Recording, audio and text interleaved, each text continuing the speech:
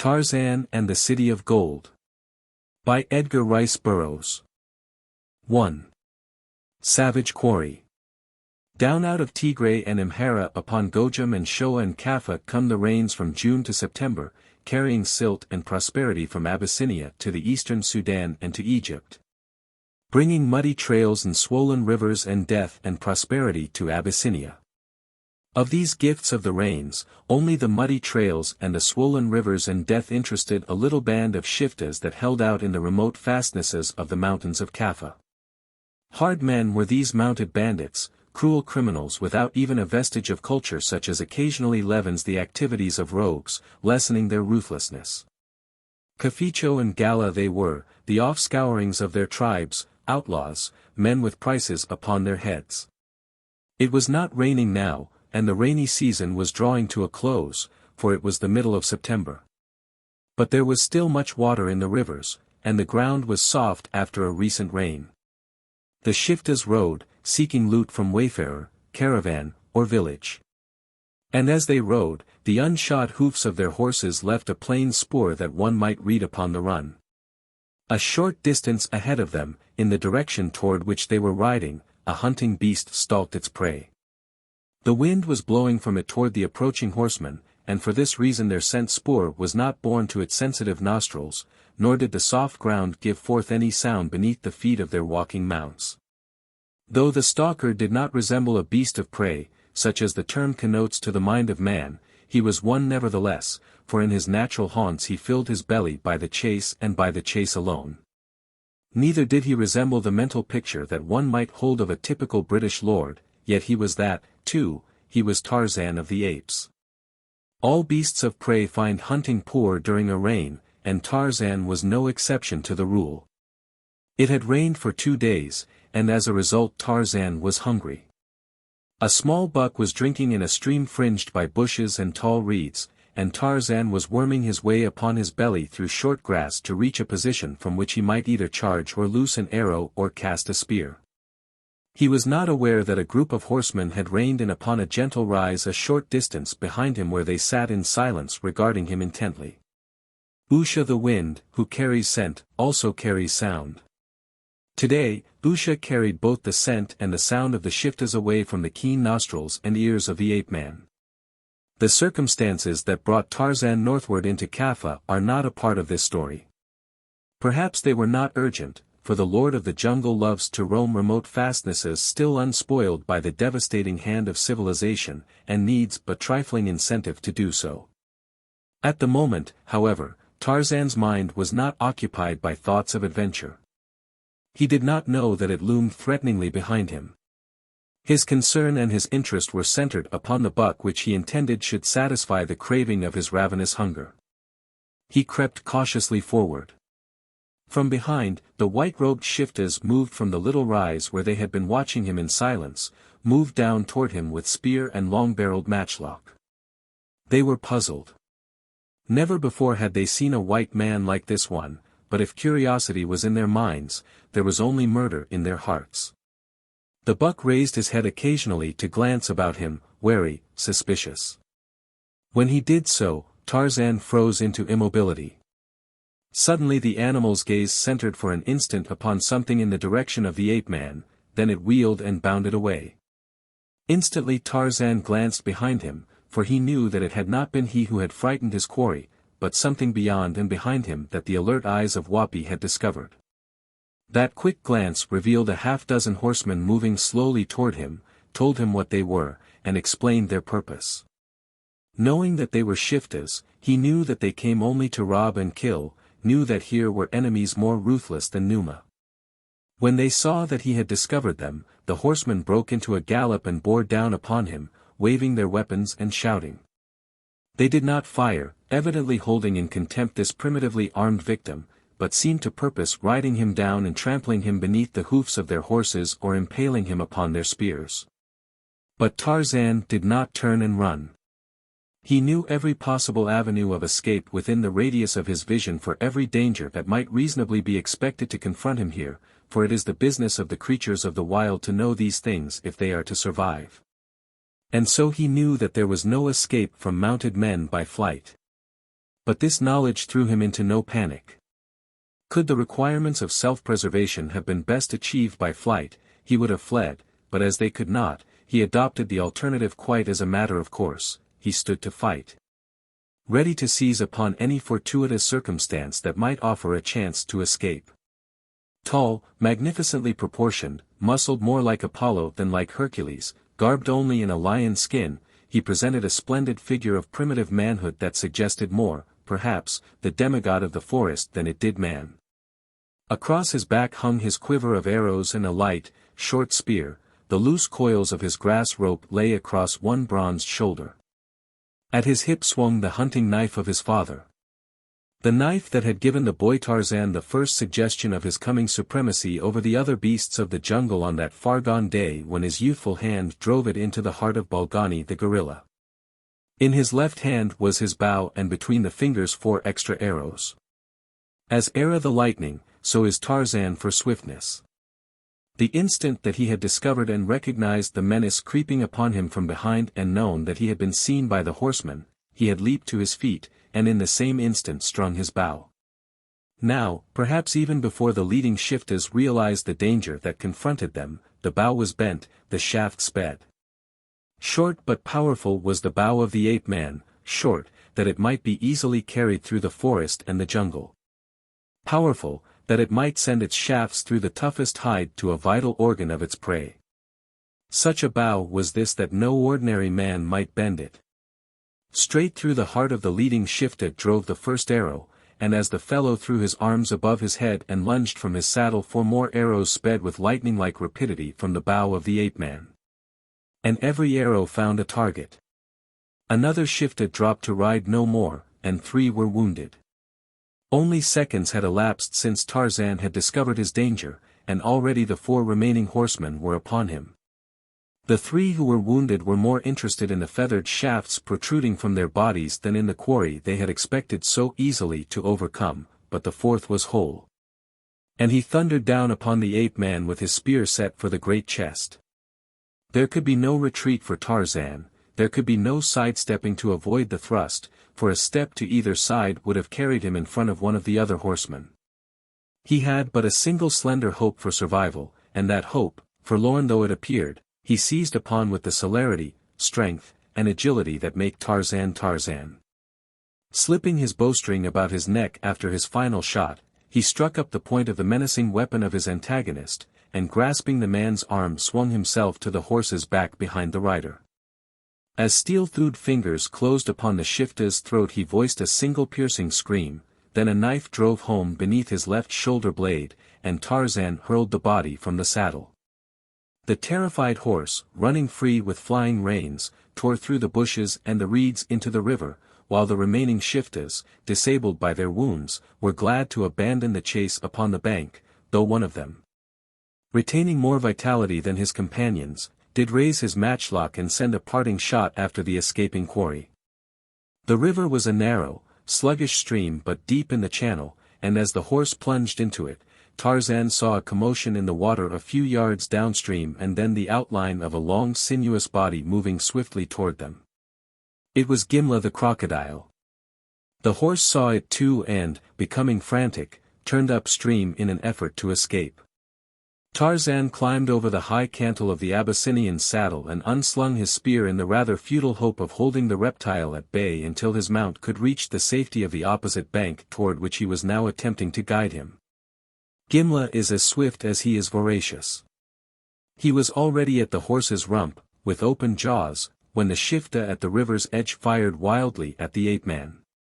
It was well for Tarzan that the wounded man had fired hurriedly, for simultaneously with the report of the firearm, the crocodile dove, and the frenzied lashing of the water about him evidenced the fact that he had been mortally wounded. A moment later the horse that Tarzan rode reached the opposite bank and clambered to the safety of dry land. Now he was under control again, and the ape-man wheeled him about and sent a parting arrow across the river toward the angry, cursing bandits upon the opposite side.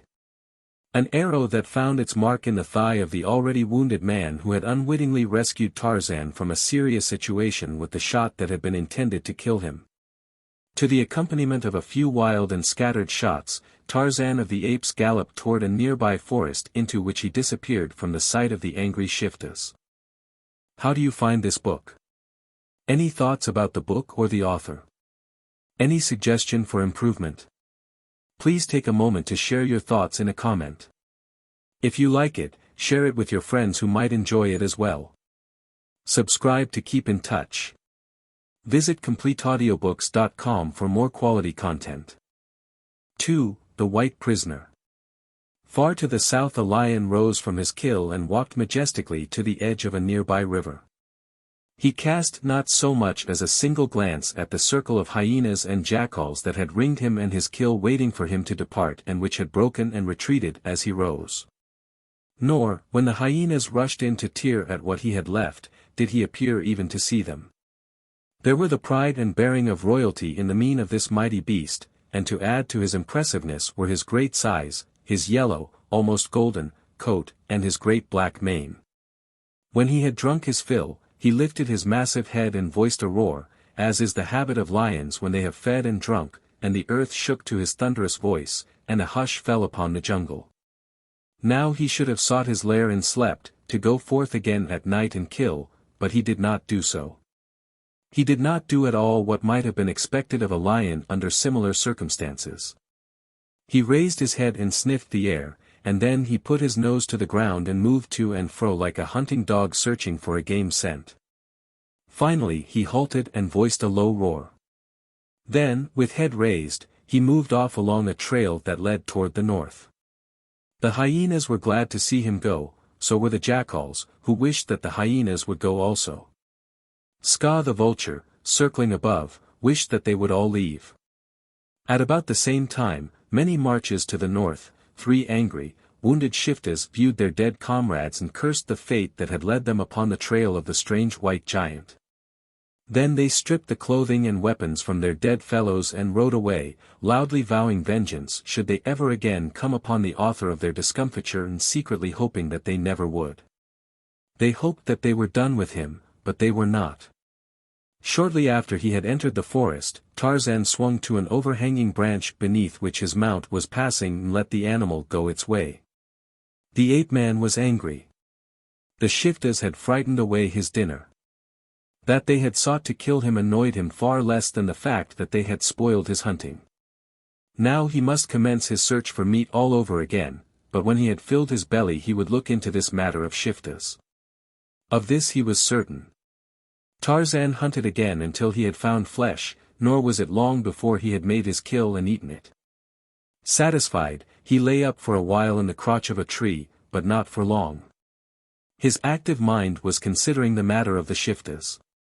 Here was something that should be looked into. If the band were on the march, he need not concern himself about them, but if they were permanently located in this district, that was a different matter. Tarzan expected to be here for some time, and it was well to know the nature, the number, and the location of all enemies. Returning to the river, Tarzan crossed it and took up the plain trail of the shiftas. It led him up and down across some low hills and then down into the narrow valley of the stream that he had crossed farther up.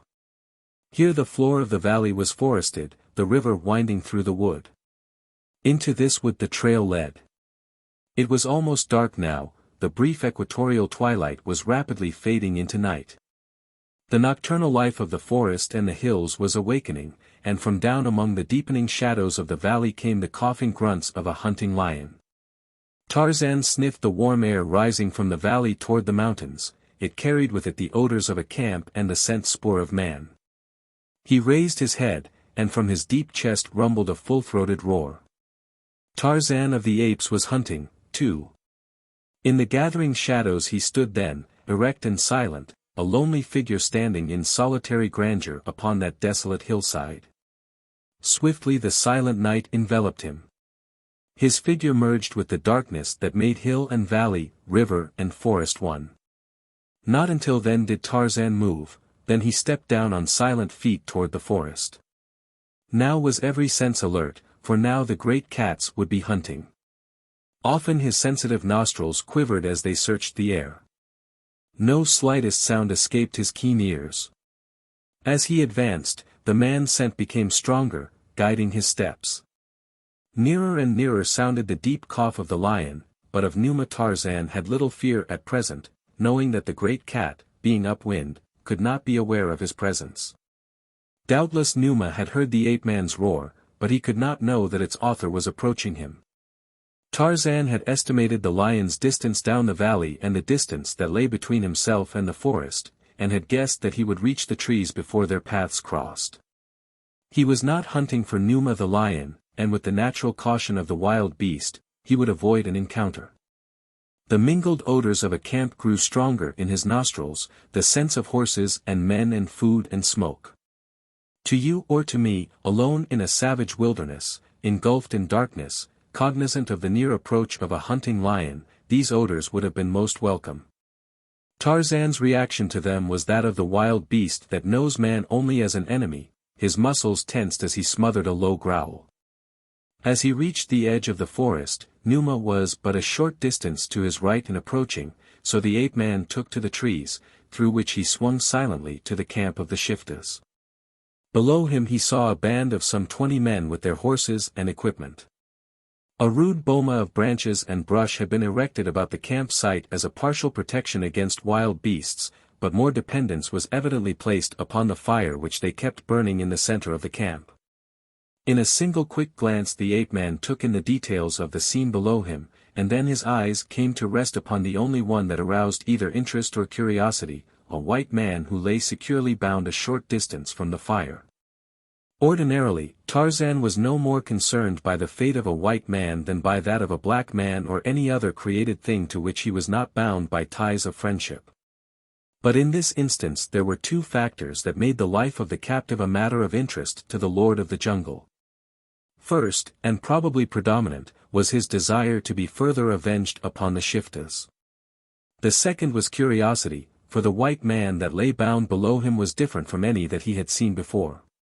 His only garment appeared to be a habergeon made up of ivory discs that partially overlay one another, unless certain ankle, wrist, neck, and head ornaments might have been considered to possess such utilitarian properties as to entitle them to a similar classification. Except for these, his arms and legs were naked. His head rested upon the ground with the face turned away from Tarzan so that the ape-man could not see his features but only that his hair was heavy and black. As he watched the camp, seeking for some suggestion as to how he might most annoy or inconvenience the bandits, it occurred to Tarzan that a just reprisal would consist in taking from them something that they wanted. Just as they had deprived him of the buck he had desired. Evidently they wished the prisoner very much or they would not have gone to the trouble of securing him so carefully, so this fact decided Tarzan to steal the white man from them.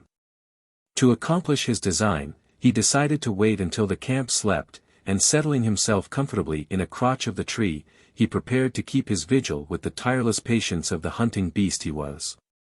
As he watched, he saw several of the shiftas attempt to communicate with their prisoner, but it was evident that neither understood the other. Tarzan was familiar with the language spoken by the Cafichos and Galas, and the questions that they put to their prisoner aroused his curiosity still further. There was one question that they asked him in many different ways, in several dialects, and in sign which the captive either did not understand or pretended not to. Tarzan was inclined to believe that the latter was true, for the sign language was such that it could scarcely be misunderstood. They were asking him the way to a place where there was much ivory and gold, but they got no information from him. "The pig understands us well enough," growled one of the shiftas, "he is just pretending that he does not. If he won't tell us, what is the use of carrying him around with us and feeding him?" demanded another. "We might as well kill him now." "We will let him think it over tonight," replied one who was evidently the leader, "and if he still refuses to speak in the morning, we will kill him then." This decision they attempted to transmit to the prisoner both by words and signs, and then they squatted about the fire and discussed the occurrences of the day and their plans for the future. The principal topic of their conversation was the strange white giant who had slain 3 of their number and had escaped upon one of their horses. After this had been debated thoroughly and in detail for some time, and the 3 survivors of the encounter had boasted severally of their deeds of valor, they withdrew to the rude shelters they had constructed and left the night to Tarzan, Numa, And a single sentry. The silent watcher among the shadows of the tree waited on in patience until the camp should be sunk in deepest slumber and, waiting, planned the stroke that was to rob the shiftas of their prey and satisfy his own desire for revenge. At last the ape-man felt that the time had come when he might translate his plan into action. All but the sentry were wrapped in slumber, and even he was dozing beside the fire. As noiselessly as the shadow of a shadow, Tarzan descended from the tree, keeping well in the shadow cast by the fire. For a moment he stood in silence, listening. He heard the breathing of Numa, in the darkness beyond the circle of firelight, and knew that the king of beasts was near and watching. Then he looked from behind the great bole of the tree and saw that the sentry's back was still turned toward him. Silently he moved into the open, stealthily, on soundless feet, he crept toward the unsuspecting bandit. He saw the matchlock across the fellow's knees, and for it he had respect, as have all jungle animals that have been hunted. Closer and closer he came to his prey. At last he crouched directly behind him. There must be no noise, no outcry. Tarzan waited. Beyond the rim of fire waited Numa, expectant, for he saw that very gradually the flames were diminishing. A bronzed hand shot quickly forward, fingers of steel gripped the brown throat of the sentry almost at the instant that a knife was driven from below his left shoulder blade into his heart. The sentry was dead without knowing that death threatened him. Tarzan withdrew the knife from the limp body and wiped the blade upon the once white robe of his victim, then he moved softly toward the prisoner who was lying in the open. For him, they had not bothered to build a shelter. As he made his way toward the man, Tarzan passed close to two of the shelters in which lay members of the band, but he made no noise that might awaken them. When he approached the captive more closely, he saw in the diminishing light of the fire that the man's eyes were open and that he was regarding Tarzan with level, though questioning, gaze. The ape-man put a finger to his lips to enjoin silence, and then he came and knelt beside the man and cut the thongs that secured his wrists and ankles. He helped him to his feet, for the thongs had been drawn tightly, and his legs were numb. For a moment he waited while the stranger tested his feet and moved them rapidly in an effort to restore circulation, then he beckoned him to follow, and all would have been well but for Numa the lion. At this moment, either to voice his anger against the flames or to terrify the horses into a stampede, he elected to voice a thunderous roar. So close was the lion that the sudden shattering of the deep silence of the night startled every sleeper to wakefulness. A dozen men seized their matchlocks and leaped from their shelters. In the waning light of the fire they saw no lion, but they saw their liberated captive, and they saw Tarzan of the Apes standing beside him. Among those who ran from the shelters was the least seriously wounded of Tarzan's victims of the afternoon. Instantly recognizing the bronzed white giant, he shouted loudly to his companions, "It is he. It is the white demon who killed our friends." "Kill him," screamed another. Completely surrounding the two white men, the shiftas advanced upon them, but they dared not fire because of the fear that they might wound one of their own comrades. Tarzan could not loose an arrow or cast a spear, for he had left all his weapons except his rope and his knife hidden in the tree above the camp. One of the bandits, more courageous, probably because less intelligent than his fellows, rushed to close quarters with musket clubbed. It was his undoing. The man-beast crouched, growling, and, as the other was almost upon him, charged. The musket butt, hurtling through the air to strike him down, he dodged, and then seized the weapon and wrenched it from the shifta's grasp as though it had been a toy in a child's hands. Tossing the matchlock at the feet of his companion, Tarzan laid hold upon the rash Gala, spun him around, and held him as a shield against the weapons of his fellows. But despite this reverse the other shiftas gave no indication of giving up. Two of them rushed in behind the ape-man, for it was he they feared the more, but they were to learn that their former prisoner might not be considered lightly. He had picked up a musket and, grasping it close to the muzzle, was using it as a club. A quick backward glance assured Tarzan that his companion was proving himself a worthy ally, but it was evident that they could not hope to hold out long against the superior numbers pitted against them. Their only hope, he believed, lay in making a sudden, concerted rush through the thin line of foemen surrounding them, and he sought to convey his plan to the man standing back to back with him. But though he spoke to him in English and in several continental languages, the only reply he received was in a language that he himself had never before heard. What was he to do? They must go together, and both must understand the purpose animating Tarzan. But how was that possible if they could not communicate with one another? Tarzan turned and touched the other lightly on the shoulder. Then he jerked his thumb in the direction he intended going and beckoned with a nod of his head. Instantly the man nodded his understanding and wheeled about as Tarzan started to charge. Using the man in his grasp as a flail, Tarzan sought to mow down those standing between him and liberty, but there were many of them, and presently they succeeded in dragging their comrade from the clutches of the ape-man. Now it seemed that the situation of the two whites was hopeless. One fellow in particular was well placed to fire without endangering any of his fellows, and raising his matchlock to his shoulder he took careful aim at Tarzan. 3. Cats by Night. As the man raised his weapon to his shoulder to fire at Tarzan, a scream of warning burst from the lips of one of his comrades, to be drowned by the throaty roar of Numa the lion. As the swift rush of his charge carried him over the boma into the midst of the camp. The man who would have killed Tarzan cast a quick backward glance as the warning cry apprised him of his danger. When he saw the lion, he cast away his rifle in his excitement and terror, his terrified scream mingled with the voice of Numa, and in his anxiety to escape the fangs of the man-eater he rushed into the arms of the ape-man. The lion, momentarily confused by the firelight and the swift movement of the men, paused, crouching, as he looked to right and left. In that brief instant Tarzan seized the fleeing shifta, and lifted him into the face of Numa. Then he motioned to his companion to follow him, and, running directly past the lion, leaped the boma at the very point that Numa had leaped it. Close at his heels was the white captive of the shiftas, and before the bandits had recovered from the first shock and surprise of the lion's unexpected charge, the two had disappeared in the shadows of the night.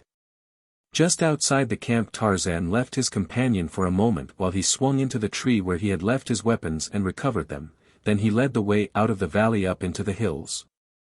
At his elbow trotted the silent white man he had rescued from certain death at the hands of the Caficho and Gala bandits.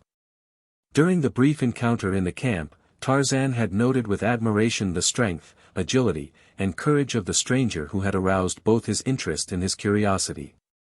Here, seemingly, was a man molded to the dimensions of Tarzan's own standards, a quiet, resourceful, courageous fighting man. Radiating that intangible aura which we call personality, even in his silences he impressed the ape-man with a conviction that loyalty and dependability were innate characteristics of the man. So Tarzan, who ordinarily preferred to be alone, was not displeased to have the companionship of this stranger.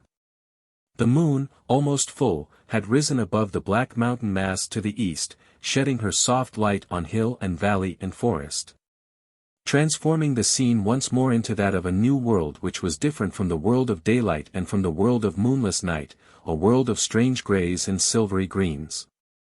Up toward a fringe of forest that clothed the upper slopes of the foothills and dipped down into canyon and ravine the two men moved as noiselessly as the passing shadow of a cloud.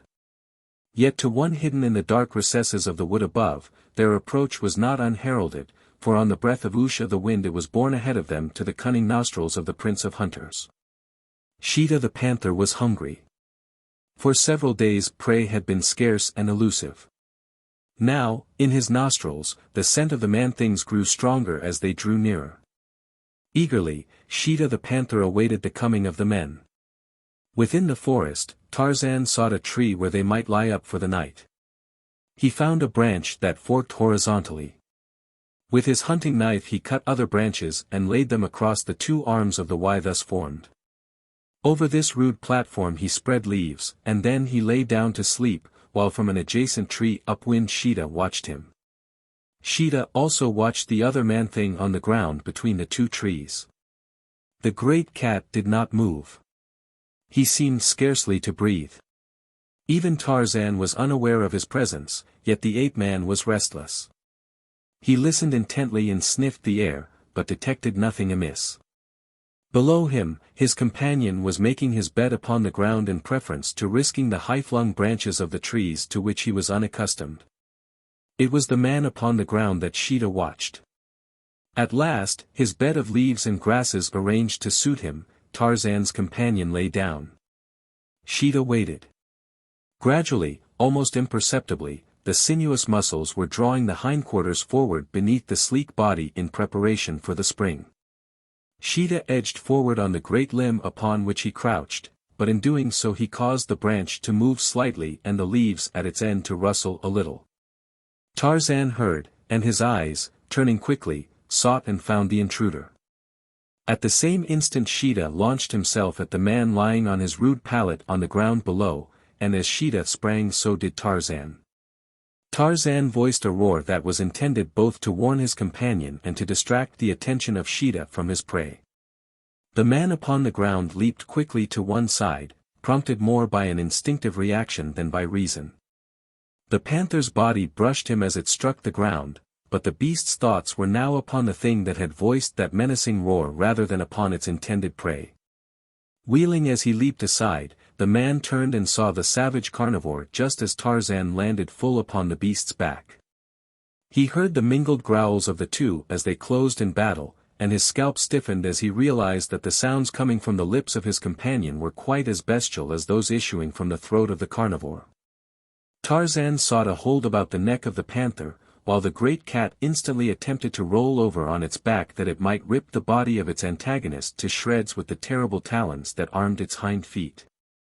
But this strategy the ape-man had anticipated, and rolling beneath Sheeta as Sheeta rolled, he locked his powerful legs beneath the belly of the panther. Then the great cat leaped to its feet again and sought to shake the man-thing from its back, and all the while a mighty arm was tightening about its neck, closing off its wind. Tarzan had succeeded in drawing his knife.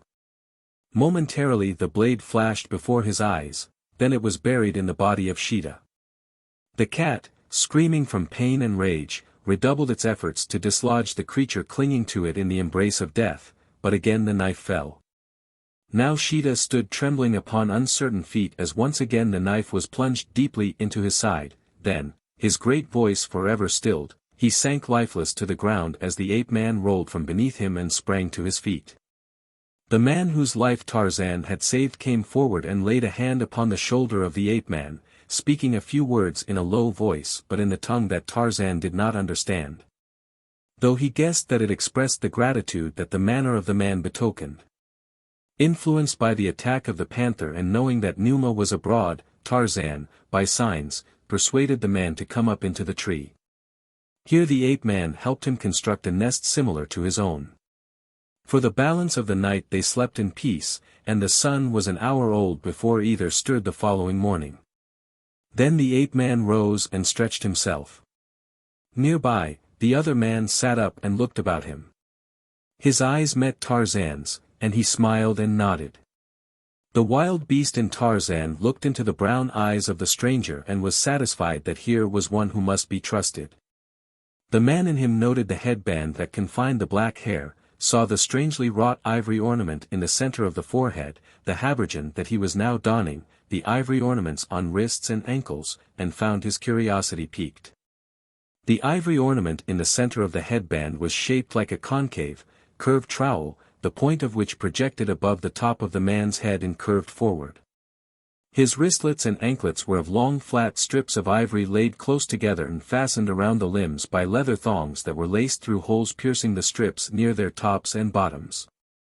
His sandals were of heavy leather, apparently elephant hide, and were supported by leather thongs fastened to the bottoms of his anklets. That all these trappings were solely for purposes of ornamentation Tarzan did not believe. He saw that almost without exception they would serve as a protection against a cutting weapon such as a sword or battle-axe. But speculation concerning this matter was relegated to the background of his thoughts by hunger and recollection of the remains of yesterday's kill that he had hung high in a tree of the forest farther up the river. He dropped lightly to the ground, motioning the young warrior to follow him, and set off in the direction of his cache, keeping his keen senses always on the alert for enemies. Cleverly hidden by leafy branches, the meat was intact when Tarzan reached it. He cut several strips and tossed them down to the warrior waiting on the ground below, then he cut some for himself and crouching in a crotch proceeded to eat it raw. His companion watched him for a moment in surprise, then he made fire with a bit of steel and flint and cooked his own portion. As he ate, Tarzan's active mind was considering plans for the future. He had come to Abyssinia for a specific purpose, though the matter was not of such immediate importance that it demanded instant attention. In fact, in the philosophy that a lifetime of primitive environment had inspired, time was not an important consideration. The phenomenon of this ivory-armored warrior aroused questions that intrigued his interest to a far greater extent than did the problems that had brought him thus far from his own stamping grounds. And he decided that the latter should wait the solving of the riddle that his new-made acquaintance presented.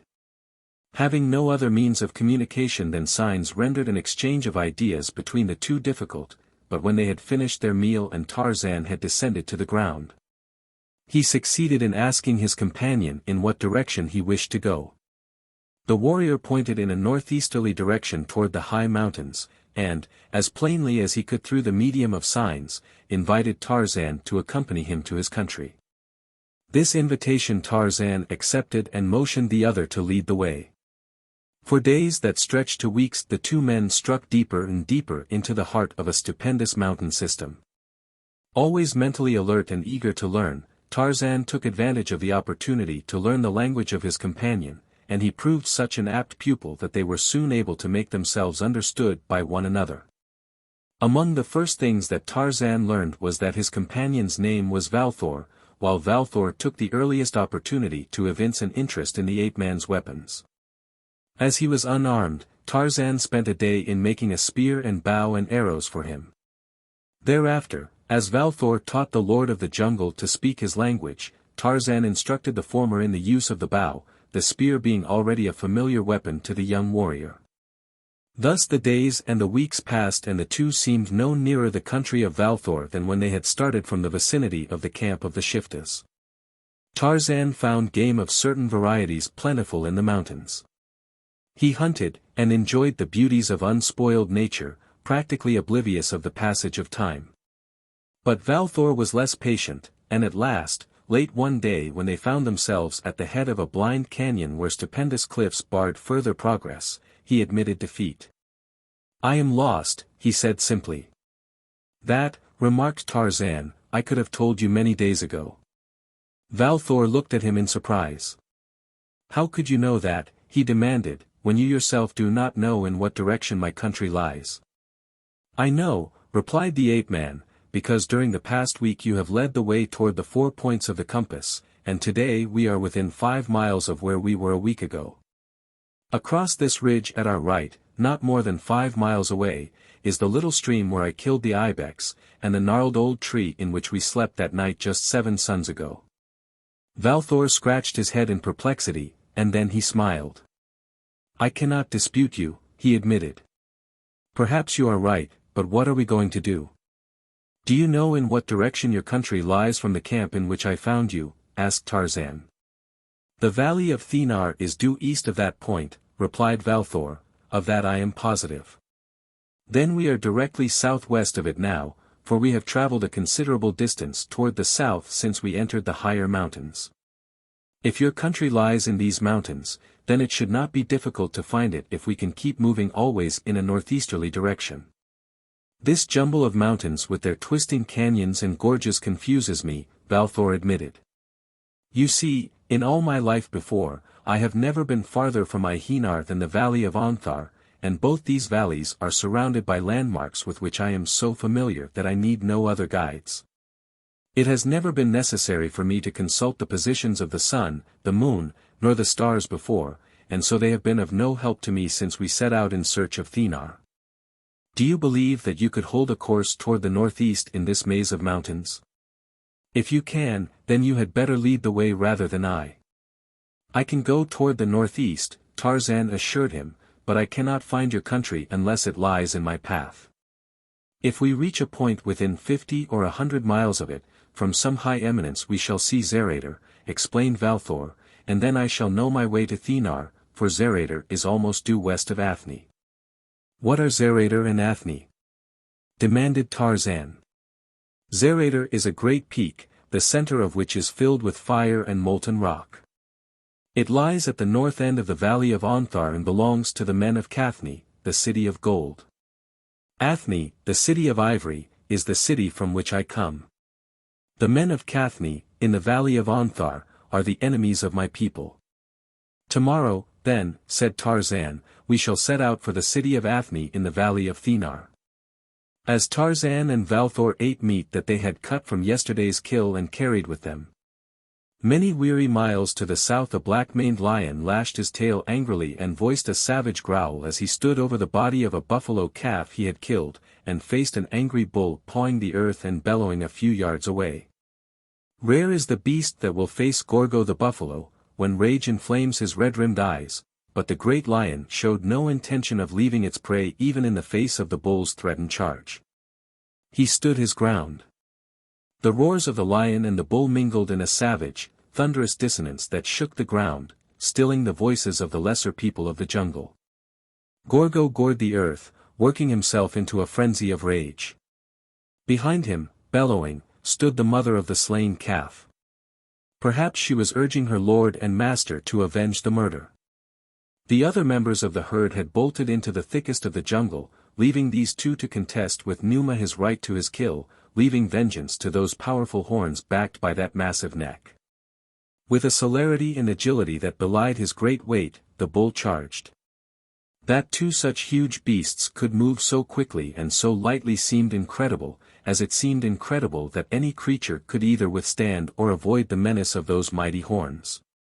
But the lion was ready, and as the bull was almost upon him, he leaped to one side, reared upon his hind feet, and with one massive taloned paw struck the bull a terrific blow on the side of its head that wheeled it half around and sent it stumbling to its knees, half stunned and bleeding, its great jawbone crushed and splintered. And before Gorgo could regain his feet, Numa leaped full upon his back, buried his teeth in the bulging muscles of the great neck, and with one paw reached for the nose of the bellowing bull, jerking the head back with a mighty surge that snapped the vertebrae. Instantly the lion was on his feet again, facing the cow, but she did not charge. Instead, bellowing, she crashed away into the jungle, leaving the king of beasts standing with his 4 feet upon his latest kill. That night Numa fed well, but when he had gorged himself he did not lie up as a lion should, but continued toward the north along the mysterious trail he had been following for many days. 4. Down the flood.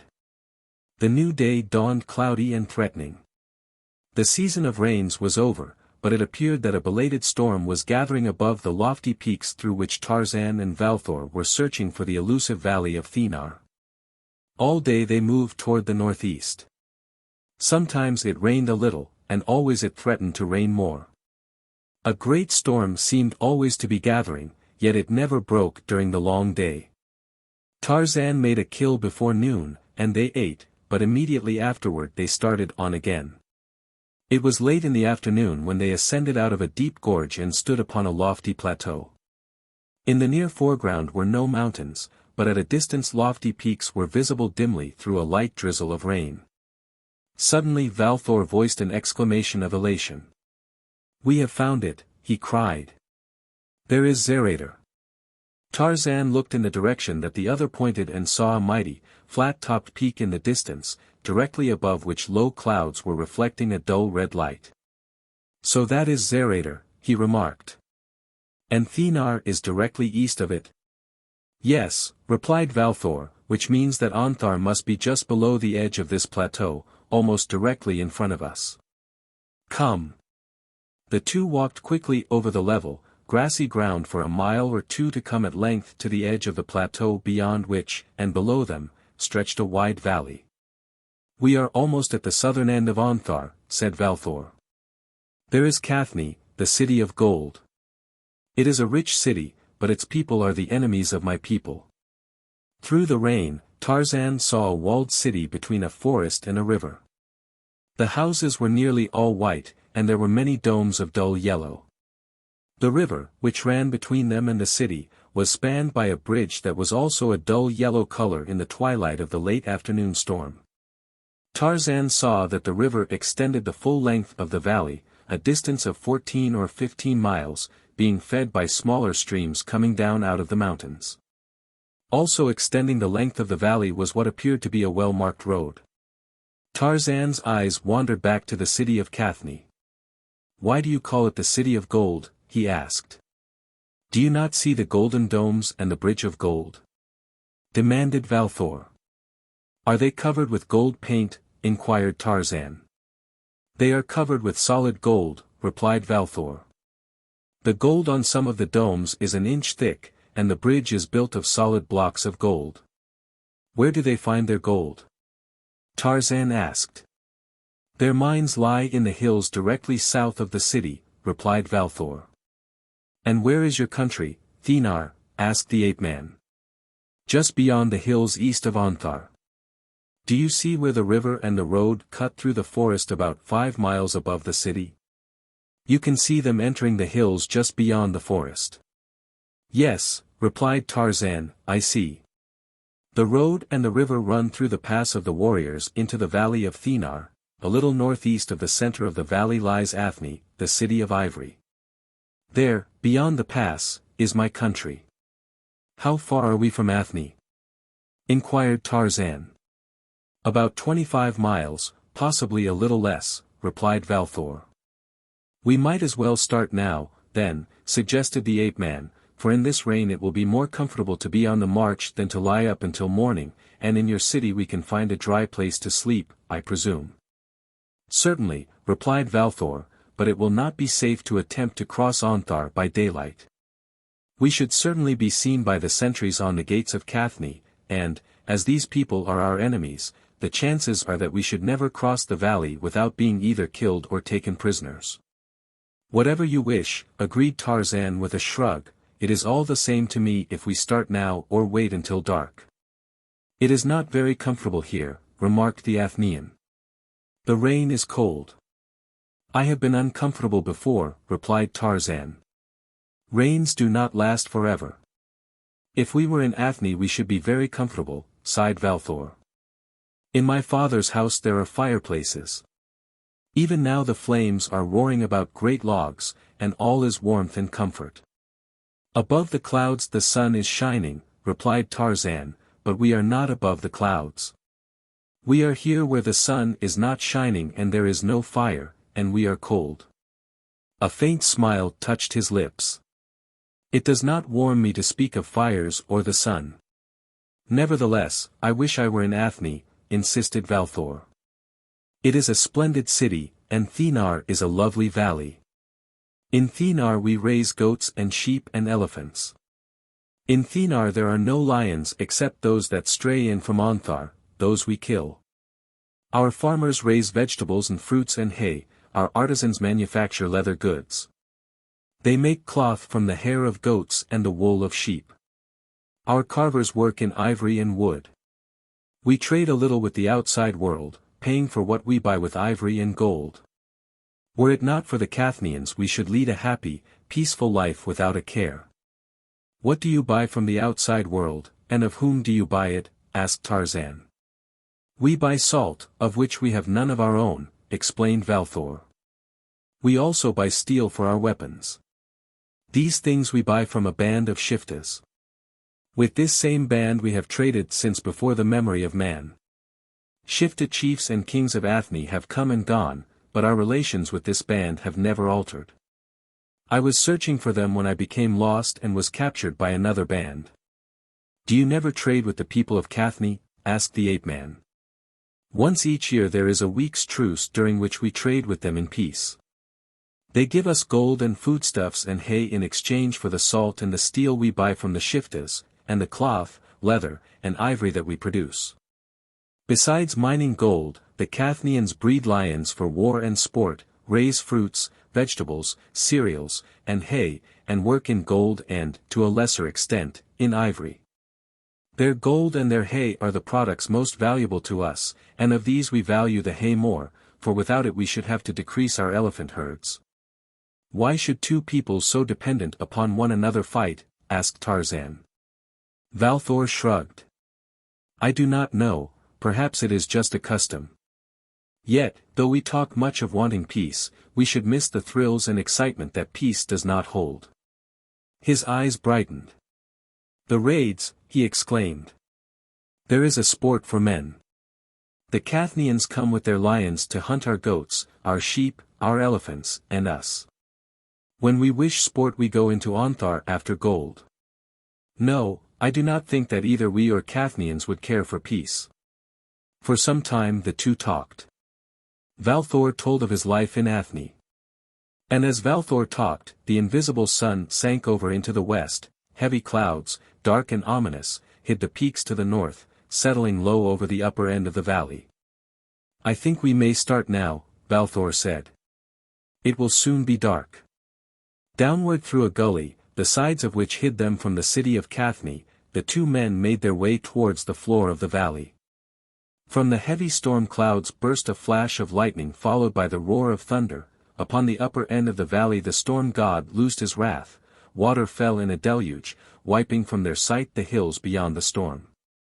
By the time they reached level ground the storm was upon them and the gully they had descended a raging mountain torrent. The swift night had fallen, utter darkness surrounded them, darkness frequently broken by vivid flashes of lightning. The pealing of the constant thunder was deafening. The rain engulfed them in solid sheets like the waves of the ocean. It was, perhaps, the most terrific storm that either of these men had ever seen. They could not converse. Only the lightning prevented their becoming separated, as it alone permitted Valthor to keep his course across the grassy floor of the valley in the direction of the City of Gold. Where they would find the road that led to the Pass of the Warriors and on into the valley of Thenar. Presently they came within sight of the lights of the city, a few dim lights framed by the casements of windows, and a moment later they were on the road and were moving northward against the full fury of the storm. For miles they pitted their muscles against the Herculean strength of the storm god. The rage of the storm god seemed to rise against them, knowing no bounds, as though he was furious that these two puny mortals should pit their strength against his. Suddenly, as though in a last titanic effort to overcome them, the lightning burst into a mighty blaze that illuminated the entire valley for seconds, the thunder crashed as it had never crashed before. And a mass of water fell that crushed the two men to earth. As they staggered to their feet again, foot-deep water swirled about their legs, they stood in a broad, racing torrent that rushed past them towards the river. But in that last effort the storm god had spent his force. The rain ceased. Through a rift in the dark clouds the moon looked down, perhaps in wonder, upon a drowned world, and Valthor led the way again towards the Pass of the Warriors. The last of the rainy season was over. It is 7 miles from the Bridge of Gold, that is the gateway to the City of Cathne, to the ford where the road to Thenar crosses the river. It required 3 hours for Valthor and Tarzan to cover the distance, but at last they stood at the river's bank. A boiling flood confronted them, tearing down a widened river towards the City of Cathne. Valthor hesitated. Ordinarily, he said to Tarzan, the water is little more than a foot deep. It must be 3 feet deep now. And it will soon be deeper, commented the ape-man. Only a small portion of the storm waters have had time to reach this point from the hills and the upper valley. If we are going to cross tonight, we shall have to do it now. Very well, replied Valthor, but follow me, I know the ford. As the Athenian stepped into the water, the clouds closed again beneath the moon and plunged the world once more into darkness.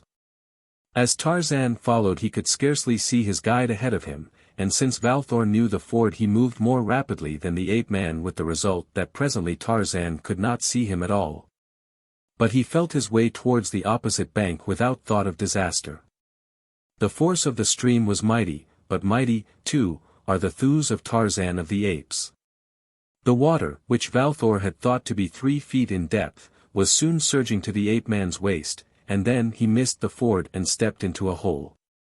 Instantly the current seized him and swept him away, not even the giant muscles of Tarzan could cope with the might of the flood. The Lord of the Jungle fought the swirling waters in an effort to reach the opposite shore, but in their embrace he was powerless. Finding even his great strength powerless and weakening, Tarzan gave up the struggle to reach the opposite bank and devoted his efforts to keeping his nose above the surface of the angry flood. Even this was none too easy an accomplishment, as the rushing waters had a trick of twisting him about or turning him over. Often his head was submerged, and sometimes he floated feet first and sometimes head first. But he tried to rest his muscles as best he could against the time when some vagary of the torrent might carry him within reach of the bank upon one side or the other. He knew that several miles below the city of Cathne the river entered a narrow gorge, for that he had seen from the edge of the plateau from which he had first viewed the valley of Onthar. Valthor had told him that beyond the gorge it tumbled in a mighty falls 100 feet to the bottom of a rocky canyon. Should he not succeed in escaping the clutches of the torrent before it carried him into the gorge, his doom was sealed, but Tarzan felt neither fear nor panic. His life had been in jeopardy often during his savage existence, yet he still lived. He wondered what had become of Valthor. Perhaps he, too, was being hurtled along either above or below him. But such was not the fact. Valthor had reached the opposite bank in safety and waited there for Tarzan. When the ape-man did not appear within a reasonable time, the Athenian shouted his name aloud, but though he received no answer he was still not sure that Tarzan was not upon the opposite side of the river. The loud roaring of which might have drowned the sound of the voice of either. Then Valthor decided to wait until daylight, rather than abandon his friend in a country with which he was entirely unfamiliar. Through the long night he waited and, with the coming of dawn, eagerly scanned the opposite bank of the river, his slender hope for the safety of his friend dying when daylight failed to reveal any sign of him. Then, at last, he was convinced that Tarzan had been swept away to his death by the raging flood, and, with a heavy heart, he turned away from the river and resumed his interrupted journey towards the Pass of the Warriors and the Valley of Thenar. 5. The City of Gold. As Tarzan battled for his life in the swirling waters of the swollen river, he lost all sense of time.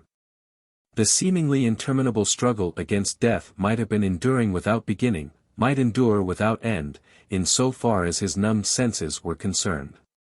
Turnings in the river cast him occasionally against one shore and then the other. Always, then, his hands reached up in an attempt to grasp something that might stay his mad rush towards the falls and death.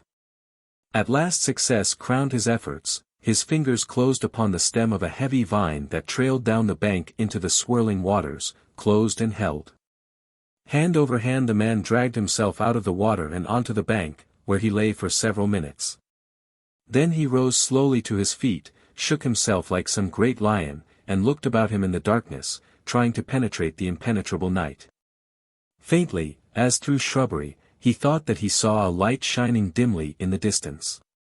Where there was a light, there should be men. Tarzan moved cautiously toward it to investigate. But a few steps from the river Tarzan encountered a wall, and when he was close to the wall he could no longer see the light. Reaching upward, he discovered that the top of the wall was still above the tips of his outstretched fingers, but walls which were made to keep one out also invited one to climb them. Stepping back a few paces, Tarzan ran toward the wall and sprang upward. His extended fingers gripped the tip of the wall and clung there. Slowly he drew himself up, threw a leg across the capstones, and looked to see what might be seen upon the opposite side of the wall. He did not see much, a square of dim light 40 or 50 feet away, that was all, and it did not satisfy his curiosity. Silently he lowered himself to the ground upon the same side as the light and moved cautiously forward. Beneath his bare feet he felt stone flagging, and guessed that he was in a paved courtyard. He had crossed about half the distance to the light when the retreating storm flashed a farewell bolt from the distance. This distant lightning but barely sufficed to relieve momentarily the darkness surrounding the ape-man, revealing a low building, a lighted window, a deeply recessed doorway in the shelter of which stood a man. It also revealed Tarzan to the man in the doorway. Instantly the silence was shattered by the brazen clatter of a gong. The door swung open, and men bearing torches rushed out. Tarzan, impelled by the natural caution of the beast, turned to run, but as he did so, he saw other open doors upon his flanks, and armed men with torches were rushing from these as well. Realizing that flight was useless, Tarzan stood still with folded arms as the men converged upon him from three directions. The torches carried by some of the men showed Tarzan that he was in a paved, quadrangular courtyard enclosed by buildings upon three sides and the wall he had scaled upon the fourth. Their light also revealed the fact that he was being surrounded by some 50 men armed with spears, the points of which were directed toward him in a menacing circle. "Who are you?" demanded one of the men as the cordon drew tightly about him. The language in which the man spoke was the same as that which Tarzan had learned from Valthor, the common language of the enemy cities of Athne and Cathne. "I am a stranger from a country far to the south," replied the ape-man. "What are you doing inside the walls of the palace of Nemone?" The speaker's voice was threatening, his tone accusatory. "I was crossing the river far above here when the flood caught me and swept me down. It was only by chance that I finally made a landing here." The man who had been questioning him shrugged. "Well," he admitted, "it is not for me to question you, anyway. Come. You will have a chance to tell your story to an officer, but he will not believe it either." They conducted Tarzan into a large, low-ceilinged room which was furnished with rough benches and tables. Upon the walls hung weapons, spears and swords. There were shields of elephant hide studded with gold bosses. Upon the walls were mounted the heads of animals, there were the heads of sheep and goats and lions and elephants. 2 men guarded Tarzan in one corner of the room, while another was dispatched to notify a superior of the capture. The remainder loafed about the room, talking, playing games, cleaning their weapons. The prisoner took the opportunity to examine his captors. They were well-set-up men, many of them not ill-favored, though for the most part of ignorant and brutal appearance. Their helmets, habergeons, wristlets, and anklets were of elephant hide heavily embossed with gold studs. Long hair from the manes of lions fringed the tops of their anklets and wristlets and was also used for ornamental purposes along the crests of their helmets and upon some of their shields and weapons. The elephant hide that composed their habergeons was cut into discs, and the habergeon fabricated in a manner similar to that one of ivory which Valthor had worn. In the center of each shield was a heavy boss of solid gold. Upon the harnesses and weapons of these common soldiers was a fortune in the precious metal. While Tarzan, immobile, silent, surveyed the scene with eyes that seemed scarcely to move yet missed no detail, 2 warriors entered the room, and the instant that they crossed the threshold silence fell upon the men congregated in the chamber. Tarzan knew by that these were officers, though their trappings would have been sufficient evidence of their superior stations in life. At a word of command from one of the 2, the common warriors fell back, clearing one end of the room. Then the 2 seated themselves at a table and ordered Tarzan's guards to bring him forward. As the lord of the jungle halted before them, both men surveyed him critically. "Why are you in Onthar?" demanded one who was evidently the superior, since he propounded all the questions during the interview. Tarzan answered this and other questions as he had answered similar ones at the time of his capture, but he sensed from the attitudes of the 2 officers that neither was impressed with the truth of his statements. They seemed to have a preconceived conviction concerning him that nothing which he might say could alter. "He does not look much like an Athenian," remarked the younger man. "That proves nothing," snapped the other. "Naked men look like naked men. He might pass for your own cousin were he garbed as you are garbed." "Perhaps you are right, but why is he here?" "A man does not come alone from Thenar to raid in Onthar. Unless," he hesitated, "unless he was sent to assassinate the queen." "I had thought of that," said the older man. "Because of what happened to the last Athenian prisoners we took, the Athenians are very angry with the queen. Yes, they might easily attempt to assassinate her." Tarzan was almost amused as he contemplated the ease with which these 2 convinced themselves that what they wanted to believe true, was true. But he realized that this form of one-sided trial might prove disastrous to him if his fate were to be decided by such a tribunal, and so he was prompted to speak. "I have never been in Athne," he said quietly. "I am from a country far to the south. An accident brought me here. I am not an enemy. I have not come to kill your queen or any other. Until today I did not know that your city existed. This was a long speech for Tarzan of the Apes. He was almost positive that it would not influence his captors, yet there was a chance that they might believe him. Men are peculiar, and none knew this better than Tarzan, who, because he had seen rather less of men than of beasts, had been inclined to study those whom he had seen. Now he was studying the two men who were questioning him. The elder he judged to be a man accustomed to the exercise of great power, cunning, ruthless, cruel. Tarzan did not like him. His was the instinctive appraisal of the wild beast. The younger man was of an entirely different mold. He was intelligent rather than cunning, his countenance bespoke a frank and open nature. The ape-man judged that he was honest and courageous. While he was certain that the younger man had little authority, compared with that exercised by his superior, yet Tarzan thought best to address him rather than the other. He thought that he might win an ally in the younger man and was sure that he could never influence the elder, unless it was very much to the latter's interests to be influenced. And so, when he spoke again, he spoke to the younger of the two officers. "Are there men of Athne like me?" he asked. For an instant the officer hesitated, then he said, quite frankly, "No, they are not like you. You are unlike any man that I have seen." "Are there weapons like my weapons?" continued the ape-man. "There are mine over in the corner of the room, your men took them away from me. Look at them." Even the elder officer seemed interested. "Bring them here," he ordered one of the warriors. The man brought them and laid them on the table before the two officers, the spear, the bow, the quiver of arrows, the grass rope, and the knife. The two men picked them up one by one and examined them carefully. Both seemed interested. "Are they like the weapons of the Athenians?" demanded Tarzan. "They are nothing like them," admitted the younger man. "What do you suppose this thing is for, Tomos?" he asked his companion as he examined Tarzan's bow. "Let me take it," suggested Tarzan, "and I will show you how it is used." The younger man handed the bow to the ape-man. "Be careful, Nemone," cautioned Tomos. "This may be a trick, a subterfuge by which he hopes to get possession of a weapon with which to kill us." "He cannot kill us with that thing," replied Nemone. "Let's see how he uses it." "Go ahead." "Let's see, what did you say your name is?" "Tarzan," replied the Lord of the Jungle, Tarzan of the Apes.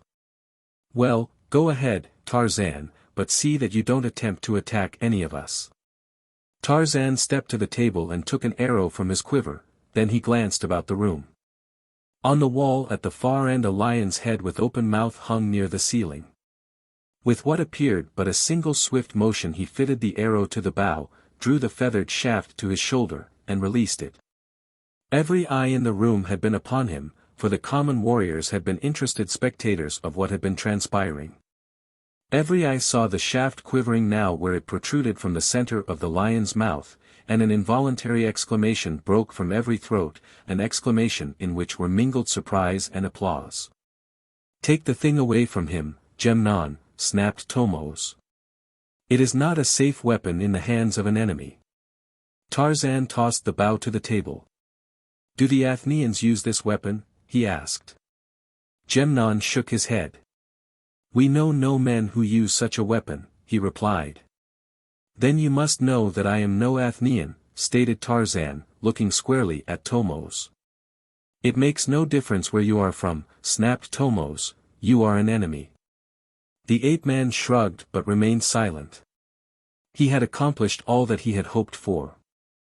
He was sure that he had convinced them both that he was not an Athenian and had aroused the interest of the younger man. Nemone had leaned close to Tomos and was whispering in the latter's ear, evidently urging some action upon him. Tarzan could not hear what he was saying. The elder man listened impatiently. It was clear that he was not in accord with the suggestions of his junior. "No," he said when the other had finished. "I will not permit anything of the sort. The life of the queen is too sacred to risk by permitting this fellow any freedom. We shall lock him up for the night, and tomorrow decide what shall be done with him." He turned to a warrior who seemed to be an under-officer. "Take this fellow to the strong house," he said, "and see that he does not escape." Then he rose and strode from the room, followed by his younger companion. When they had gone, the man in whose charge Tarzan had been left picked up the bow and examined it. "What do you call this thing?" he demanded. "A bow," replied the ape-man. "And these?" "Arrows." "Will they kill a man?" "With them I have killed men and lions and buffaloes and elephants," replied Tarzan. "Would you like to learn how to use them?" Perhaps, he thought, a little kindly feeling in the guardroom might be helpful to him later on. Just at present he was not thinking of escape. These people and the City of Gold were far too interesting to leave until he had seen more of them. The man fingering the bow hesitated. Tarzan guessed that he wished to try his hand with the weapon but feared to delay carrying out the order of his officer. "It will take but a moment," suggested Tarzan.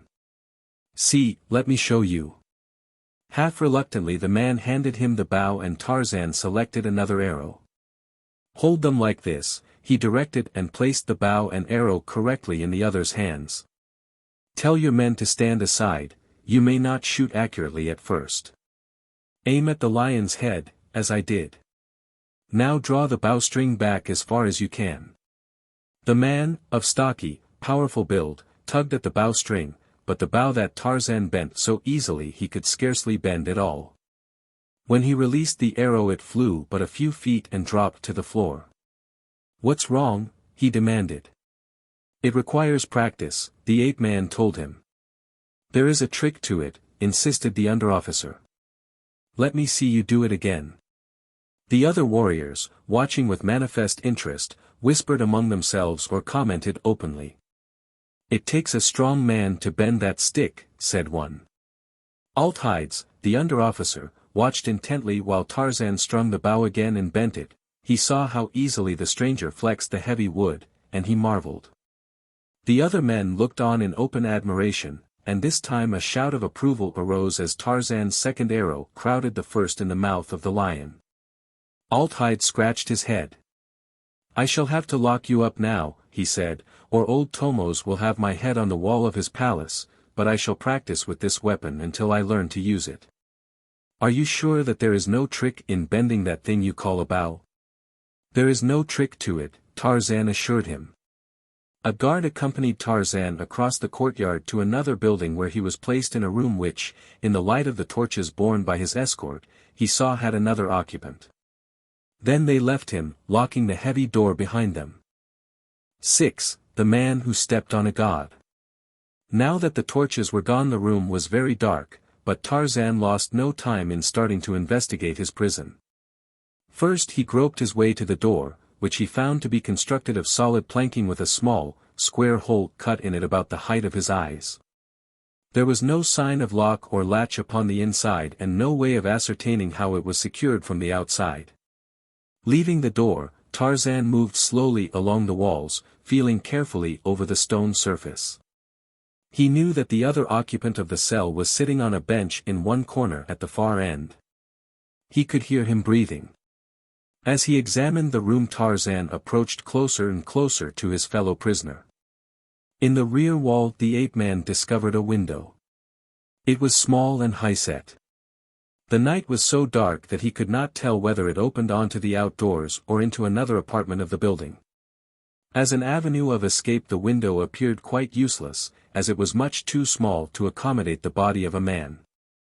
As Tarzan was examining the window he was close to the corner where the other man sat, and now he heard a movement there. He also noticed that the fellow's breathing had increased in rapidity, as though he were nervous or excited. At last a voice sounded through the darkness. "What are you doing?" it demanded. "Examining the cell," replied Tarzan. "It will do you no good, if you are looking for a way to escape," said the voice. "You won't get out of here until they take you out, no more than I shall." Tarzan made no reply. There seemed nothing to say, and Tarzan seldom speaks, even when others might find much to say. He went on with his examination of the room. Passing the other occupant, he felt along the fourth and last wall, but his search revealed nothing to repay the effort. He was in a small, rectangular cell of stone that was furnished with a long bench at one end and had a door and a window letting into it. Tarzan walked to the far end of the room and sat down upon the bench. He was cold, wet, and hungry, but he was unafraid. He was thinking of all that had transpired since night had fallen and left him to the mercy of the storm. He wondered what the morrow held for him. Presently the man in the corner of the cell addressed him. "Who are you?" he asked. "When they brought you in I saw by the light of the torches that you are neither a Cathnian nor an Athnian." The man's voice was coarse, his tones gruff. He demanded rather than requested.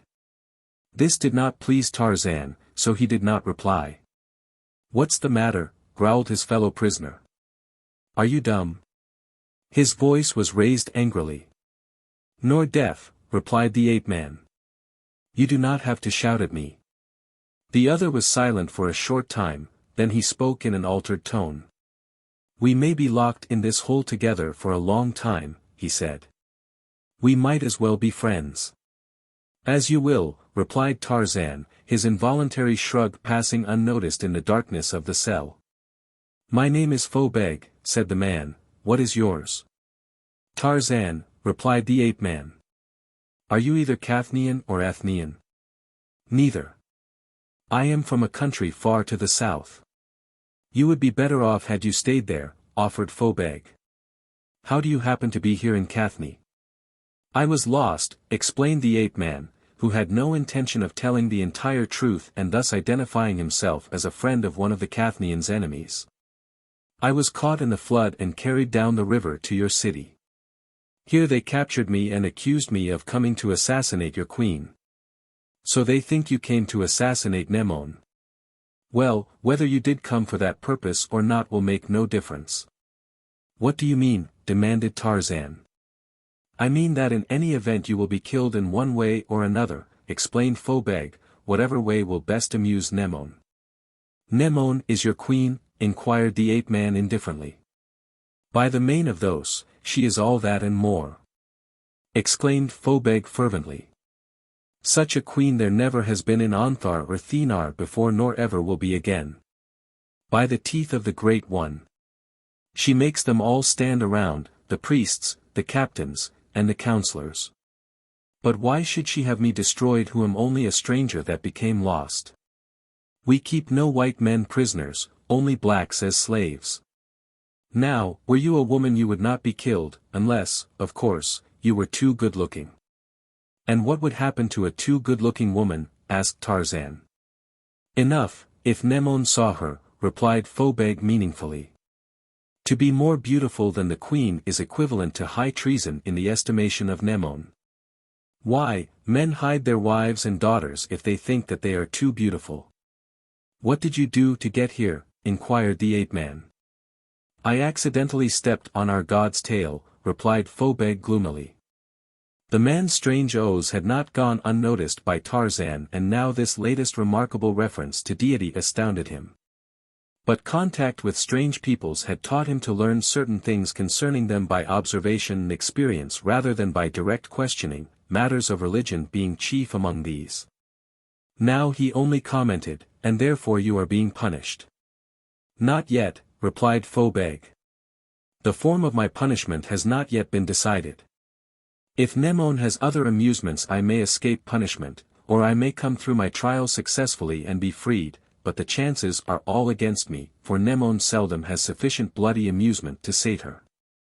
Of course, if she leaves the decision of my guilt or innocence to the chances of an encounter with a single man, I shall doubtless be successful in proving the latter, for I am very strong and there is no better sword or spearman in Cathne.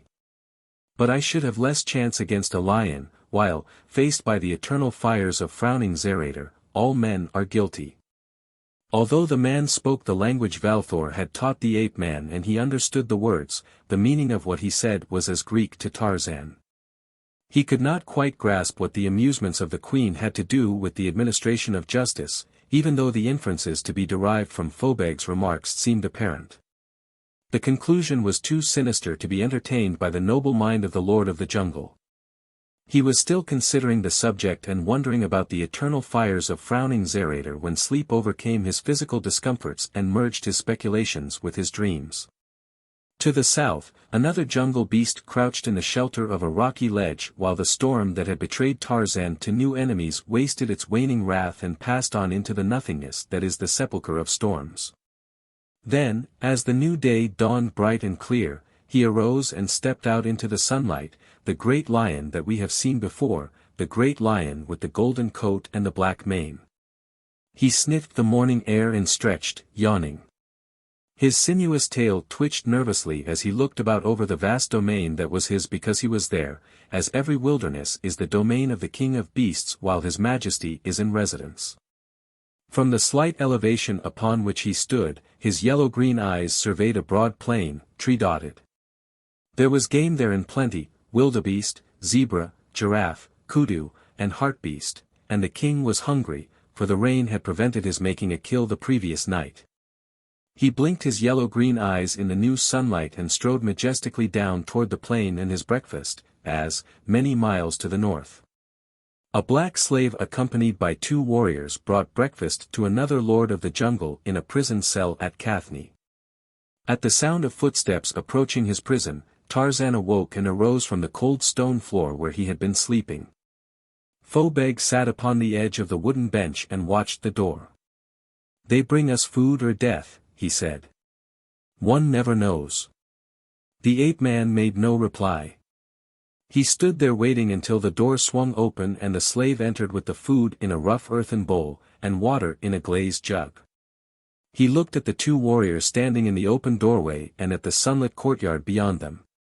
Curiosity kept him prisoner there quite as much as armed men or sturdy door, and now he only looked beyond the 2 warriors who were eyeing him intently. They had not been on duty the night before and had not seen him, but they had heard of him. His feat with his strange weapon had been told them by their fellows. "So this is the wild man," exclaimed one. "You had better be careful, Phobeg," said the other. "I should hate to be locked up in a cell with a wild man." Then, laughing at his joke, he slammed the door after the slave had come out, and the 3 went away.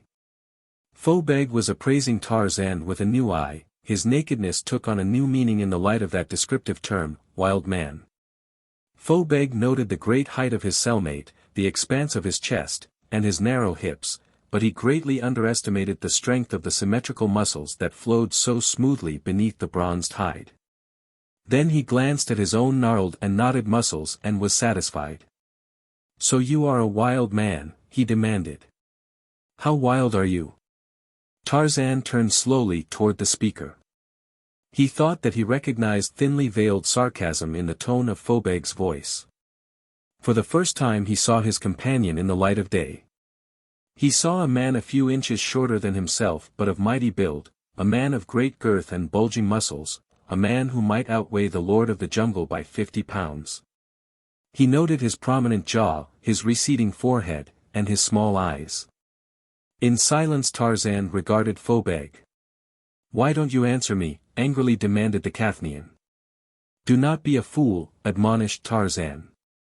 "I recall that last night you said that as we might be confined here for a long time we might as well be friends. We cannot be friends by insulting one another. Food is here. Let us eat." Phobeg grunted and inserted one of his big paws into the pot the slave had brought. As there was no knife or fork or spoon, Tarzan had no alternative but to do likewise if he wished to eat, and so he, too, took food from the pot with his fingers. The food was meat. It was tough and stringy and undercooked. Had it been raw, Tarzan had been better suited. Phobeg chewed assiduously upon a mouthful of the meat until he had reduced the fibers to a pulp that would pass down his throat. "An old lion must have died yesterday," he remarked, "a very old lion. If we acquire the characteristics of the creatures we eat, as many men believe," Tarzan replied, "we should soon die of old age on this diet." "Yesterday I had a piece of goat's meat from Thenar," said Phobeg. "It was strong and none too tender, but it was better than this. I am accustomed to good food." In the temple the priests live as well as the nobles do in the palace, and so the temple guard lives well on the leavings of the priests. I was a member of the temple guard. I was the strongest man on the guard. I am the strongest man in Cathne. When raiders come from Thenar, or when I am taken there on raids, the nobles marvel at my strength and bravery. I am afraid of nothing. With my bare hands I have killed men. Did you ever see a man like me? No, admitted the ape-man. Yes, it is well that we should be friends, continued Phobeg, well for you. Everyone wants to be friends with me, for they have learned that my enemies get their necks twisted. I take them like this, by the head and the neck, and with his great paws he went through a pantomime of seizing and twisting. Then, crack! Their spines break. What do you think of that? I should think that your enemies would find that very uncomfortable, replied Tarzan. Uncomfortable, ejaculated Phobeg. Why, man, it kills them. At least they can no longer hear, commented the Lord of the Jungle dryly. Of course they cannot hear, they are dead. I do not see what that has to do with it. That does not surprise me, Tarzan assured him. What does not surprise you? Demanded Phobeg. That they are dead, or that they cannot hear. I am not easily surprised by anything, explained the ape-man. Beneath his low forehead Phobeg's brows were knitted in thought. He scratched his head. What were we talking about? He demanded. We were trying to decide which would be more terrible, explained Tarzan patiently, to have you for a friend or an enemy. Phobeg looked at his companion for a long time. One could almost see the laborious effort of thinking going on inside that thick skull. Then he shook his head. That is not what we were talking about at all, he grumbled. Now I have forgotten. I never saw anyone as stupid as you.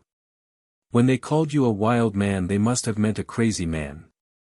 And I have got to remain locked in here with you, for no one knows how long. You can always get rid of me, said Tarzan quite seriously. How can I get rid of you? Demanded the Cathnian. You can twist my neck, like this. Tarzan mimicked the pantomime in which Phobeg had explained how he rid himself of his enemies. I could do it, boasted Phobeg, but then they would kill me. No, I shall let you live. Thanks, said Tarzan. Or at least while we are locked up here together, added Phobeg. Loss of liberty represented for Tarzan, as it does for all creatures endowed with brains, the acme of misery, more to be avoided than physical pain. Yet, with stoic fortitude he accepted his fate without a murmur of protest, and while his body was confined in 4 walls of stone, his memories roved the jungle and the veldt and lived again the freedom and the experience of the past. He recalled the days of his childhood when fierce Kala, the she-ape that had suckled him at her hairy breast in his infancy, had protected him from the dangers of their savage life. He recalled her gentleness and her patience with this backward child who must still be carried in her arms long after the ballast of her companion shes were able to scurry through the trees seeking their own food and even able to protect themselves against their enemies by flight if nothing more. These were his first impressions of life, dating back perhaps to his 2nd year while he was still unable to swing through the trees or even make much progress upon the ground. After that he had developed rapidly, far more rapidly than a pampered child of civilization, for upon the quick development of his cunning and his strength depended his life. With a faint smile he recalled the rage of old Tublat, his foster father, when Tarzan had deliberately undertaken to annoy him. Old Broken Nose had always hated Tarzan because the helplessness of his long-drawn infancy had prevented Kala from bearing other apes. Tublat had argued in the meager language of the apes that Tarzan was a weakling that would never become strong enough or clever enough to be of value to the tribe. He wanted Tarzan killed, and he tried to get old Kerchak, the king, to decree his death, so when Tarzan grew old enough to understand, he hated Tublat and sought to annoy him in every way that he could. His memories of those days brought only smiles now, save only the great tragedy of his life, the death of Kala. But that had occurred later, when he was almost a grown man. She had been saved to him while he needed her most and not taken away until after he was amply able to fend for himself and meet the other denizens of the jungle upon an equal footing. But it was not the protection of those great arms and mighty fangs that he had missed, that he still missed even today. He had missed the maternal love of that savage heart, the only mother love that he had ever known. And now his thoughts turned naturally to other friends of the jungle of whom Kala had been first and greatest. There were his many friends among the great apes, there was Tantor the elephant, there was Jad-bal-ja the golden lion. There was little Nkema. Poor little Nkema. Much to his disgust and amid loud howls, Nkema had been left behind this time when Tarzan set out upon his journey into the north country. The little monkey had contracted a cold and the ape-man did not wish to expose him to the closing rains of the rainy season. Tarzan regretted a little that he had not brought Jad-bal-ja with him, for though he could do very well for considerable periods without the companionship of man, he often missed that of the wild beasts that were his friends. Of course the golden lion was sometimes an embarrassing companion when one was in contact with human beings, but he was a loyal friend and good company, for only occasionally did he break the silence. Tarzan recalled the day that he had captured the tiny cub. What a cub he had been! All lion from the very first. Tarzan sighed as he thought of the days that he and the golden lion had hunted and fought together. 7. Nemone. Tarzan had thought, when he went without objection into the prison cell at Cathne, that the next morning he would be questioned and released, or at least be taken from the cell. Once out of the cell again, Tarzan had no intention of returning to it, the lord of the jungle being very certain of his prowess. But they had not let him out the next morning or the next nor the next. Perhaps he might have made a break for liberty when food was brought, but each time he thought that the next day would bring his release, and waited. Phobeg had been imprisoned longer than had Tarzan, and the confinement was making him moody. Sometimes he sat for hours staring at the floor, at other times he would mumble to himself, carrying on long conversations which were always bitter and that usually resulted in working him up into a rage. Then he might seek to vent his spleen upon Tarzan.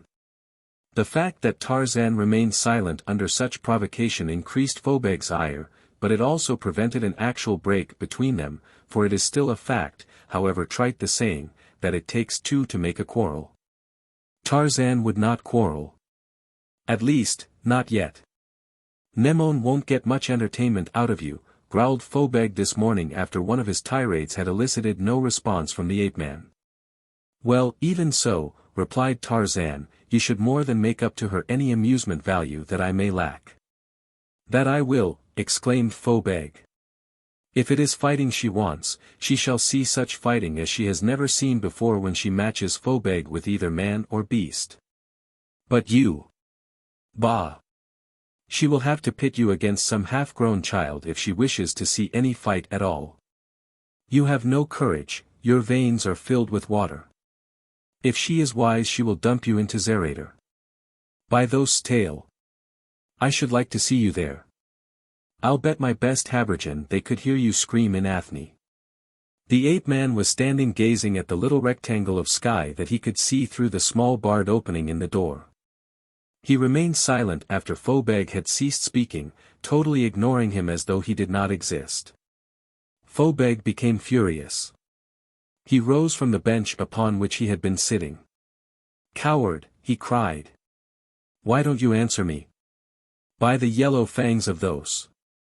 I've a mind to beat some manners into you, so that you will know enough to answer when you're better speak. He took a step in the direction of the ape-man. Slowly Tarzan turned toward the angry man, his level gaze fixed upon the other's eyes, and waited. He said nothing, but his attitude was an open book that even the stupid Phobeg could read. And Phobeg hesitated. Just what might have happened no man may know, for at that instant 4 warriors came and swung the door of the cell open. Come with us, said one of them, both of you. Phobeg sullenly, Tarzan with the savage dignity of Numa, accompanied the 4 warriors across the open courtyard and through a doorway that led into a long corridor, at the end of which they were ushered into a large room. Here, behind a table, sat 7 warriors trapped in ivory and gold. Among them Tarzan recognized the two who had questioned him the night of his capture, old Tomos and the younger Gemnon. "These are nobles," whispered Phobeg to Tarzan. "That one at the center of the table is old Tomos, the queen's counselor. He would like to marry the queen, but I guess he is too old to suit her. The one on his right is Xarator. He used to be a common warrior like me, but Nemone took a fancy to him, and now he is the queen's favorite. She won't marry him though, for he is not of noble blood. The young fellow on Tomos's left is Gemnon. He is from an old and noble family. Warriors who have served him say he is a very decent sort." As Phobeg gossiped, the two prisoners and their guard had been standing just inside the doorway waiting to be summoned to advance, and Tarzan had had an opportunity to note the architecture and furnishings of the room. The ceiling was low and was supported by a series of engaged columns at regular intervals about the four walls. Between the columns, along one side of the room behind the table at which the nobles were seated, were unglazed windows, and there were 3 doorways, that through which Tarzan and Phobeg had been brought, which was directly opposite the windows. And one at either side of the room. The floor was of stone, composed of many pieces of different shapes and sizes, but all so nicely fitted that joints were barely discernible. On the floor were a few rugs either of the skins of lions or of a stiff and heavy wool weave. But now Tarzan's examination of the room was interrupted by the voice of Tomos. "Bring the prisoners forward," he directed the underofficer who was one of the 4 warriors escorting them. When the 2 men had been halted upon the opposite side of the table from the nobles, Tomos pointed at Tarzan's companion. "Which is this one?" he demanded. "He is called Phobeg," replied the underofficer. "What is the charge against him?" "He profaned those." "Who brought the charge?" "The high priest." "It was an accident," Phobeg hastened to explain. "I meant no disrespect." "Silence," snapped Tomos. Then he pointed at Tarzan. "And this one?" he demanded. "Who is he?" "This is the one who calls himself Tarzan," explained Gemnon. "You will recall that you and I examined him the night he was captured." "Yes, yes," said Tomos. "I recall. He carried some sort of strange weapon." "Is he the man of whom you told me?" asked Xarator, "the one who came from Athne to assassinate the queen?" "This is the one," replied Tomos. "He does not greatly resemble an Athenian," commented Xarator. "I am not," said Tarzan. "Silence!" commanded Tomos. "Why should I be silent?" demanded Tarzan. "There is none other to speak for me than myself, therefore I shall speak for myself. I am no enemy of your people, nor are my people at war with yours. I demand my liberty." "He demands his liberty," mimicked Xarator and laughed aloud as though it was a good joke. "The slave demands his liberty." Tomos half rose from his seat, his face purple with rage. He banged the table with his fist. He pointed a finger at Tarzan. "Speak when you are spoken to, slave, and not otherwise." "It is evident that he is a man from a far country," interjected Gemnon. "It is not strange that he neither understands our customs nor recognizes the great among us. Perhaps we should listen to him. If he is not an Athenian and no enemy, why should we imprison him or punish him?" "He came over the palace walls at night," retorted Tomos. "He could have come for but one purpose, to kill our queen. Therefore, he must die." "He told us that the river washed him down to Cathne," persisted Gemnon. "It was a very dark night and he did not know where he was when he finally succeeded in crawling ashore. It was only chance that brought him to the palace." "A pretty story but not plausible," countered Xarator. "Why not plausible?" demanded Gemnon. "I think it quite plausible. We know that no man could have swum the river in the flood that was raging that night, and that this man could not have reached the spot at which he climbed the wall except by swimming the river or crossing the bridge of gold. We know that he did not cross the bridge, because the bridge was well guarded and no one crossed that night. Knowing therefore that he did not cross the bridge and could not have swum the river, we know that the only way he could have reached that particular spot upon the river's bank was by being swept downstream from above. I believe his story, and I believe that we should treat him as an honorable warrior from some distant kingdom until we have better reasons than we now have for believing otherwise. I should not care to be the one to defend a man who came here to kill the queen, sneered Eret meaningfully. Enough of this, said Tomos curtly. The man shall be judged fairly and destroyed as Nemone thinks best. As he ceased speaking, a door at one end of the room opened and a noble resplendent in ivory and gold stepped into the chamber. Halting just within the threshold, he faced the nobles at the table. The queen, he announced in a loud voice and then stepped aside. All eyes turned in the direction of the doorway and at the same time the nobles rose to their feet and then knelt upon the floor, facing the doorway through which the queen would enter. The warriors on guard, including those with Tarzan and Phobeg, did likewise. Phobeg following their example. Everyone in the room knelt except the noble who had announced the queen, or rather every Cathnian. Tarzan of the apes did not kneel. Down, jackal, growled one of the guards in a whisper, and then amidst deathly silence a woman stepped into view and paused, framed in the carved casing of the doorway. Regal, she stood there glancing indolently about the apartment. Then her eyes met those of the ape-man and, for a moment, held there on his. A slight frown of puzzlement contracted her straight brows as she continued on into the room, approaching the table and the kneeling men. Behind her followed a half-dozen richly arrayed nobles, resplendent in burnished gold and gleaming ivory, but as they crossed the chamber Tarzan saw only the gorgeous figure of the queen. She was clothed more simply than her escort, but she was far more beautiful than the crude Phobeg had ever painted her. A narrow diadem set with red stones encircled her brow, confining her glossy black hair. Upon either side of her head, covering her ears, a large golden disc depended from the diadem, while from its rear rose a slender filament of gold that curved forward, supporting a large red stone above the center of her head. About her throat was a simple golden band that held a brooch and pendant of ivory in the soft hollow of her neck. Upon her upper arms were similar golden bands supporting triangular, curved ornaments of ivory. That she was marvelously beautiful by the standards of any land or any time grew more apparent to the Lord of the Jungle as she came nearer to him. Yet her presence exhaled a subtle essence that left him wondering if her beauty were the reflection of a nature all good or all evil, for her mien and bearing suggested that there could be no compromise. Nemone, the queen, was all one or all the other. She kept her eyes upon him as she crossed the room slowly, and Tarzan did not drop his own from hers.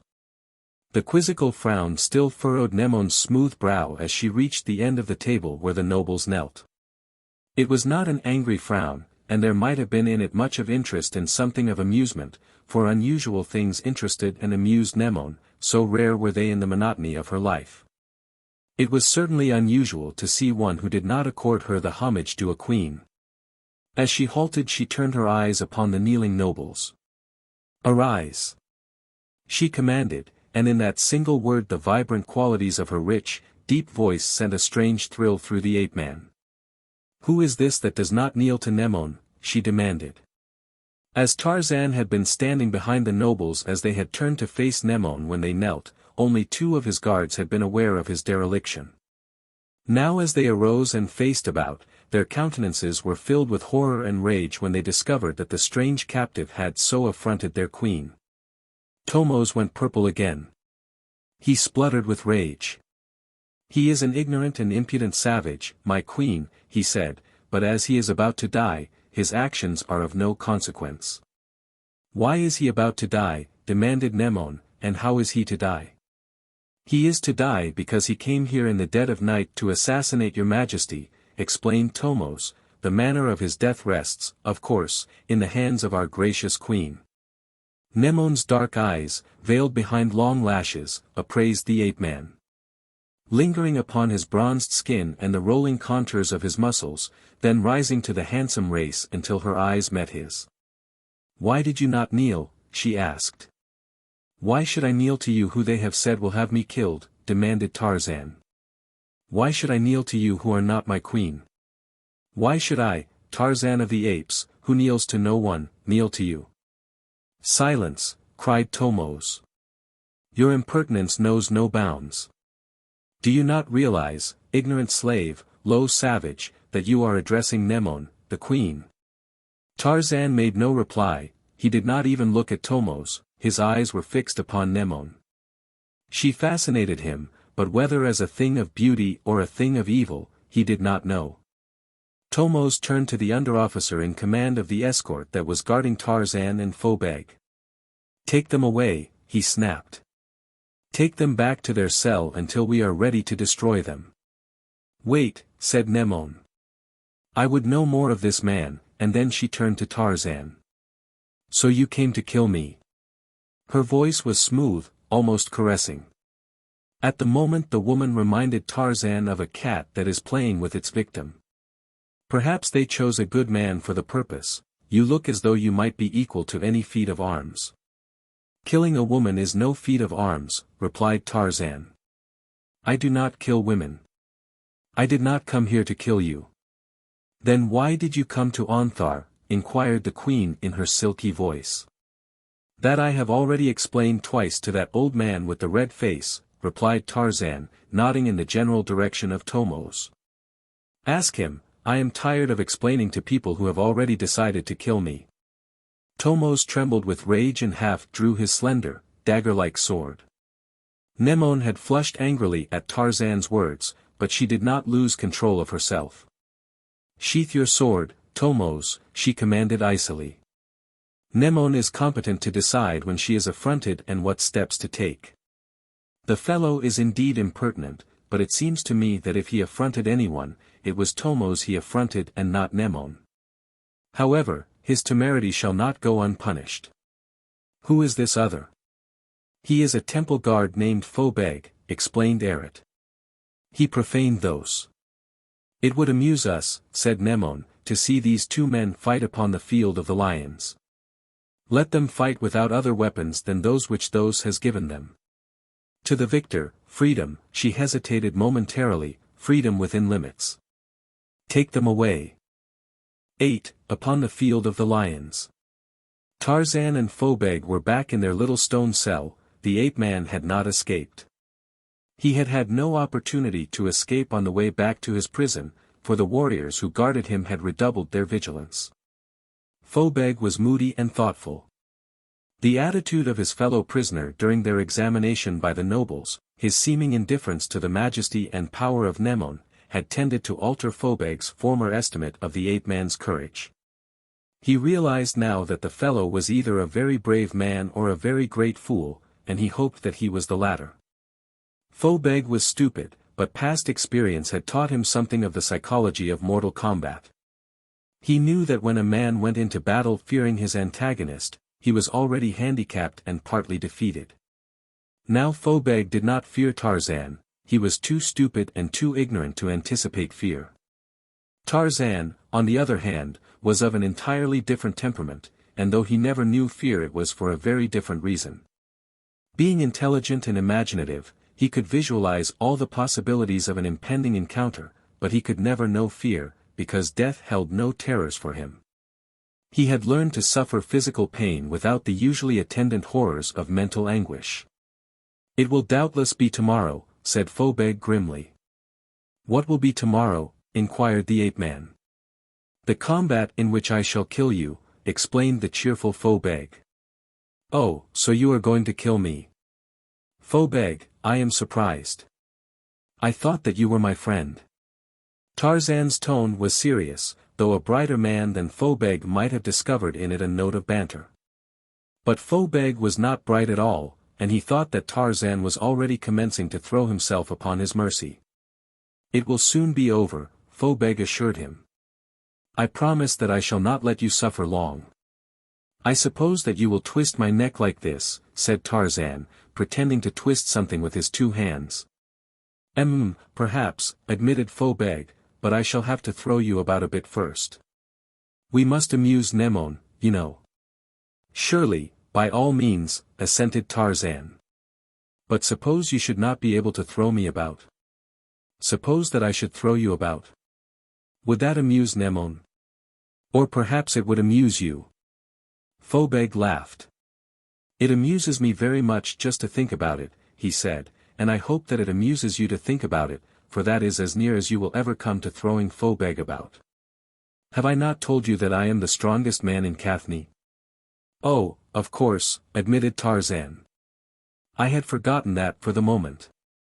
You would do well to try to remember it, advised Phobeg, or otherwise our combat will not be interesting at all. And Nemone would not be amused. That would be sad. We should make it as interesting and exciting as possible, and you must not conclude it too soon. You are right about that, agreed Phobeg. The better it is, the more generous will Nemone feel toward me when it is over. She may even give me a donation in addition to my liberty if we amuse her well. By the belly of Thoos, he exclaimed, slapping his thigh. We must make a good fight of it, and a long one. Now listen. How would this be? At first we shall pretend that you are defeating me, I shall let you throw me about a bit.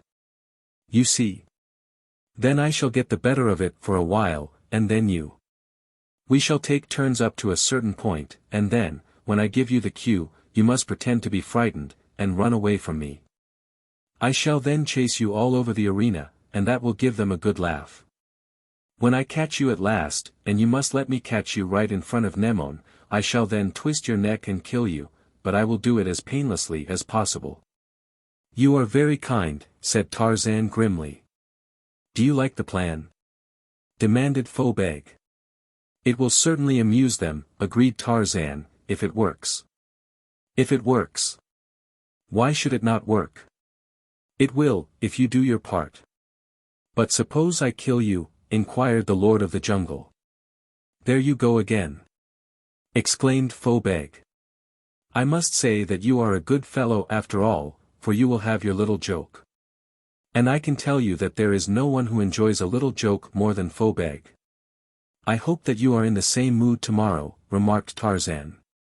When the next day dawned, the slave and the guard came with a large breakfast for the two prisoners, the best meal that had been served them since they had been imprisoned. Eat well, advised one of the warriors, that you may have strength to fight a good fight for the entertainment of the queen. For one of you it is the last meal, so you had both better enjoy it to the full, since there is no telling for which one of you it is the last. It is the last for him, said Phobeg, jerking a thumb in the direction of Tarzan. It is thus that the betting goes, said the warrior, but even so, one cannot always be sure. The stranger is a large man, and he looks strong. An hour later a large detachment of warriors came and took Tarzan and Phobeg from the prison. They led them through the palace grounds and out into an avenue bordered by old trees. Here were throngs of people waiting to see the start of the pageant, and companies of warriors standing at ease, leaning upon their spears. It was an interesting sight to Tarzan, who had been so long confined in the gloomy prison. Tarzan and Phobeg were escorted west along the avenue, and as they passed, the crowd commented upon them. At the end of the avenue Tarzan saw the great bridge of gold that spanned the river. It was a splendid structure built entirely of the precious metal. Two golden lions of heroic size flanked the approach from the city, and as he was led across the bridge the ape-man saw two identical lions guarding the western end. Out upon the plain that is called the Field of the Lions a crowd of spectators was filing toward a point about a mile from the city where many people were congregated, and toward this assemblage the detachment escorted the two gladiators. Here was a large, oval arena excavated to a depth of 20 or 30 feet in the floor of the plain. Upon the excavated earth piled symmetrically around the edges of the pit, and terraced from the plain level to the top, were arranged slabs of stone to serve as seats. At the east end of the arena was a wide ramp descending into it. Spanning the ramp was a low arch surmounted by the loges of the queen and high nobility. As Tarzan passed beneath the arch and descended the ramp toward the arena he saw that nearly half the seats were already taken. The people were eating food that they had brought with them, and there was much laughter and talking. Evidently it was a gala day. The warriors conducted the two men to the far end of the arena where a terrace had been cut part way up the sloping side of the arena, a wooden ladder leaning against the wall giving access to it. Here, upon this terrace, Tarzan and Phobeg were installed with a few warriors to serve as guards. Presently, from the direction of the city, Tarzan heard the music of drums and trumpets. "Here they come," cried Phobeg. "Who?" asked Tarzan. "The queen and the lion men," replied his adversary. "What are the lion men?" inquired Tarzan. "They are the nobles," explained Phobeg. "Really only the hereditary nobles are members of the clan of lions, but we usually speak of all nobles as lion men. Eret is a noble because Nemone has created him one, but he is not a lion man, as he was not born a noble." Now the blaring of the trumpets and the beating of the drums burst with increased volume upon their ears, and Tarzan saw that the musicians were marching down the ramp into the arena at the far end of the great oval. Behind the music marched a company of warriors, and from each spearhead fluttered a colored pennon. It was a stirring and colorful picture but nothing to what followed. A few yards to the rear of the warriors came a chariot of gold drawn by 4 maned lions, where, half reclining upon a couch draped with furs and gaily colored cloths, rode Nemone, the queen. 16 black slaves held the lions in leash, and at either side of the chariot marched 6 nobles resplendent in gold and ivory, while a huge black, marching behind, held a great red parasol over the queen. Squatting upon little seats above the rear wheels of the chariot were 2 small blackamoors with feathered fans above her. At sight of the chariot and its royal occupant the people in the stands arose and then knelt down in salute to their ruler, while wave after wave of applause rolled round the amphitheater as the pageant slowly circled the arena. Behind Nemone's chariot marched another company of warriors. These were followed by a number of gorgeously decorated wooden chariots, each drawn by 2 lions and driven by a noble, and following these marched a company of nobles on foot, while a third company of warriors brought up the rear. When the column had circled the arena, Nemone quit her chariot and ascended to her loge above the ramp amid the continued cheering of the populace. The chariots driven by the nobles lined up in the center of the arena. The royal guard formed across the entrance to the stadium, and the nobles who had no part in the games went to their private loges. There followed then in quick succession contests in dagger throwing and in the throwing of spears, feats of strength and skill, and foot races. When the minor sports were completed the chariot races began. 2 drivers raced in each event, the distance being always the same, 1 lap of the arena, for lions cannot maintain high speed for great distances. After each race the winner received a pennon from the queen, while the loser drove up the ramp and out of the stadium amid the hoots of the spectators. Then 2 more raced, and when the last pair had finished the winners paired off for new events. Thus, by elimination, the contestants were eventually reduced to 2 winners in each event in which they had contested. This, then, was the premier racing event of the day. The winner of this final race was acclaimed champion of the day and was presented with a golden helmet by Nemone herself.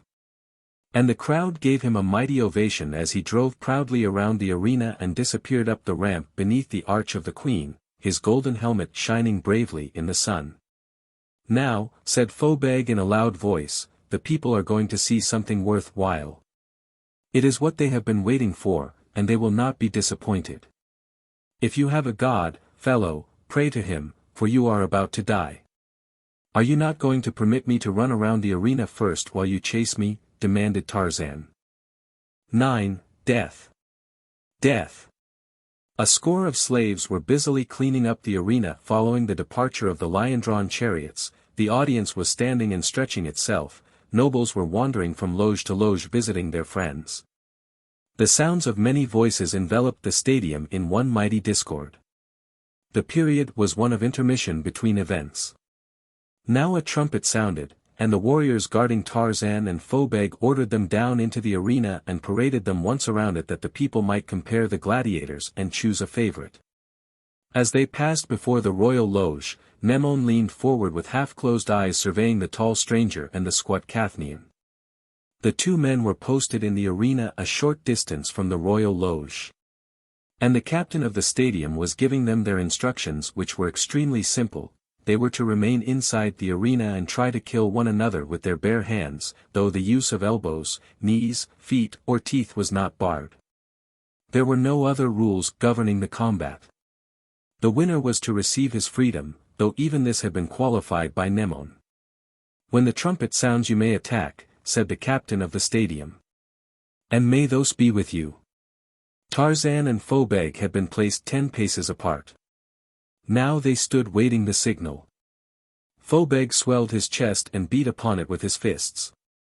He flexed his arms, swelling the great muscles of his biceps until they stood out like great knotty balls, then he hopped about, warming up his leg muscles.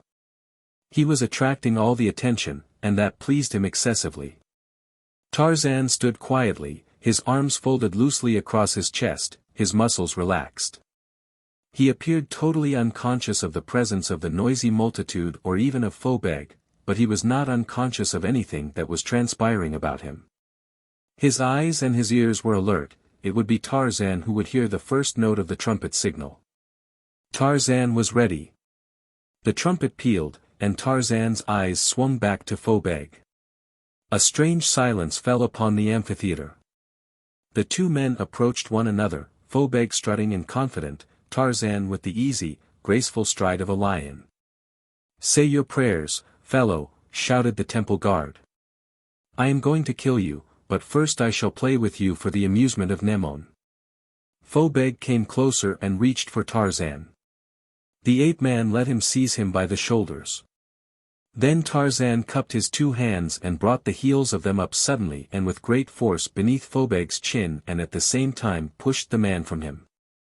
The great head snapped back, and the fellow's huge bulk hurtled backward a dozen paces, where Phobeg sat down heavily. A groan of surprise arose from the audience. Phobeg scrambled to his feet. His face was contorted with rage. In an instant he had gone berserk. With a roar, he charged the ape-man. "No quarter," he screamed. "I kill you now." "Don't you wish to throw me about a bit first?" asked Tarzan in a low voice, as he lightly sidestepped the other's mad charge. "No," screamed Phobeg, turning clumsily and charging again. "I kill. I kill." Tarzan caught the outstretched hands and spread them wide, then a bronzed arm, lightning-like, clamped about Phobeg's short neck. The ape-man wheeled suddenly about, leaned forward, and hurled his antagonist over his head. Phobeg fell heavily to the sandy gravel of the arena. Nemone leaned from the royal loge, her eyes flashing, her bosom heaving. Phobeg arose but this time more slowly, nor did he charge again, but approached his antagonist warily. His tactics now were very different from what they had been. He wanted to get close enough to Tarzan to get a hold. That was all he desired, just a hold, then, he knew, he could crush the man with his great strength. Perhaps the ape-man sensed what was in the mind of his foe, perhaps it was just chance that caused him to taunt Phobeg by holding his left wrist out to the other. Whatever it was, Phobeg seized upon the opportunity and, grasping Tarzan's wrist, sought to drag the ape-man into his embrace. Tarzan stepped in quickly, struck Phobeg a terrific blow in the face with his right fist, seized the wrist of the hand that held his, and, again whirling quickly beneath his victim, threw him heavily once more. Using Phobeg's arm as a lever and his own shoulder as a fulcrum. This time Phobeg had difficulty in arising at all. He came up slowly. The ape-man was standing over him. Suddenly Tarzan stooped and seized Phobeg, and, lifting him bodily, held him above his head. "Shall I run now, Phobeg?" he growled, "or are you too tired to chase me?" Then he hurled the man to the ground again a little nearer to the royal loge where Nemone sat, tense and thrilled. Like a lion with its prey, the lord of the jungle followed the man who had taunted him and would have killed him. Twice again he picked him up and hurled him closer to the end of the arena. Now the fickle crowd was screaming to Tarzan to kill Phobeg, Phobeg, the strongest man in Cathne. Again Tarzan seized his antagonist and held him above his head. Phobeg struggled weakly, but he was quite helpless. Tarzan walked to the side of the arena near the royal loge and hurled the great body up into the audience. "Take your strong man," he said, "Tarzan does not want him." Then he walked away and stood before the ramp, waiting, as though he demanded his freedom. Amid shrieks and howls that called to Tarzan's mind only the foulest of wild beasts, the loathsome hyena, the crowd hurled the unhappy Phobeg back into the arena. "Kill him! Kill him!" they screamed. Nemone leaned from her loge. "Kill him, Tarzan," she cried. "I shall not kill him," replied the ape-man. Nemone arose in her loge. She was flushed and excited. "Tarzan," she cried, and when the ape-man glanced up at her, "Why do you not kill him?" "Why should I kill him?" he demanded. "He cannot harm me, and I kill only in self-defense or for food." Phobeg, bruised, battered, and helpless, arose weakly to his feet and stood reeling drunkenly. He heard the voice of the pitiless mob screaming for his death. He saw his antagonist standing a few paces away in front of the ramp, paying no attention to him, and dimly and as though from a great distance he had heard him refuse to kill him. He had heard, but he did not comprehend. "Kill him, fellow!" Eric cried. "It's the Queen's command." The ape-man glanced up at the Queen's favorite. "Tarzan kills only whom it pleases him to kill." He spoke in a low voice that yet carried to the royal loge. "I shall not kill Phobeg." "You fool," cried Eric, "do you not understand that it is the Queen's wish, that it is the Queen's command, which no one may disobey and live, that you kill the fellow? If the Queen wants him killed, why doesn't she send you down to do it? She is your Queen, not mine." There was neither awe nor respect in the voice of the ape-man. Eric looked horrified. He glanced at the Queen. "Shall I order the guard to destroy the impudent savage?" he asked. Nemone shook her head. Her countenance remained inscrutable, but a strange light burned in her eyes. "We give them both their lives," she said.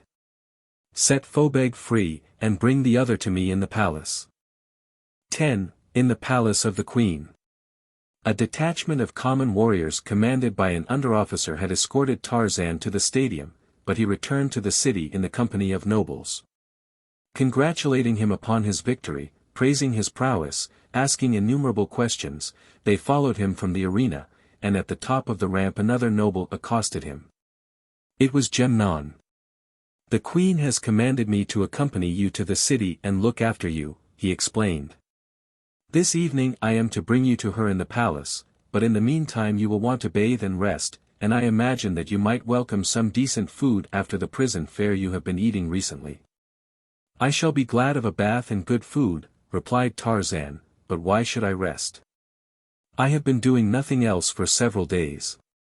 "But you have just come through a terrific battle for your life," exclaimed Nemone. "You must be tired." Tarzan shrugged his broad shoulders. "Perhaps you had better look after Phobeg instead," he replied. "It is he who needs rest, I am not tired." Nemone laughed. "Phobeg should consider himself lucky to be alive. If anyone looks after him, it will be himself." They were walking toward the city now. The other nobles had joined their own parties or had dropped behind, and Nemone and Tarzan were alone. If two may be said to be alone who are surrounded by a chattering mob through which bodies of armed men and lion-drawn chariots are making their slow way. "You are popular now," commented Nemone. "A few minutes ago they were screaming at Phobeg to kill me," Tarzan reminded him. "I am really surprised that they are so friendly," remarked Nemone. "You cheated them of a death, the one thing they are all hoping to see when they go to the stadium. It is for this they pay their lepta for admission." When they reached the city, Nemone took Tarzan to his own quarters in the palace. These consisted of a bedroom and bath in addition to a living room that was shared with another officer. Here Tarzan found the usual decorations of weapons and shields, in addition to pictures painted on leather. He saw no books, nor any other printed matter, neither was there any sign of writing materials in the rooms. He wanted to question Nemone on this subject, but he found that he had never learned any word for writing or for a written language. The bath interested the ape-man. The tub was a coffin-like affair made of clay and baked. The plumbing fixtures were apparently all of solid gold. While questioning Nemone, he learned that the water was brought from the mountains east of the city through clay pipes of considerable size and distributed by means of pressure tanks distributed throughout all of urban Cathne. Nemone summoned a slave to prepare the bath, and when Tarzan had finished, a meal was awaiting him in the living room. While he was eating, and Nemone lounged near in conversation, another young noble entered the apartment. He had a narrow face and rather unpleasant eyes, nor was he overly cordial when Nemone introduced him to Tarzan. "Xarator and I are quartered together," Nemone explained. "I have orders to move out," snapped Xarator. "Why is that?" asked Nemone. "To make room for your friend here," replied Xarator sourly, and then he went into his own room mumbling something about slaves and savages. "He does not seem pleased," remarked Tarzan. "But I am," replied Nemone in a low voice. "Xarator and I have not gotten along well together. We have nothing in common. He is one of Eret's friends and was elevated from nothing after Eret became Nemone's favorite. He is the son of a foreman at the mines. If they had elevated his father he would have been an acquisition to the nobility, for he is a splendid man, but Xarator is a rat, like his friend, Eret." "I have heard something of your nobility," said Tarzan. "I understand that there are two classes of nobles, and that one class rather looks upon the other with contempt even though a man of the lower class may hold a higher title than many of those in the other class." "We do not look upon them with contempt if they are worthy men," replied Nemone. "The old nobility, the Lions of Cathne, is hereditary. The other is but temporary, for the lifetime of the man who has received it as a special mark of favor from the throne. In one respect at least it reflects greater glory on its possessor than does hereditary nobility, as it is often the deserved reward of merit. I am a noble by accident of birth, had I not been born a noble I might never have become one. I am a lion man because my father was, I may own lions because, beyond the memory of man, an ancient ancestor of mine led the king's lions to battle." "What did Eret do to win his patent of nobility?" continued the ape-man. Nemone grimaced. "Whatever services he has rendered have been personal, he has never served the state with distinction. If he owns any distinction, it is that of being the prince of flatterers, the king of sycophants. Your queen seems too intelligent a woman to be duped by flattery. No one is, always." "There are no flatterers among the beasts," said Tarzan. "What do you mean by that?" demanded Nemone. "Eret is almost a beast. You malign the beasts. Did you ever see a lion that fawned upon another creature to curry favor?" Xarator, entering from his room, interrupted their conversation. "I have gathered my things together," he said, "I shall send a slave for them presently." His manner was short and brusque. Nemone merely nodded in assent, and Xarator departed. "He does not seem pleased," commented the ape-man. "May Xarator have him," ejaculated Nemone. "Though he would serve a better purpose as food for my lions," he added as an afterthought, "if they would eat him." "You own lions?" inquired Tarzan.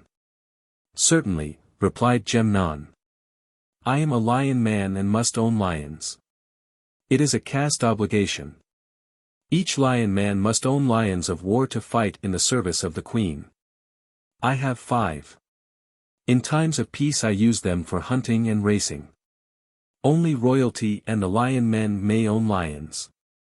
The sun was setting behind the mountains that rimmed the western edge of the Field of the Lions as a slave entered the apartment with a lighted cresset which he hung at the end of a chain depending from the ceiling. "It is time for the evening meal," announced Nemone, rising. "I have eaten," replied Tarzan. "Come anyway, it may interest you to meet the other nobles of the palace." Tarzan arose. "Very well," he said and followed Nemone from the apartment.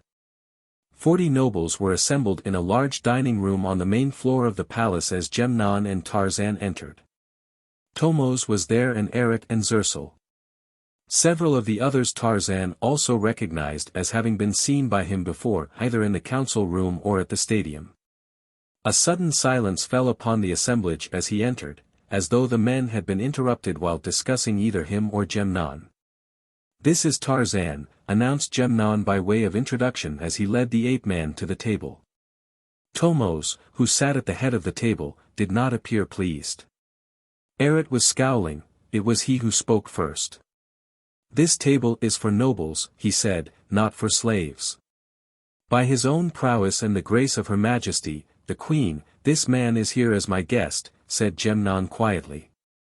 "If one of my equals takes exception to his presence, I will be glad to discuss the matter with swords." He turned to Tarzan. "Because this man sits at table with nobles of my own rank, I apologize for the inference he intended you to draw from his words. I hope you are not offended." "Does the jackal offend the lion?" asked the ape-man. The meal was not a complete success socially. Eret and Zersul whispered together. Thomos did not speak but applied himself assiduously to the business of eating. Several of Gemnon's friends engaged Tarzan in conversation, and he found one or two of them agreeable, but others were inclined to be patronizing. Possibly they would have been surprised and their attitude toward him different had they known that their guest was a peer of England. But then again this might have made little impression upon them inasmuch as none of them had ever heard of England. When Thomos arose and the others were free to go, Gemnon conducted Tarzan to the apartments of the Queen after returning to his own apartments to don a more elaborate habergeon, helmet, and equipments. "Do not forget to kneel when we enter the presence of Nemone," cautioned Gemnon, "and do not speak until she addresses you."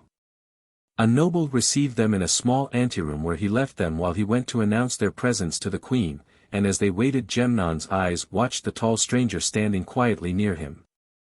"Have you no nerves?" he asked presently.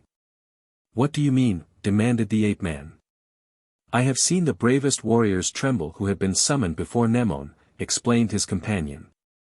"I have never trembled," replied Tarzan. "How is it done?" "Perhaps Nemone will teach you to tremble." "Perhaps, but why should I tremble to go where a jackal does not tremble to go?" "I do not understand what you mean by that," said Gemnon, puzzled. "Eret is in there." Gemnon grinned. "But how do you know that?" he asked. "I know," said Tarzan. He did not think it necessary to explain that when the noble had opened the door his sensitive nostrils had caught the scent spoor of the Queen's favorite. "I hope not," said Gemnon, an expression of concern upon his countenance. "If he is there, this may be a trap from which you will never come out alive." "One might fear the Queen," replied Tarzan, "but not the jackal. It is the Queen of whom I was thinking." The noble returned to the anteroom. He nodded to Tarzan. "Her Majesty will receive you now," he said. "You may go, Gemnon, your attendance will not be required." Then he turned to the ape-man once more. "When I open the door and announce you, enter the room and kneel. Remain kneeling until the Queen tells you to arise, and do not speak until after Her Majesty addresses you. Do you hear?" "I hear," replied Tarzan. "Open the door." Gemnon, just leaving the anteroom by another doorway, heard and smiled, but the noble did not smile. He frowned. The bronze giant had spoken to him in a tone of command, but the noble did not know what to do about it, so he opened the door. But he got some revenge, or at least he thought that he did.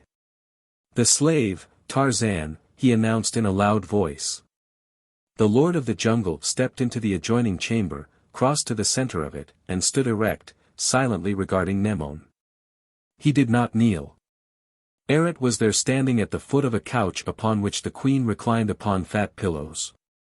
The Queen regarded Tarzan from her deep eyes without any change of expression, but Eret scowled angrily. "Kneel, you fool!" he commanded. "Silence," admonished Nemone. "It is I who give commands." Eret flushed and fingered the golden hilt of his sword. Tarzan neither spoke nor moved nor took his eyes from the eyes of Nemone. Though he had thought her beautiful before, he realized now that she was even more gorgeous than he had believed it possible for any woman to be. "I shall not need you again tonight, Eret," said Nemone. "You may go now." Now Eret paled and then turned fiery red. He started to speak but thought better of it, then he backed to the doorway, executed a bow that brought him to one knee, arose and departed. As Tarzan had crossed the threshold, his observing eyes noted every detail of the room's interior almost in a single sweeping glance. The chamber was not large, but magnificent in its conception and its appointments. Columns of gold supported the ceiling, the walls were tiled with ivory, the floor a mosaic of colored stones upon which were scattered rugs of colored stuff and the skins of animals. On the walls were paintings, for the most part very crude, and the usual array of heads, and at one end of the room a great lion was chained between two of the golden Doric columns. He was a very large lion with a tuft of white hair in his mane directly in the center of the back of his neck. From the instant that Tarzan entered the room the lion eyed him malevolently, and ere it had scarcely passed out and closed the door behind him when the beast sprang to his feet with a terrific roar and leaped at the ape-man. The chains stopped him and he dropped down, growling. "Belthar does not like you," said Nemone, who had remained unmoved when the beast sprang. She noticed, too, that Tarzan had not started nor given any other indication that he had heard the lion or seen him, and she was pleased. "He but reflects the attitude of all Cathne," replied Tarzan. "That is not true," contradicted Nemone. "No. I like you." Nemone's voice was low and caressing. "You defied me before my people at the stadium today, but I did not have you destroyed. Do you suppose that I should have permitted you to live if I had not liked you? You do not kneel to me. No one else in the world has ever refused to do that and lived. I have never seen a man like you. I do not understand you. I am beginning to think that I do not understand myself. You have piqued my curiosity, Tarzan. And when that is satisfied you will kill me, perhaps?" asked Tarzan, a half-smile curving his lip. "Perhaps," admitted Nemone with a low laugh. "Come here and sit down beside me. I want to talk with you, I want to know more about you." "I shall see that you do not learn too much," Tarzan assured her as he crossed to the couch and seated himself facing her, while Belthar growled and strained at his chains. "In your own country you are no slave," said Nemone. "But I do not need to ask that, your every act has proved it. Perhaps you are a king." Tarzan shook his head. "I am Tarzan," he said, as though that explained everything, setting him above kings. "Are you a lion man?" "You must be," insisted the queen. "It would not make me better or worse, so what difference does it make? You might make Eret a king, but he would still be Eret." A sudden frown darkened Nemone's countenance. "What do you mean by that?" she demanded. There was a suggestion of anger in her tone. "I mean that a title of nobility does not make a man noble. You may call a jackal a lion, but he will still be a jackal. Do you not know that I am supposed to be very fond of Eret," she demanded, "or that you may drive my patience too far?" Tarzan shrugged. "You show execrable taste." Nemone sat up very straight. Her eyes flashed. "I should have you killed," she cried. Tarzan said nothing. He just kept his eyes on hers. She could not tell whether or not he was laughing at her. Finally she sank back on her pillows with a gesture of resignation. "What is the use?" she demanded. "You probably would not let me get any satisfaction from killing you anyway, and by this time I should be accustomed to being affronted. Now answer my question. Are you a lion man in your own country?" "I am a noble," replied the ape-man, "but I can tell you that means little. A ditch digger may become a noble if he controls enough votes, or a rich brewer if he subscribes a large amount of money to the political party in power." "And which were you?" demanded Nemone, "a ditch digger or a rich brewer?" "Neither," laughed Tarzan. "Then why are you a noble?" insisted the queen. "For even less reason than either of those," admitted the ape-man. "I am a noble through no merit of my own but by an accident of birth. My family for many generations has been noble." "Ah," exclaimed Nemone. "It is just as I thought, you are a lion man." "And what of it?" demanded Tarzan. "It simplifies matters," she explained, but she did not amplify the explanation nor did Tarzan either understand or inquire as to its implication. As a matter of fact, he was not greatly interested in the subject. Nemone extended a hand and laid it on his, a soft, warm hand that trembled just a little. "I am going to give you your freedom," she said, "but on one condition." "And what is that?" asked the ape-man. "That you remain here, that you do not try to leave Onthar, or me." Her voice was eager and just a little husky, as though she spoke under suppressed emotion. Tarzan remained silent. He would not promise, and so he did not speak. "I will make you a noble of Cathne," whispered Nemone. She was sitting erect now, her face close to Tarzan's. "I will have made for you helmets of gold and habergeons of ivory, the most magnificent in Cathne. I will give you lions, 50, 100. You shall be the richest, the most powerful noble of my court." "I do not want such things," Tarzan said. And then a door at the far end of the chamber opened and a negress entered. She had been very tall, but now she was old and bent, her scraggly wool was scant and white. Her withered lips were twisted into something that might have been either a snarl or a grin, revealing her toothless gums. She stood in the doorway leaning upon a staff and shaking her head, an ancient palsied hag. At the interruption Nemone straightened and looked around. The expression that had softened her countenance was swept away by a sudden wave of rage, inarticulate but no less terrible. The old hag tapped upon the floor with her staff. Her head nodded ceaselessly like that of some grotesque and horrible doll, and her lips were still contorted in what Tarzan realized now was no smile but a hideous snarl. "Come," she cackled. "Come. Come. Come." Nemone sprang to her feet and faced the woman. "Mduz," she screamed. "I could kill you. I could tear you to pieces. Get out of here." But the old woman only tapped with her staff and cackled, "Come. Come. Come." Slowly Nemone approached her. As one drawn by an invisible and irresistible power, the queen crossed the chamber, the old hag stepped aside, and the queen passed on through the doorway into the darkness of a corridor beyond. The old woman turned her eyes upon Tarzan, and, snarling, backed through the door after Nemone. Noiselessly the door closed behind them. Tarzan had arisen as Nemone arose. For an instant he hesitated and then took a step toward the doorway in pursuit of the queen and the old hag. Then he heard a door open and a step behind him, and turned to see the noble who had ushered him into Nemone's presence standing just within the threshold.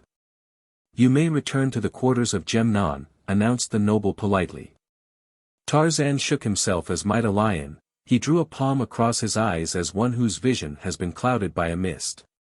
Then he drew a deep sigh and moved towards the doorway as the noble stepped aside to let him pass, but whether it was a sigh of relief or regret, who may say? As the lord of the jungle passed out of the chamber, Belthar sprang to the ends of his chains with a thunderous roar. 11. The Lions of Cathne. When Gemnon entered the living room of their quarters the morning after Tarzan's audience with Nemone, he found the ape-man standing by the window looking out over the palace grounds. "I am glad to see you here this morning," said the Cathnian. "And surprised, perhaps," suggested the lord of the jungle. "I should not have been surprised had you never returned," replied Gemnon. "How did she receive you? And Erit? I suppose he was glad to have you there." Tarzan smiled. He did not appear to be, but it did not matter much as the queen sent him away immediately. "And you were alone with her all evening?" Gemnon appeared incredulous. "Belthar and I," Tarzan corrected him. "Belthar does not seem to like me any better than Erit does." "Yes, Belthar would be there," commented Gemnon. "She usually has him chained near her. But do not be offended if he does not like you. Belthar likes no one. Belthar is a man-eater." "How did Nemone treat you?" "She was gracious," Tarzan assured him, "and that, too, notwithstanding the first thing I did was to offend her royal majesty." "And what was that?" demanded Gemnon. "I remained standing when I should have knelt," explained Tarzan. "But I told you to kneel," exclaimed Gemnon. "So did the noble at the door." And you forgot? No. You refused to kneel. And she did not have you destroyed. It is incredible. But it is true, and she offered to make me a noble and give me 100 lions. Nemone shook his head. What enchantment have you worked to so change Nemone? None, it was I who was under a spell. I have told you these things because I do not understand them. You are the only friend I have in Cathne, and I come to you for an explanation of much that was mysterious in my visit to the Queen last night. I doubt that I or another can ever understand the woman herself. She can be tender or terrible, weak or strong within the span of a dozen seconds. One moment she is the autocrat, the next the obedient vassal of a slave. Ah, exclaimed Nemone. So you saw M'Duz. I'll warrant she was none too cordial. No, admitted the ape-man. As a matter of fact, she did not pay any attention to me, she just ordered Nemone out of the room, and Nemone went. The remarkable feature of the occurrence lies in the fact that, though the queen did not want to leave and was very angry about it, she obeyed the old woman meekly. There are many legends surrounding M'Duz, said Nemone, but there is one that is whispered more often than the others, though you may rest assured that it is only whispered and, at that, only among trusted friends. M'Duz has been a slave in the royal family since the days of Nemone's grandfather. She was only a child then, a few years older than the king's son, Nemone's father. The oldsters recall that she was a fine-looking young woman, and the legend that is only whispered is that Nemone is her daughter. About a year after Nemone was born, in the 10th year of her father's reign, the queen died under peculiar and suspicious circumstances. Her child, a son, was born just before the queen expired. He was named Alextar, and he still lives. Then why is he not king? Demanded Tarzan. That is a long story of mystery and court intrigue and murder, perhaps, of which more is surmised than is actually known by more than 2 now living. Perhaps Nemone knows, but that is doubtful, though she must guess close to the truth. Immediately following the death of the queen the influence of M'Duz increased and became more apparent. M'Duz favored Thomos, a noble of little or no importance at the time, and from that day the influence and power of Thomos grew. Then, about a year after the death of the queen, the king died. It was so obvious that he had been poisoned that a revolt of the nobles was barely averted, but Thomos, guided by M'Duz, conciliated them by fixing the guilt upon a slave woman of whom M'Duz was jealous and executing her. For 10 years Thomos ruled as regent for the boy, Alextar. During this time he had, quite naturally, established his own following in important positions in the palace and in the council. Alextar was adjudged insane and imprisoned in the temple. Nemone, at the age of 12, was crowned Queen of Cathne. Eret is a creature of M'Duz and Thomos, a situation that has produced a mix-up that would be amusing were it not so tragic. Thomos wishes to marry Nemone, but M'Duz will not permit it. M'Duz wishes Nemone to marry Eret, but Eret is not a lion man, and, so far, the queen has refused to break this ancient custom that requires the ruler to marry into this highest class of Cathnians. M'Duz is insistent upon the marriage because she can control Eret, and she discourages any interest which Nemone may manifest in other men, which undoubtedly accounts for her having interrupted the queen's visit with you. You may rest assured that M'Duz is your enemy, and it may be of value to you to recall that whoever has stood in the old hag's path has died a violent death. Beware of M'Duz and Thomos and Eret, and, as a friend, I may say to you in confidence, beware of Nemone, also.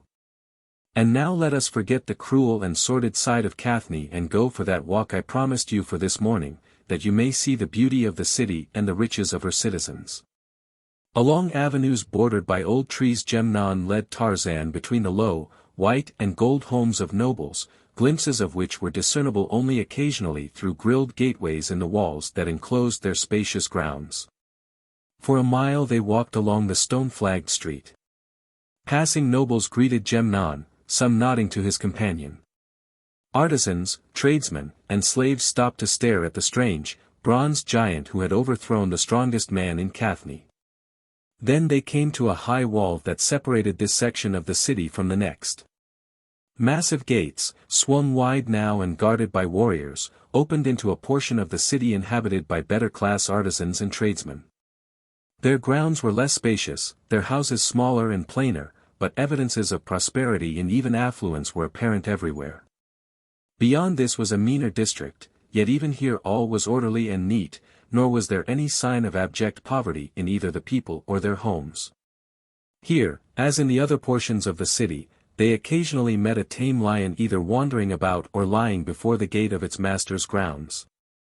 As the two men talked they continued on toward the center of the city until they came to a large square that was bounded on all sides by shops. Here were many people. All classes from nobles to slaves mingled before the shops and in the great open square of the marketplace. There were lions held by slaves who were exhibiting them for sale for their noble masters who dickered with prospective purchasers, other nobles. Near the lion market was the slave block, and as slaves, unlike lions, might be owned by anyone, there was brisk bidding on the part of many wishing to buy. A huge black gala was on the block as Tarzan and Nemone paused to watch the scene. For all the interest he shows, remarked Tarzan, one might think that being sold like a piece of merchandise or a bullock was a daily occurrence in his life. Not quite daily, replied Nemone, but no novelty. He has been sold many times. I know him well, I used to own him. Look at him, shouted the seller. Look at those arms. Look at those legs. Look at that back. He is as strong as an elephant, and not a blemish on him. Sound as a lion's tooth he is. Never ill a day in his life. And docile. A child can handle him. He is so refractory that no one can handle him, commented Nemone in a whisper to the ape-man. That is the reason I had to get rid of him. That is the reason he is up for sale so often. There seem to be plenty of customers interested in him, observed Tarzan. Do you see that slave in the red tunic? Asked Nemone. He belongs to Xarator, and he is bidding on that fellow. He knows all about him, too. He knew him when the man belonged to me. Then why does he want to buy him? Asked the ape-man. I do not know, but there are other uses to which a slave may be put than labor. Xarator may not care what sort of a disposition the fellow has or even whether he will work. It was Xarator's slave who bought the gala as Tarzan and Nemone moved on to look at the goods displayed in the shops.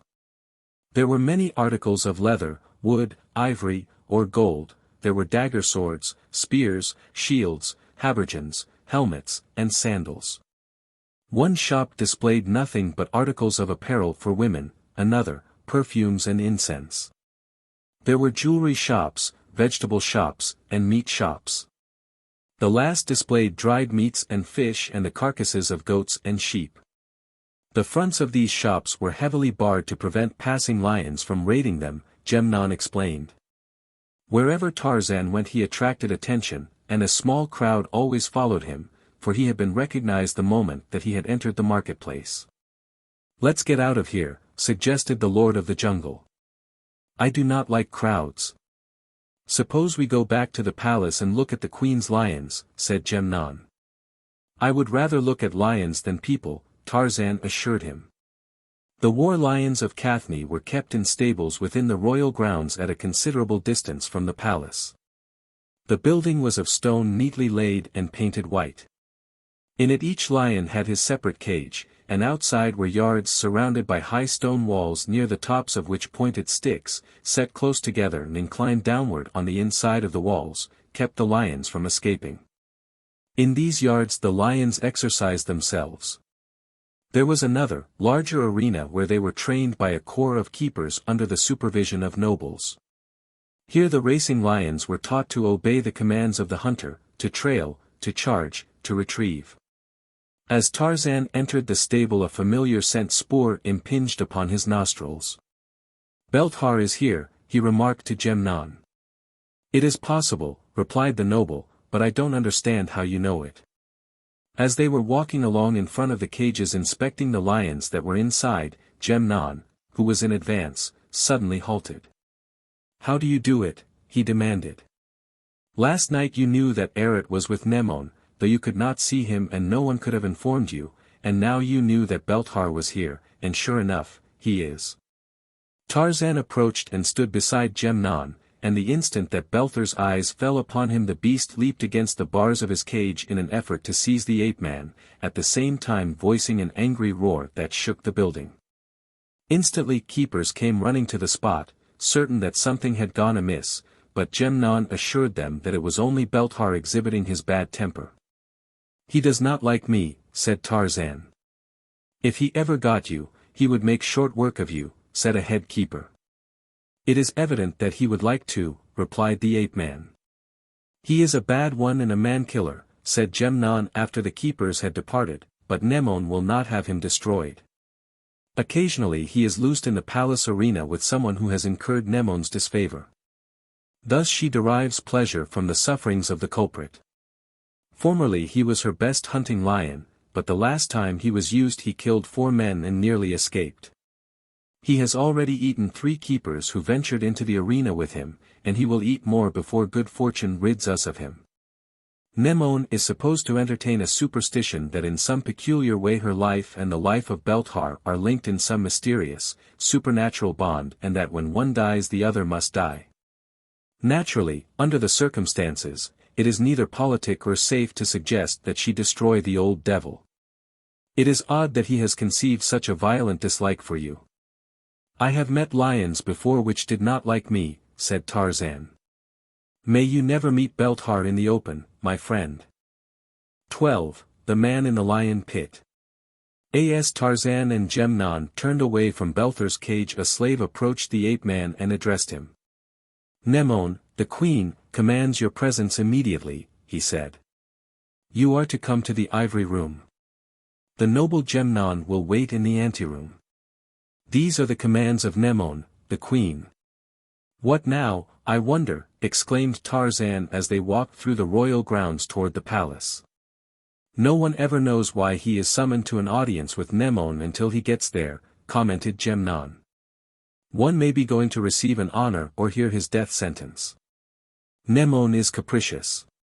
She is always bored and always seeking relief from her boredom.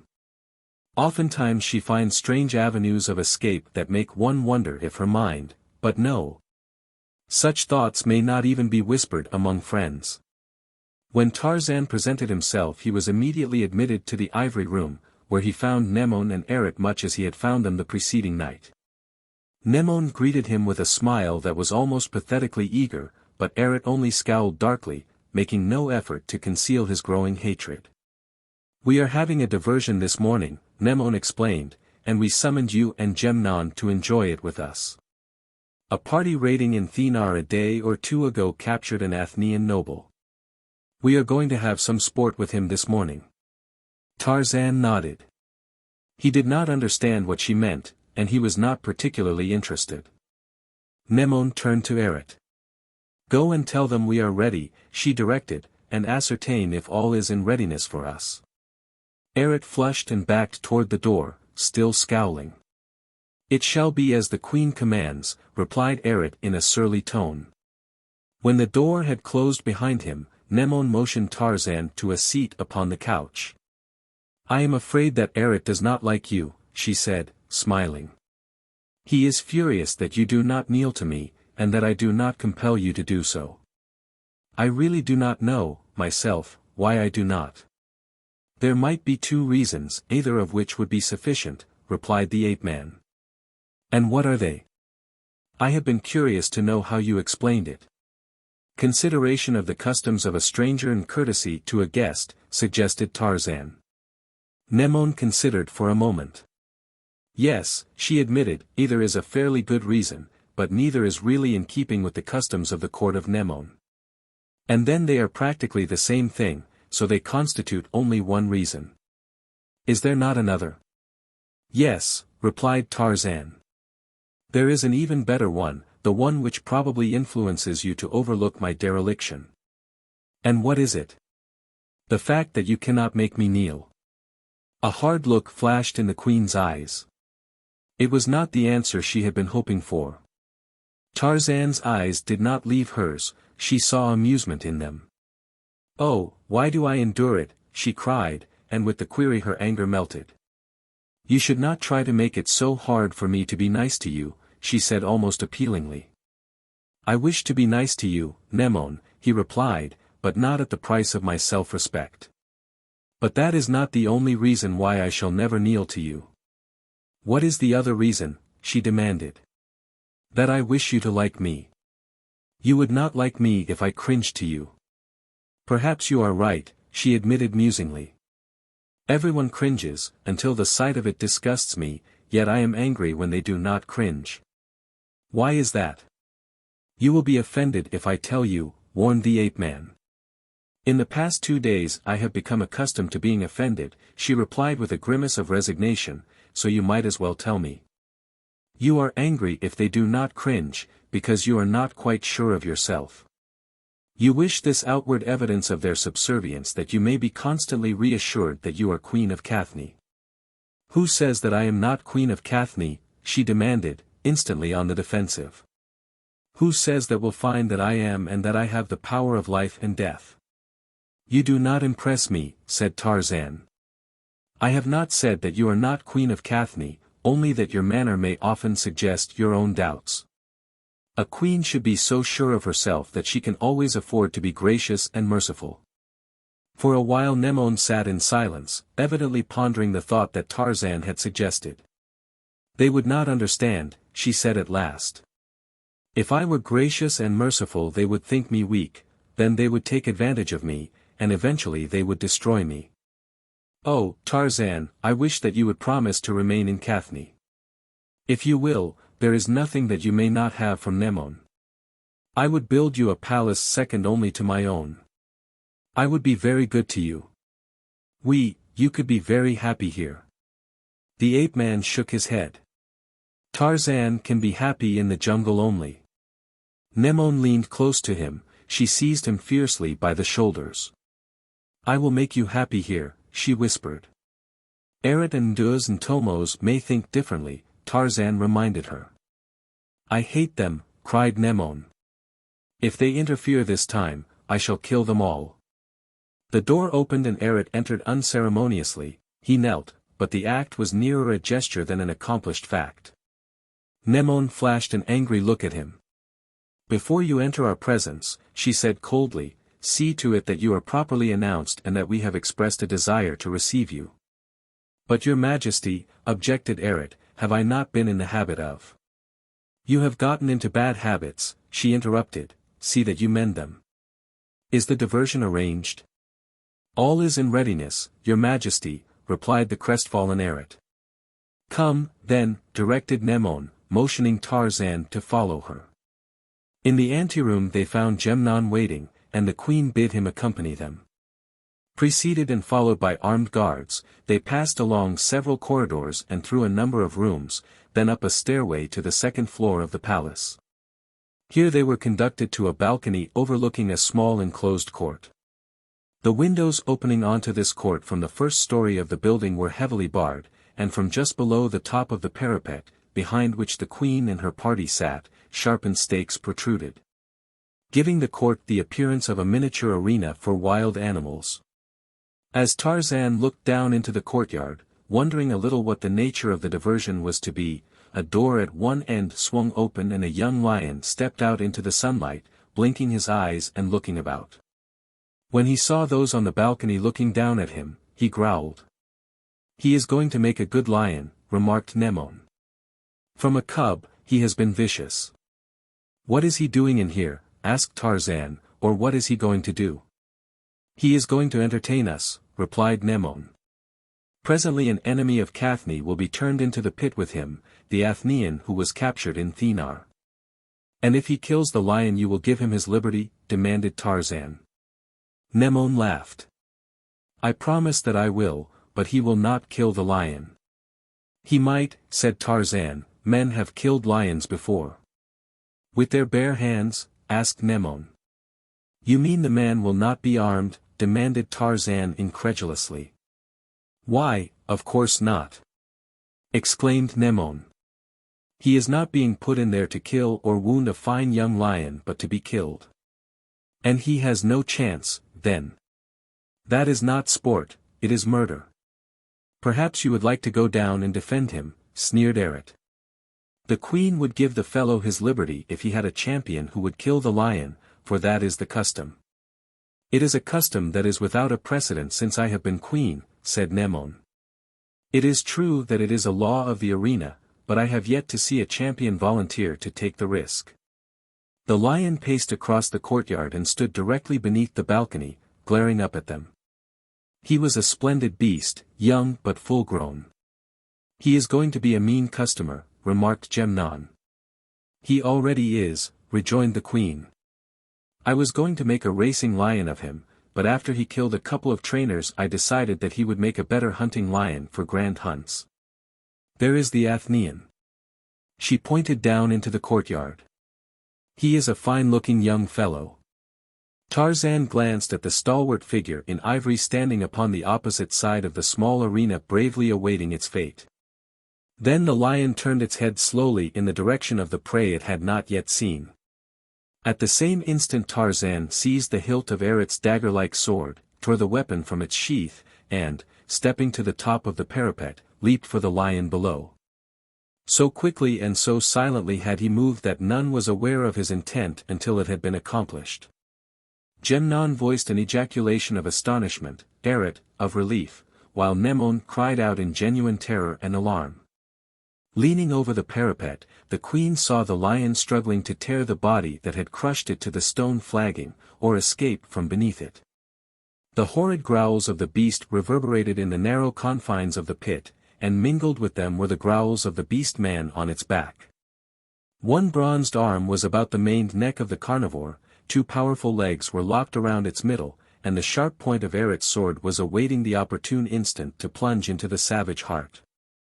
The Athenian was running towards the 2 embattled beasts. By those, exclaimed Nemone. If the lion kills him, I will have it torn limb from limb. It must not kill him. Go down there, Xarator, and help him. Go, Nemone. Nemone did not wait, but springing to the parapet, lowered himself by the stakes and dropped into the courtyard. Xarator hung back. Let him take care of himself, he grumbled. Nemone turned to the guard standing behind her. She was white with apprehension because of Tarzan and with rage and disgust at Xarator. Throw him into the pit, she commanded, pointing at the cringing favorite. But Xarator did not wait to be thrown, and a moment later he had followed Nemone to the courtyard. Neither Xarator nor Nemone nor the man from Athne was needed to save Tarzan from the lion, for already he had sunk the sword into the tawny side.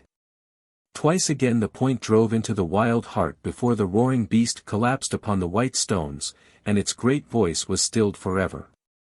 Then Tarzan rose to his feet. For a moment the men about him, the queen leaning across the parapet above, the city of gold, all were forgotten. Here was no English lord, but a beast of the jungle that had made its kill. With 1 foot upon the carcass of the lion, the ape-man raised his face towards the heavens, and from the heart of the palace of Nemone rose the hideous victory cry of the bull-ape that has killed. Nemone and Xarator shuddered, and Nemone drew back in terror. But the Athenian was unmoved, he had heard that savage challenge before. He was Valthor. And now Tarzan turned. All the savagery faded from his countenance as he stretched forth a hand and laid it on Valthor's shoulder. We meet again, my friend, he said. And once again you save my life, exclaimed the Athenian noble. The 2 men had spoken in low tones that had not carried to the ears of Nemone or the others in the balcony. Xarator, fearful that the lion might not be dead, had run to the far end of the court, where he was cowering behind a column. That Nemone might have heard did not concern Tarzan, who trusted the young Cathnian. But those others must not know that he had known Valthor before, or immediately the old story that Tarzan had come from Athne to assassinate Nemone would be revived, and then a miracle could not save either of them. His hand still upon Valthor's shoulder, Tarzan spoke again rapidly in a whisper. They must not know that we are acquainted, he said.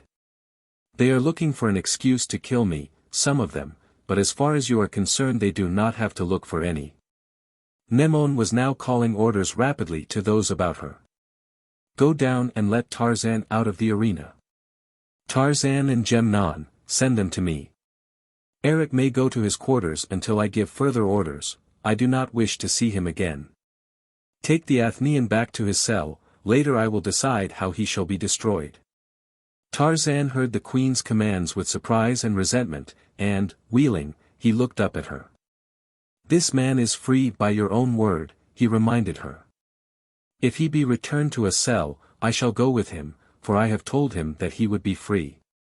Do with him as you please, cried Nemone, he is yours. Only come up to me, Tarzan. I thought that you would be killed, and I am still frightened.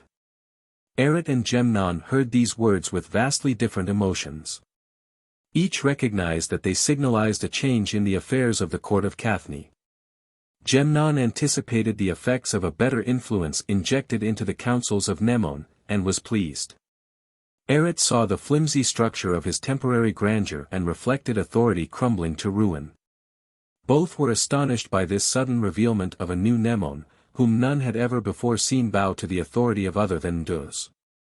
Accompanied by Nemone and Valthor, Tarzan returned to the balcony where Nemone, her composure regained, awaited them. For a moment, moved by excitement and apprehension for Tarzan's safety, she had revealed a feminine side of her character that few of her intimates might even have suspected she possessed, but now she was the queen again.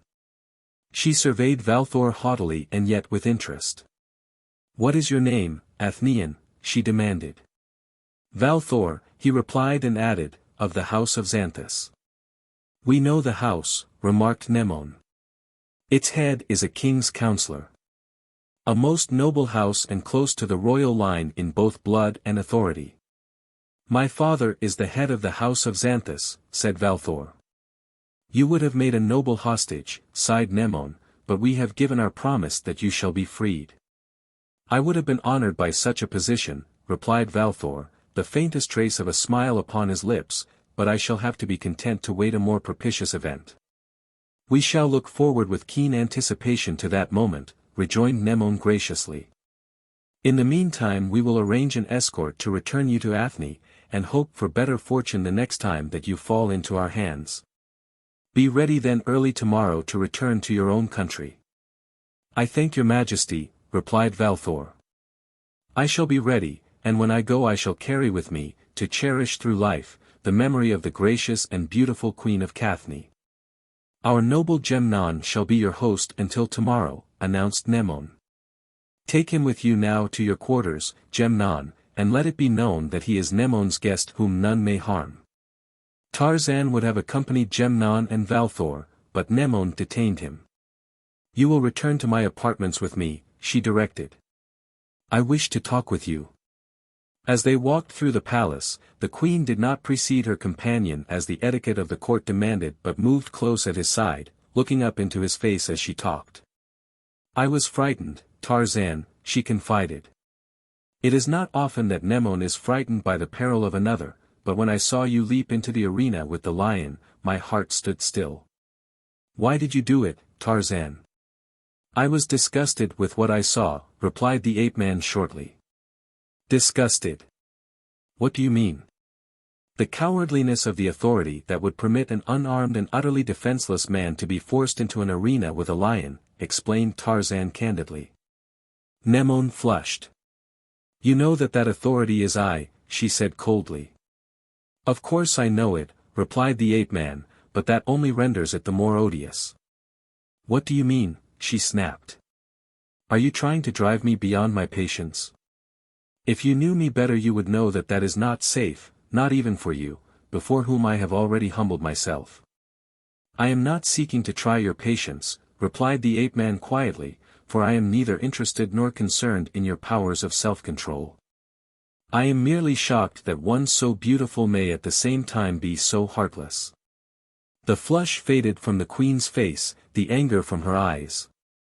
She moved on in silence, her mood suddenly introspective, and when they reached the anteroom leading to her private chambers she halted at the threshold of the latter and laid a hand gently upon the arm of the man at her side. You are very brave, she said. Only a very brave man would have leaped into the arena with the lion to save a stranger, but only the bravest of the brave could have dared to speak to Nemone as you have spoken. For the death that the lion deals may be merciful compared with that which Nemone deals when she has been affronted. Yet perhaps you knew that I would forgive you. Oh, Tarzan, what magic have you exercised to win such power over me?" She took him by the hand then and led him toward the doorway of her chambers. "You shall teach Nemone how to be human." As the door swung open there was a new light in the eyes of the Queen of Cathne, a softer light than had ever before shone in those beautiful depths. Then it faded, to be replaced by a cold, hard glitter of bitterness and hate. Facing them, in the center of the apartment, stood Mduz. She stood there, bent and horrible, wagging her head and tapping the stone floor with her staff. She spoke no word, but fixed them with her baleful glare. As one held in the grip of a power she was unable to resist, Nemone moved slowly towards the ancient hag, leaving Tarzan just beyond the threshold. Slowly and silently the door closed between them. Beyond it the ape-man heard, faintly, the tapping of the staff upon the colored stones of the mosaic. 13. Assassin in the Night. A great lion moved silently from the south across the border of Kaffa. If he were following a trail, the heavy rain that had terminated the wet season must have obliterated it long since. Yet he moved on with a certain assurance that betokened no sign of doubt. Why was he there? What urge had drawn him thus, contrary to the habits and customs of his kind, upon this long and arduous journey? Where was he bound? What or whom did he seek? Only he, Numa the lion, king of beasts, knew. In his quarters in the palace, Eret paced the floor, angry and disconsolate. Sprawled on a bench, his feet wide apart, sat Zersul deep in thought. The two men were facing a crisis, and they were terrified. Had Eret definitely fallen from the favor of the queen, Zersul would be dragged down with him, of that there was no doubt. But there must be something you can do, insisted Zersul. I have seen both Tomos and Mduz, replied Eret drearily, and they have promised to help. But Nemone is infatuated with this stranger. None knows Nemone better than does Mduz, and I can tell you, Zersul, the old hag is frightened. Nemone hates her, and if the attempted thwarting of this new passion arouses her anger sufficiently, it may sweep away the fear that the queen has always held for Mduz, and she will destroy her. It is this that Mduz fears. And you can imagine how terrified old Tomos is. Without Mduz he would be lost, for Nemone tolerates him only because Mduz demands it. But there must be some way, again insisted Zersul. There is no way so long as this fellow, Tarzan, is able to turn Nemone's heart to water, answered Eret. Why, he does not even kneel to her, and he speaks to her as one might to a naughty slave girl. But there is a way. Exclaimed Zersul in a sudden whisper. Listen. Then he launched forth into a detailed explanation of his plan. Eret sat listening to his friend, an expression of rapt interest upon his face. A slave girl crossed the living room where the two men talked, and departed into the corridor beyond, but so engrossed were Eret and Zersul that neither was aware that she had come or that she had gone. In their quarters that evening Gemnon and Tarzan partook of the final meal of the day, for neither had enjoyed the prospect of again eating with the other nobles. Valthor slept in the bedroom, having asked not to be disturbed until morning. When you have definitely displaced Eret, conditions will be different, explained Gemnon. Then they will fawn upon you, shower you with attentions, and wait upon your every whim. That will never occur, snapped the ape-man. Why not? Demanded his companion. There is nothing that Nemone would not do for you, absolutely nothing. Why, man, you can rule Cathne if you so choose. But I do not choose, replied Tarzan.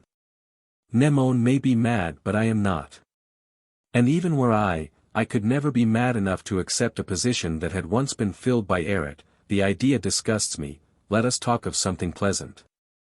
Very well, consented Gemnon with a smile.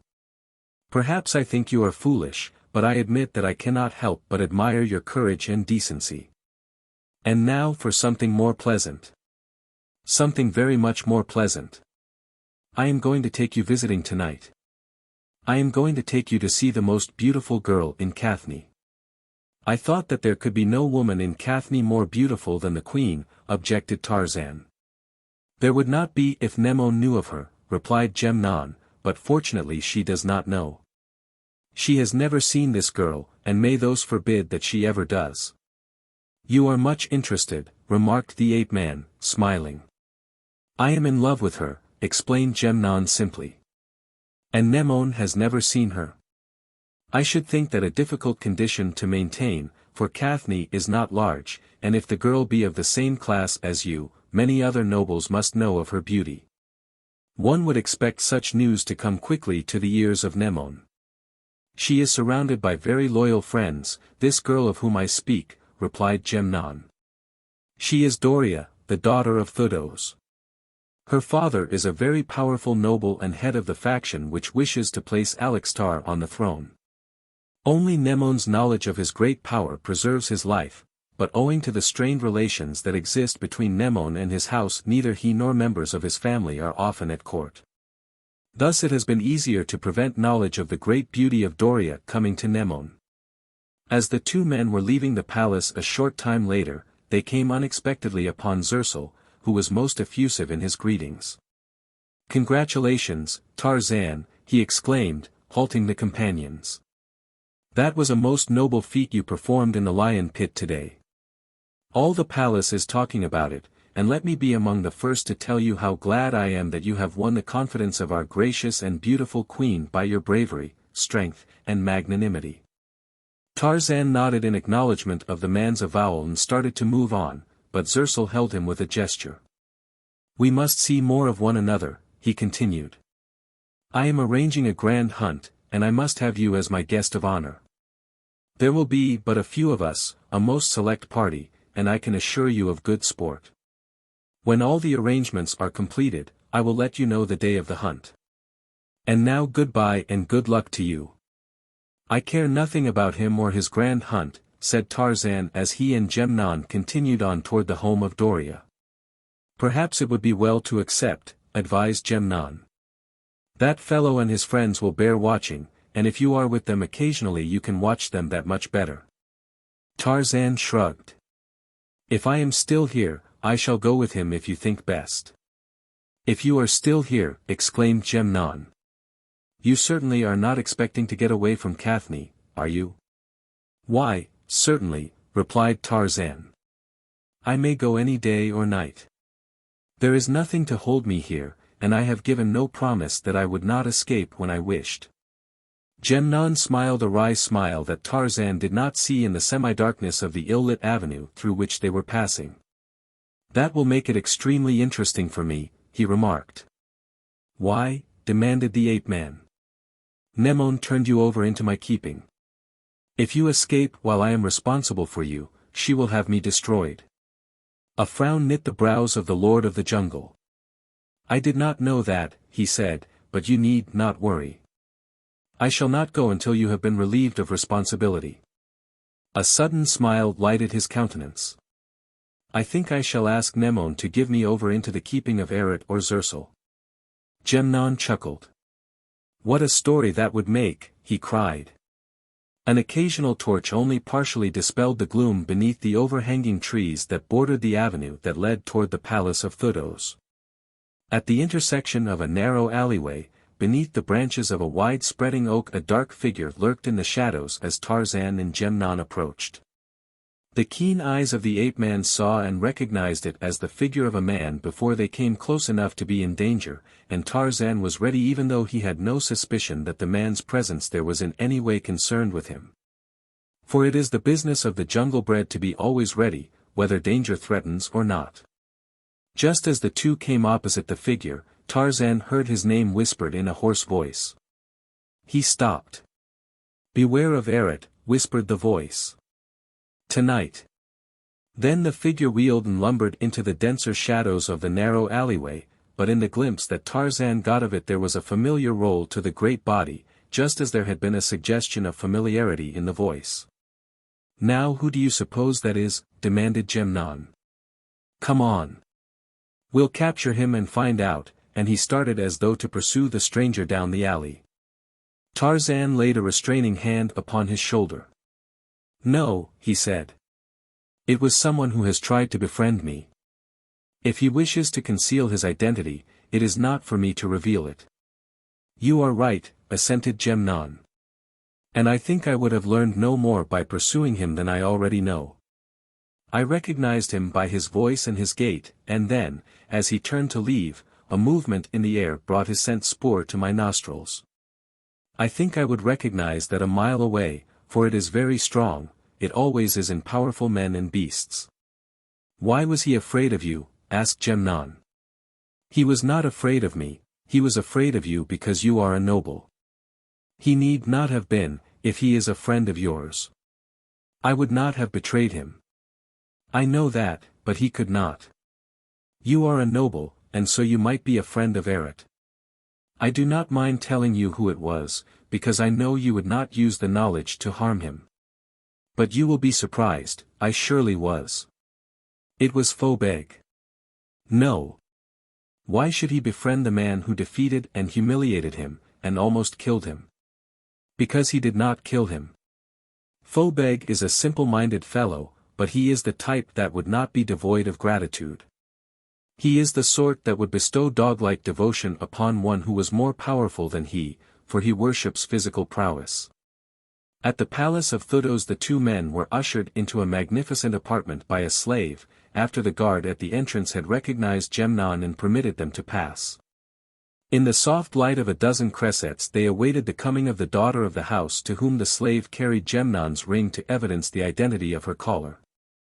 The light fall of soft sandals upon stone announced the coming of their hostess, and both men turned toward the doorway leading into a small open garden from which she was coming. Tarzan saw a girl of exquisite beauty.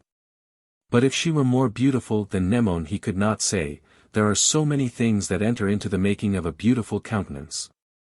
Yet he acknowledged to himself that Thoos was wise in keeping her hidden from the queen. She greeted Nemone with the sweet familiarity of an old friend, and when Tarzan was present her manner was cordial and unaffected, yet always the fact that she was the daughter of Thoos seemed a part of her.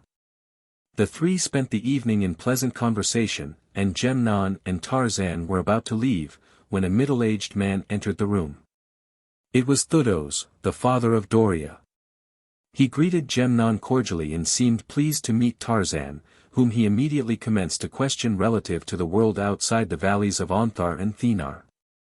Thoos was a strikingly handsome man, with strong features, an athletic build, and eyes that were serious and stern that yet had wrinkles at their corners that betokened much laughter.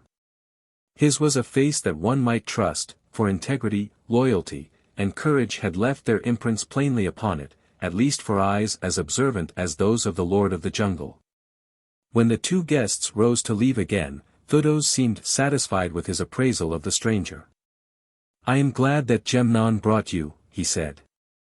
"The very fact that he did convinces me that he has confidence in your friendship and loyalty, for, as you may already know, the position of my house at the court of Nemone is such that we receive only assured friends within our walls." "I understand," replied the ape-man. He made no other reply, but both Thoos and Doria felt that here was a man who might be trusted. As the two men entered the avenue in front of the palace of their host, a figure slunk into the shadow of a tree a few paces from them, and neither saw it. Then they walked leisurely toward their apartments in the palace. "Doria said she saw my meeting with Phobeg in the arena," remarked Tarzan. "I have been curious to ask you how she dared come to the stadium when her life is constantly in danger should her beauty become known to the queen." "She is always disguised when she goes abroad," replied Nemone. "A few touches by an expert hand and hollows appear in her cheeks and beneath her eyes, her brow is wrinkled, and behold. She is no longer the most beautiful woman in the world. Nemone would not give her a second thought if she saw her, but still care is taken to see that Nemone does not see her too closely even then.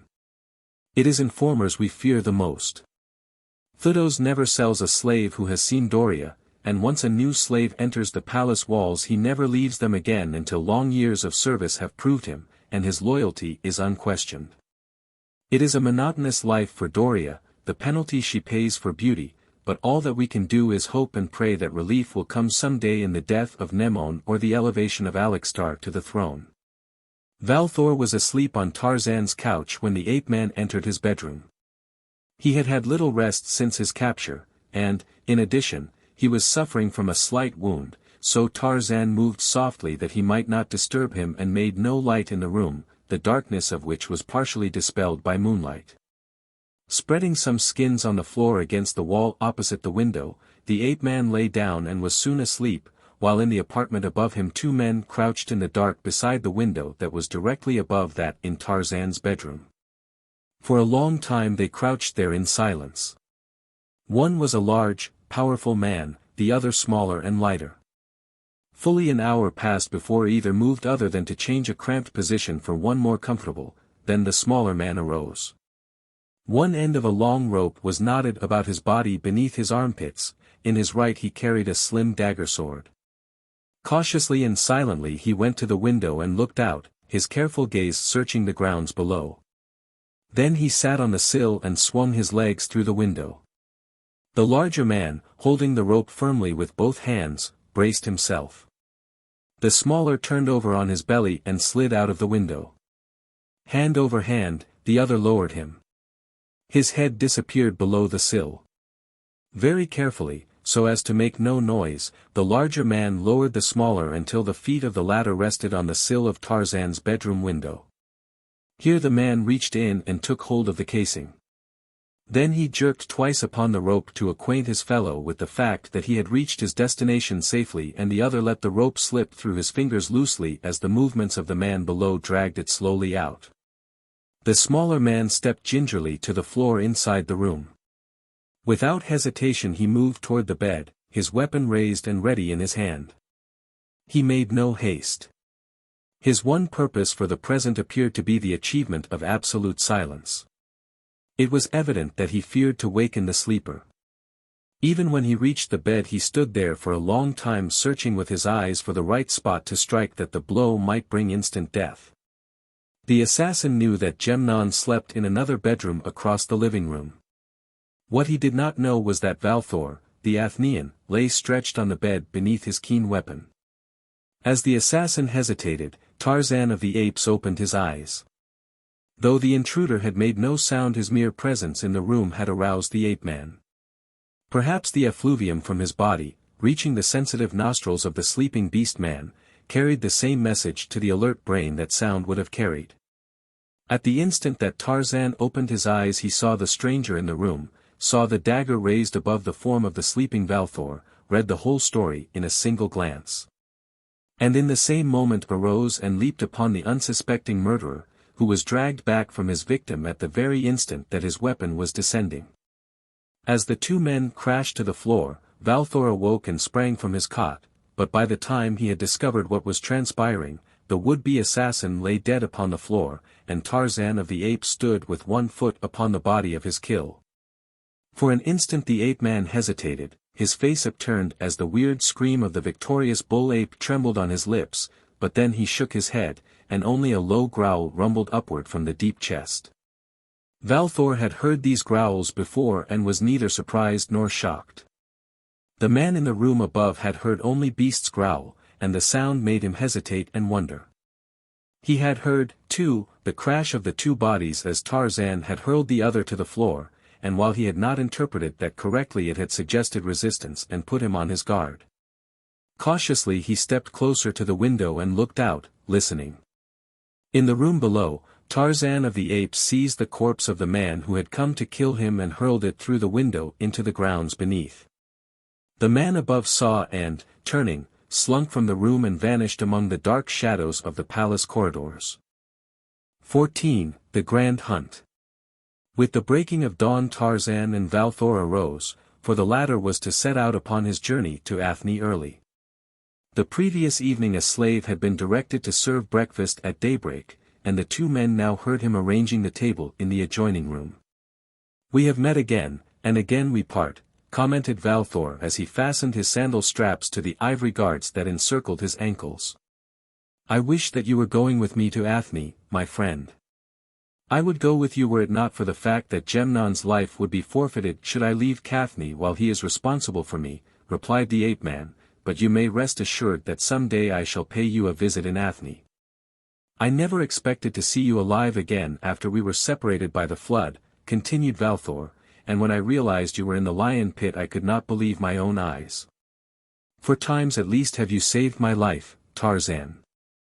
You may be assured of a warm welcome in the house of my father at Athne whenever you come. The debt, if you feel that there was one, is wiped out, Tarzan assured him, since you saved my life last night by sleeping in my bed. What saved whose life? Demanded a voice at the door. Good morning, Gemnon, greeted Tarzan. My compliments and congratulations. Thanks. But what about, demanded the Cathnian. Upon your notable ability as a sound sleeper, explained Tarzan, smiling. Gemnon shook his head dubiously. Your words are beyond me. What are you talking about? You slept last night through an attempted assassination, the killing of the culprit, and the disposition of his body. Phobeg's warning was no idle gossip. You mean that someone came here last night to kill you? And almost killed Valthor instead, and then Tarzan briefly narrated the events of the attempt upon his life.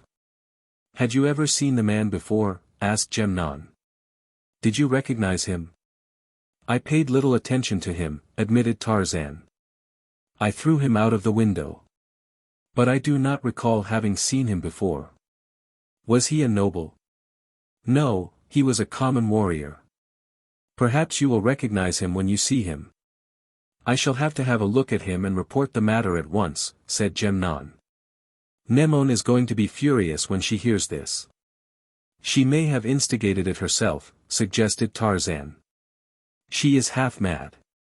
Hush, cautioned Gemnon. It is death even to whisper that thought. No, I do not believe it was Nemone, but were you to accuse Eret, Mduz, or Tomos I could easily agree to that. I must go now, and if I do not return before you leave, Valthor, be assured that I have enjoyed entertaining you. It is unfortunate that we are enemies and that the next time we meet we shall have to endeavor to take one another's head. It is unfortunate and foolish, replied Valthor. But it is the custom, Gemnon reminded him. Then may we never meet, for I could never take pleasure in killing you. Here's to it, then, cried Gemnon, raising his hand as though it held a drinking horn. May we never meet again. And with that he turned and left them. Tarzan and Valthor had but scarcely finished their meal when a noble arrived to tell them that Valthor's escort was ready to depart, and a moment later, with a brief farewell, the Athenian left. By Nemone's command the ape-man's weapons had been returned to him, and he was engaged in inspecting them, looking to the points and feathers of his arrows, his bowstring, and his grass rope, when Gemnon returned. The Cathnian was quite evidently angry and not a little excited. This was one of the few occasions upon which Tarzan had seen his warder other than smiling and affable. I have had a bad half-hour with the queen, explained Gemnon. I was lucky to get away with my life. She is furious over this attempt upon your life and blames me for neglect of duty. What am I to do? Sit on your window-sill all night? Tarzan laughed. I am an embarrassment, he said lightly, and I am sorry. But how can I help it? It was an accident that brought me here, it is perversity that keeps me, the perversity of a spoiled woman. You had better not tell her that, or let other than me hear you say it, Gemnon cautioned him. I may tell her, laughed Tarzan. I am afraid I never acquired that entirely human accomplishment called diplomacy. She has sent me to summon you, and I warn you to exercise a little judgment, even though you have no diplomacy. She is like a raging lion, and whoever arouses her further will be in for a mauling. What does she want of me? Demanded Tarzan. Am I to remain in this house, caged up like a pet dog, to run at the beck of a woman? She is investigating this attempt on your life and has summoned others to be questioned, Gemnon explained. Gemnon led the way to a large audience chamber where the nobles of the court were congregated before a massive throne on which the queen sat, her beautiful brows contracted in a frown. As Tarzan and Gemnon entered the room, she looked up. But she did not smile. A noble advanced and led the two men to seats near the foot of the throne. As Tarzan glanced about at the faces of those near him, he saw Thomos, and Eret, and Zersel. Eret was nervous, he fidgeted constantly upon his bench. He played with his fingers and with the hilt of his sword. "We have been awaiting you," said the queen as Tarzan took his seat. "It appears that you did not exert yourself to hasten in response to our command." Tarzan looked up at her with an amused smile. "On the contrary, your majesty, I returned at once with the noble Nemone," he explained respectfully. "We have summoned you to tell the story of what happened in your apartment last night that resulted in the killing of a warrior." She then turned to a noble standing at her side and whispered a few words in his ear, whereupon the man quit the room. "You may proceed," she said, turning again to Tarzan. "There is little to tell," replied the ape-man, rising. "A man came to my room to kill me, but I killed him instead." "How did he enter your room?" demanded Nemone. "Where was Nemone? Did he admit the fellow?" "Of course not," replied Tarzan. "Nemone was asleep in his own room. The man who would have killed me was lowered from the window of the apartment above mine and entered through my window. There was a long rope tied about his body." "How did you know he came to kill you? Did he attack you?" "Valthor, the Athnian, was sleeping in my bed, I was sleeping on the floor. The man did not see me, for the room was dark. He went to the bed where he thought I was sleeping. I awoke as he stood over Valthor, his sword raised in his hand ready to strike. Then I killed him and threw his body out of the window." "Did you recognize him? Had you ever seen him before?" asked the queen. "I did not recognize him." There was a noise at the entrance to the audience chamber that caused Nemone to glance up. For slaves bore a stretcher into the room and laid it at the foot of the throne, on it was the corpse of a man. "Is this the fellow who attempted your life?" demanded Nemone. "It is," replied Tarzan. She turned suddenly upon Eret.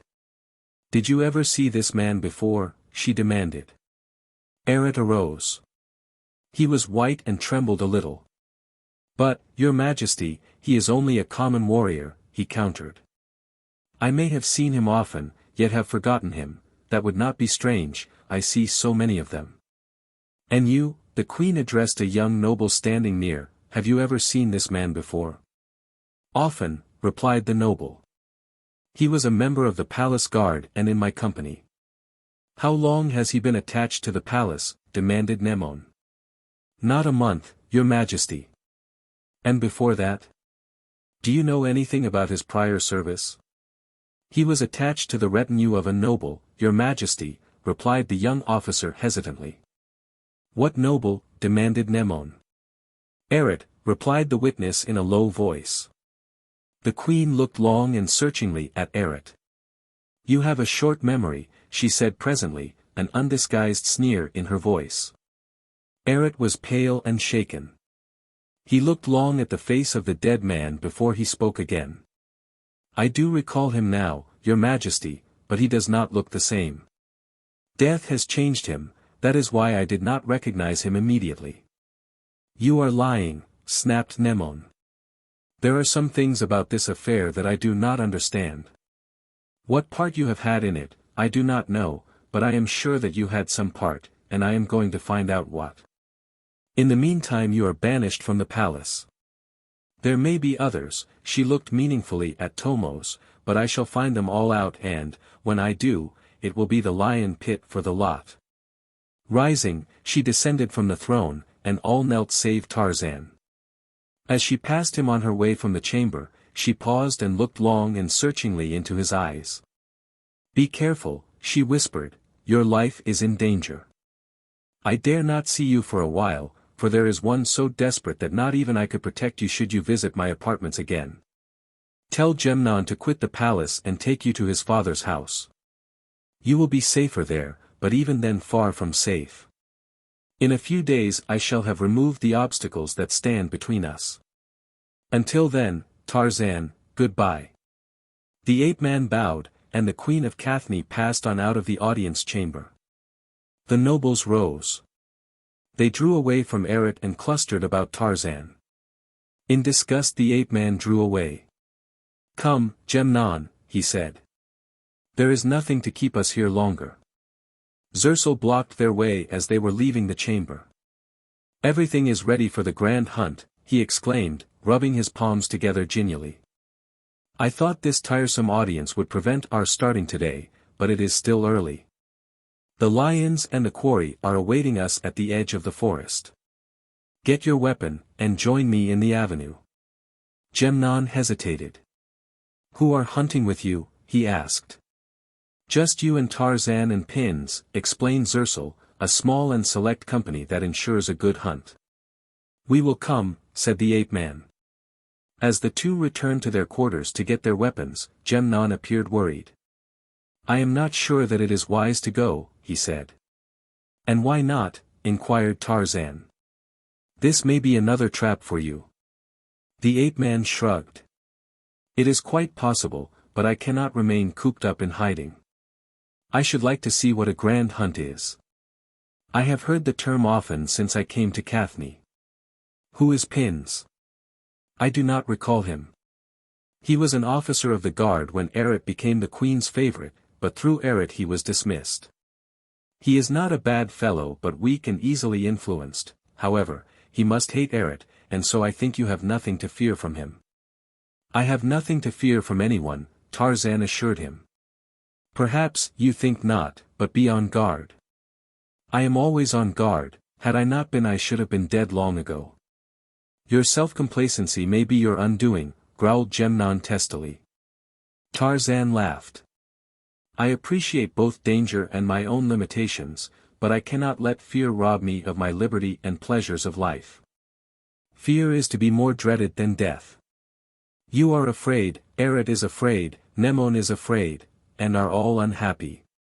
Were I afraid, I should be unhappy but no safer. I prefer to be simply cautious. And by the way, speaking of caution, Nemone instructed me to tell you to take me from the palace and keep me in your father's house. She says the palace is no safe place for me. I really think that it is Mduz who is after me." "Mduz and Xarator and Tomos," said Nemone, "there is a triumvirate of greed and malice and duplicity that I should hate to have upon my trail." At his quarters, Nemone gave orders that his and Tarzan's belongings be moved to the house of his father while the two men were hunting. Then they went to the avenue where they found Xarator and Pins awaiting them. The latter was a man of about 30, rather good-looking but with a weak face and eyes that invariably dropped from a direct gaze. He met Tarzan with great cordiality, and as the four men walked along the main avenue of the city toward the eastern gate he was most affable. Beyond the eastern gate an open park-like plain stretched for a short distance to the forest. Near the gate 4 stalwart slaves held 2 lions in leash, while a 5th man, naked but for a dirty loincloth, squatted upon the ground a short distance away. As the 4 hunters approached the party, Xarator explained to Tarzan that the leashed beasts were his hunting lions. And as the ape-man's observant eyes ran over the 5 men who were to accompany them on the hunt he recognized the stalwart black seated upon the ground apart as the man he had seen upon the auction block in the marketplace. Xarator approached the fellow and spoke briefly with him, evidently giving him orders. When Xarator had finished, the black started off at a trot across the plain in the direction of the forest.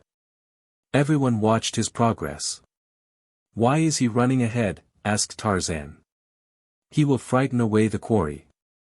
Pins laughed. "He is the quarry." "You mean," demanded Tarzan with a scowl. "That this is a grand hunt," cried Xarator, "where we hunt man, the grandest quarry. What happens if you do not get him? Is he free then?" "I should say not if we can capture him again," cried Xarator. "Slaves cost too much money to be lightly thrown away like that." When the native reached the forest, Xarator spoke a word of command to the keepers and they unleashed the 2 great beasts. The lions bounded away in pursuit of the quarry.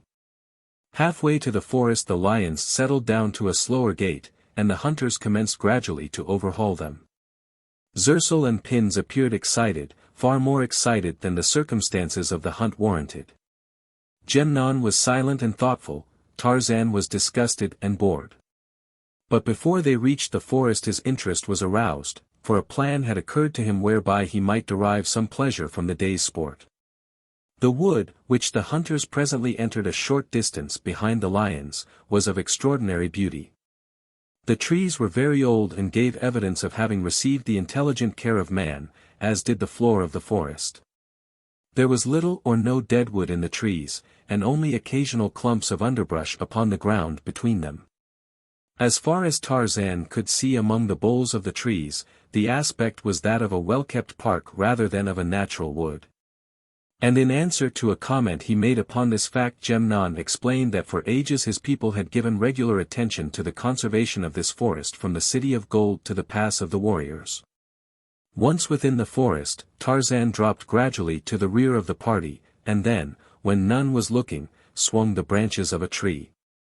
Plain to his nostrils had been the scent spoor of the quarry from the beginning of the chase, and now the ape-man knew, possibly even better than the lions, the direction of the hopeless flight of the man. Swinging through the trees in a slight detour that carried him around and beyond the hunters without revealing his desertion to them, Tarzan sped through the middle terraces of the forest as only the lord of the jungle can. Stronger and stronger in his nostrils waxed the scent of the quarry, behind him came the lions and the hunters. And he knew that he must act quickly, for they were no great distance in his rear. A grim smile lighted his grey eyes as he considered the denouement of the project he had undertaken. Presently he saw the native running through the forest just ahead of him. The fellow was moving at a dogged trot, casting an occasional glance behind him. Tarzan was directly above the man now, and he spoke to him in the language of his people. "Take to the trees," he called down. The native looked up, but he did not stop. "Who are you?" he demanded. "An enemy of your master, who would help you escape," replied the ape-man. "There is no escape, if I take to the trees they will stone me down. They will not find you. I will see to that." "Why should you help me?" demanded the man, but he stopped now and looked up again, searching for the man whose voice came down to him in a tongue that gave him confidence in the speaker. "I have told you that I am an enemy of your master." Now the native saw the bronzed figure of the giant above him. "You are a white man," he exclaimed. "You are trying to trick me. Why should a white man help me?" "Hurry!" admonished Tarzan, "or it will be too late, and no one can help you." For just an instant longer the native hesitated, then he leaped for a low-hanging branch and swung himself up into the tree as Tarzan came down to meet him. 15. The plot that failed. Swiftly, the giant of the jungle bore the gala slave toward the east where, beyond the forest, loomed the mountains that hemmed Onthar upon that side.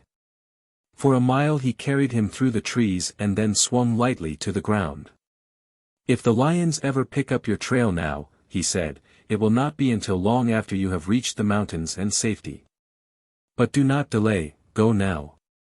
The man fell upon his knees and took the hand of his savior in his own. "I am Hathne," he said. "If I could serve you, I would die for you." "Who are you?" "I am Tarzan of the Apes. Now go your way and lose no time." "One more favor," begged the native. "What?" "I have a brother. He, too, was captured by these when they captured me. He is a slave in the gold mines south of Cathne. His name is Nyaka. If you should go to the gold mines, tell him that Hathne has escaped." "I shall tell him. Now go." Silently the native disappeared among the boles of the forest trees, and Tarzan sprang again into the branches and swung rapidly back in the direction of the hunters.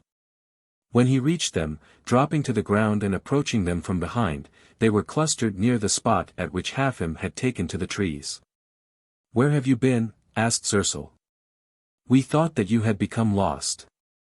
"I dropped behind," replied the ape-man. "Where is your quarry?" "I thought that you would have had him by this time." "We cannot understand it," admitted Xarator. "It is evident that he climbed this tree, because the lions followed him to this very spot, where they stood looking up into the tree, but they did not growl as though they saw the man.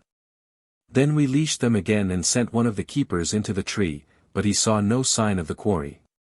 "It is a mystery," exclaimed Pins. "It is indeed," agreed Tarzan, "at least for those who do not know the secret." "Who does know the secret?" demanded Zersul. "The black slave who has escaped you must know, if no other." "He has not escaped me," snapped Zersul. "He has but prolonged the hunt and increased its interest. Come, let us go. I shall hunt with Nemone and Pins with Tarzan. We shall take one lion, they the other." "Agreed," said Tarzan. "But I am responsible to the queen for the safe return of Tarzan," demurred Nemone. "I do not like to have him out of my sight even for a short time." "I promise that I shall not try to escape," the ape-man assured him. "It was not that alone of which I was thinking," explained Nemone. "And I can assure you that I can take care of myself, if you feel fears for my safety," added Tarzan. Reluctantly Nemone assented to the arrangement, and presently the two parties separated, Zersul and Nemone going towards the northwest while Pins and Tarzan took an easterly direction. The latter had proceeded but a short distance, the lion still upon its leash, when Pins suggested that they separate, spreading out through the forest, and thus combing it more carefully. "You go straight east," he said to Tarzan, "the keepers and the lion will go northeast, and I will go north. If any comes upon the trail he may shout to attract the others to his position. If we have not located the quarry in an hour let us all converge toward the mountains at the eastern side of the forest." The ape-man nodded and started off in the direction assigned him, soon disappearing among the trees. But neither Pins nor the keepers moved from where he had left them, the keepers held by a whispered word from Pins. The leashed lion looked after the departing ape-man, and Pins smiled. The keepers looked at him questioningly. "Such sad accidents have happened many times before," said Pins. Tarzan moved steadily toward the east. Presently he heard a noise behind him and glancing back was not surprised by what he saw. A lion was stalking him, a lion wearing the harness of a hunting lion of Cathne. It was one of Zersul's lions, it was the same lion that had accompanied Pins and Tarzan. Instantly the ape-man guessed the truth, and a grim light glinted in his eyes. It was no light of anger, but there was disgust in it and the shadowy suggestion of a savage smile. The lion, realizing that its quarry had discovered it, began to roar. In the distance Pins heard and smiled. "Let us go now," he said to the keepers. "We must not find the remains too quickly, that might not look well." The three men moved slowly off toward the north. From a distance Nemone and Zersul heard the roar of the hunting lion. "They have picked up the trail," said Nemone, halting, "we had best join them." "Not yet," demurred Zersul. "It may be a false trail. We will wait until we hear the hunter's call." But Nemone was troubled. Tarzan stood awaiting the coming of the lion. He could have taken to the trees and escaped, but a spirit of bravado prompted him to remain. He hated treachery, and exposing it gave him pleasure. He carried a Cathnian spear and his own hunting knife, his bow and arrows he had left behind. The lion came nearer, it seemed vaguely disturbed. Perhaps it did not understand why the quarry stood and faced it instead of running away. Its tail twitched, its head was flattened, slowly it came on again, its wicked eyes gleaming angrily. Tarzan waited. In his right hand was the sturdy Cathnian spear, in his left his hunting knife. He measured the distance with a trained eye as the lion started its swift, level charge. Then, when it was coming at full speed, his spear hand flew back and he launched the heavy weapon. Deep beneath the left shoulder it drove, deep into the savage heart, but it checked the beast's charge for but an instant. Infuriated now, the carnivore rose upon its hind legs above the ape-man, its great, taloned paws reaching to drag him to the slavering jowls. But Tarzan, swift as arrow the lightning, stooped and sprang beneath them, sprang to one side and then in again, closing with the lion, leaping upon its back. With a hideous roar, the animal wheeled and sought to bury its great fangs in the bronzed body or reach it with those raking talons. It threw itself to right and left as the creature clinging to it drove a steel blade repeatedly into the already torn and bleeding heart. The vitality and life tenacity of a lion are astounding, but even that mighty frame could not long withstand the lethal wounds its adversary had inflicted, and presently it slumped to earth and, with a little quiver, died. Then the ape-man leaped to his feet.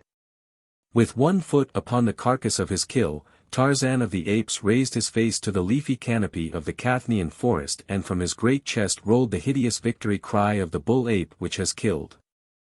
As the uncanny challenge reverberated down the forest aisles, Pins and the two keepers looked questioningly at one another and laid their hands upon their sword hilts. "In the name of Thoos." "What was that?" demanded one of the keepers. "Silence," admonished Pins. "Do you want the thing to creep upon us unheard because of your jabbering?" "What was it, master?" asked one of the men in a whisper. "It may have been the death cry of the stranger," suggested Pins, voicing the hope that was in his heart. "It sounded not like a death cry, master," replied the keeper. "There was a note of strength and elation in it, and none of weakness and defeat." At a little distance, Nemone and Xarator heard, too. "What was that?" demanded the latter. Nemone shook his head. "I do not know, but we had better go and find out. I did not like the sound of it." Xarator appeared nervous. "It was nothing, perhaps, but the wind in the trees. Let us go on with our hunting." "There is no wind," demurred Nemone. "I am going to investigate. I am responsible for the safety of the stranger, but, of even more importance than that, I like him." "Oh, so do I," exclaimed Xarator eagerly. "But nothing could have happened to him. Pins is with him." "That is precisely what I was thinking," observed Nemone. "That nothing could have happened to him. That Pins is with him."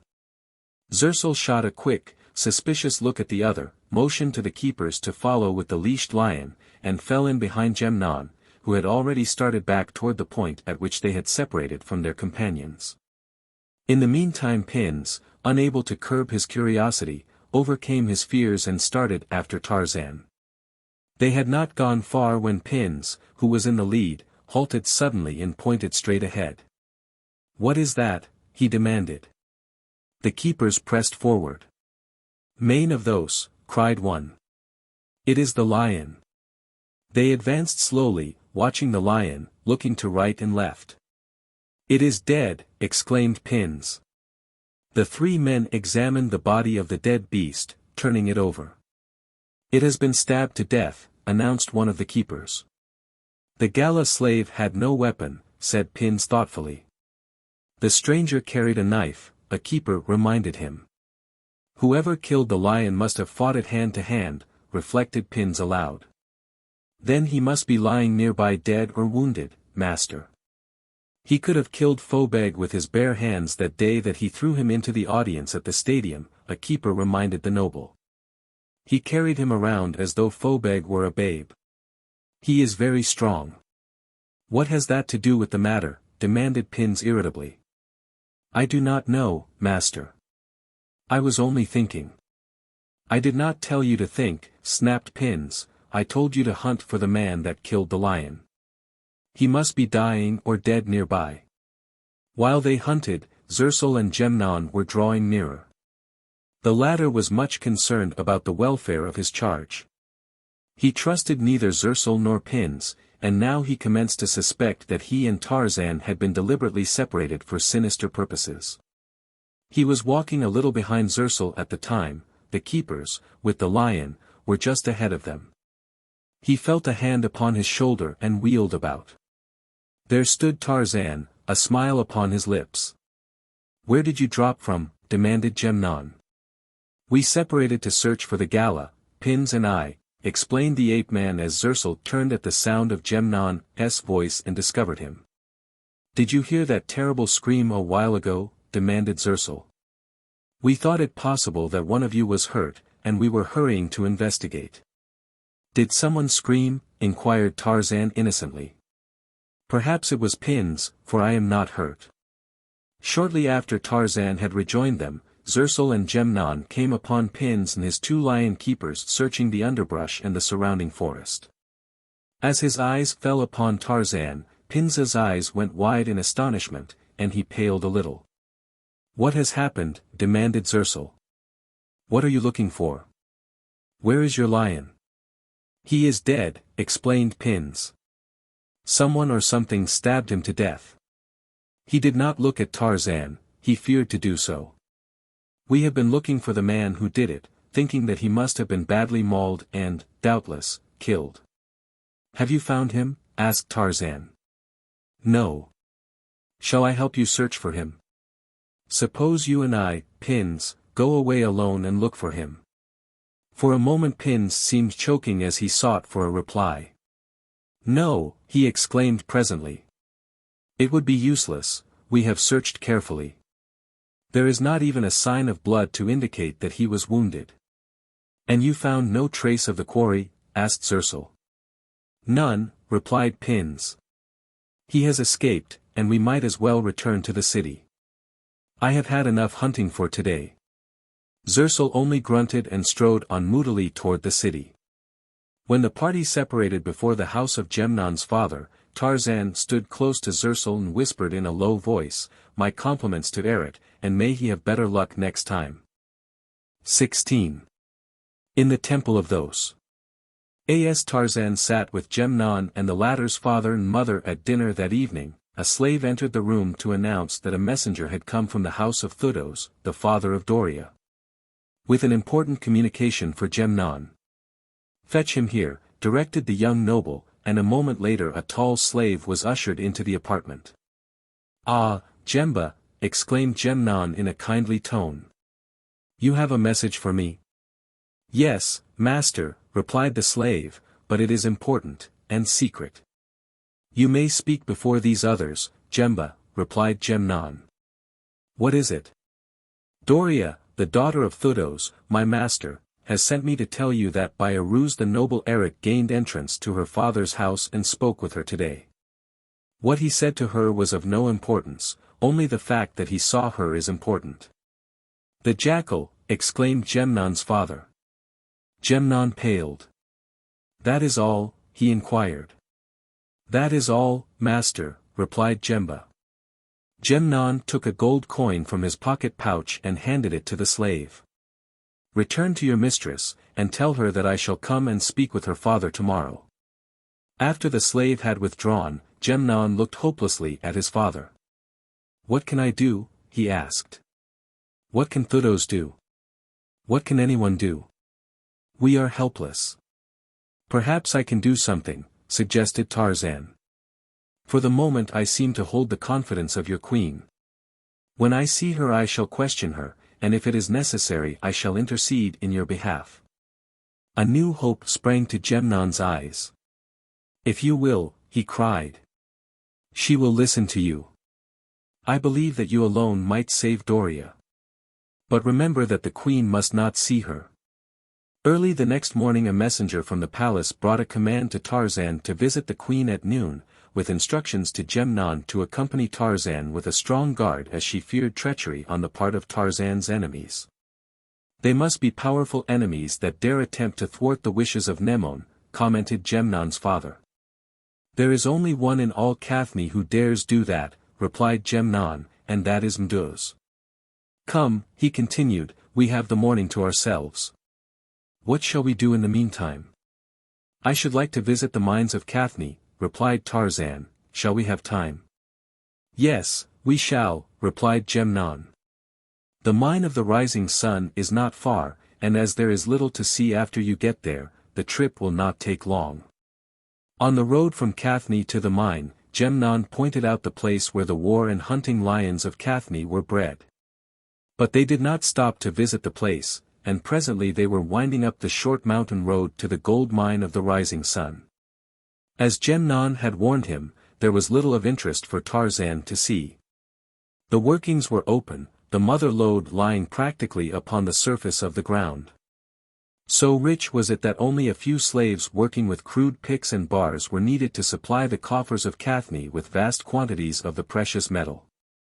But it was not the mines nor gold that had caused Tarzan to wish to visit the diggings.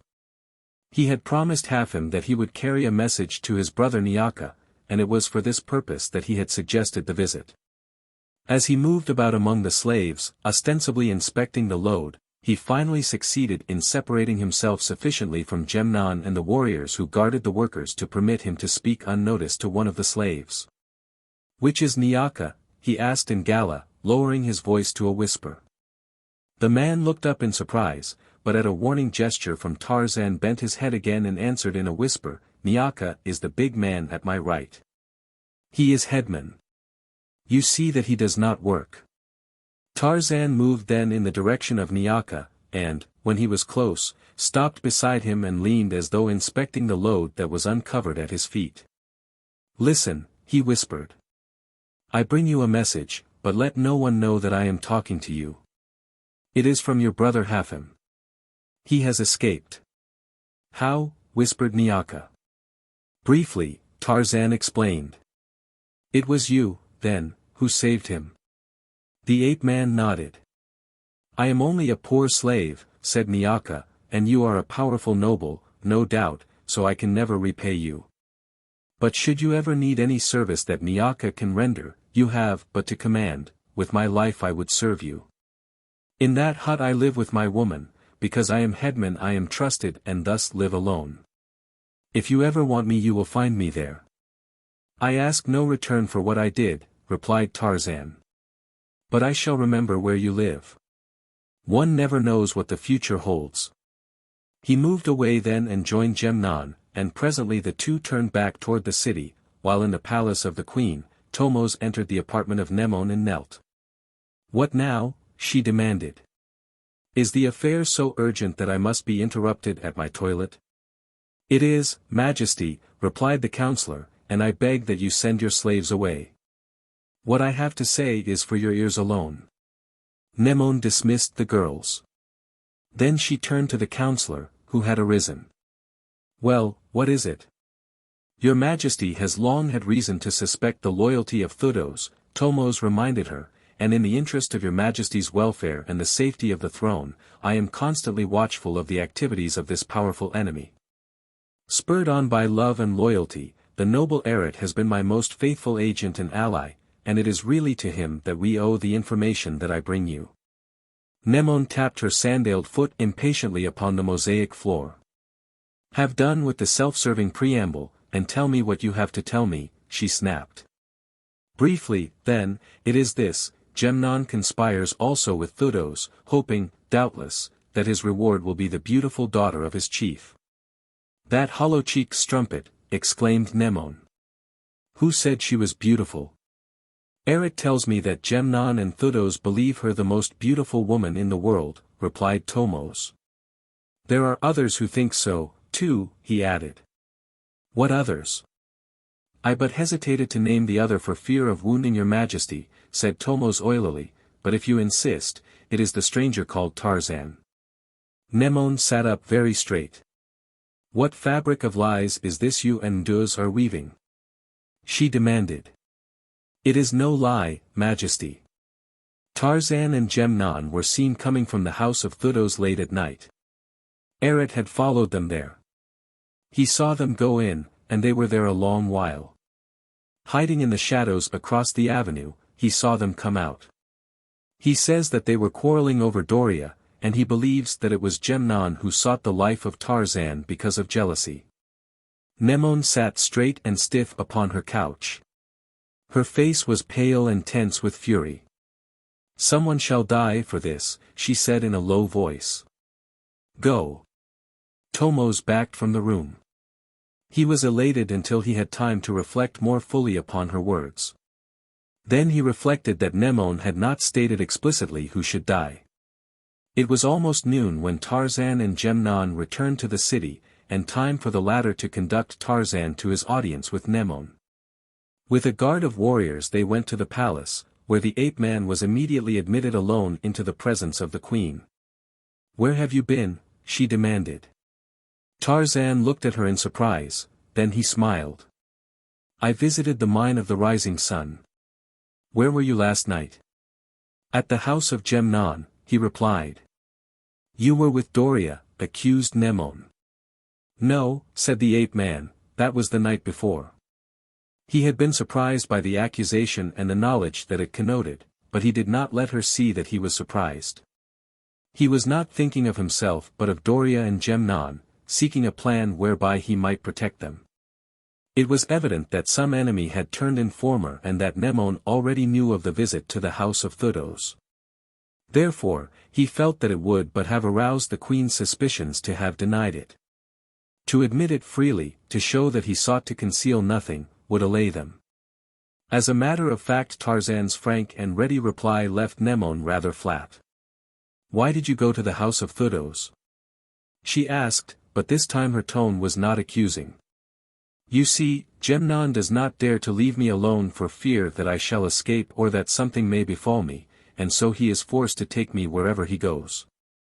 It is rather hard on him, Nemone, and I have been intending to ask you to make someone else responsible for me for at least a part of the time. We will speak of that later, replied the queen. Why does Nemone go to the house of Thoos?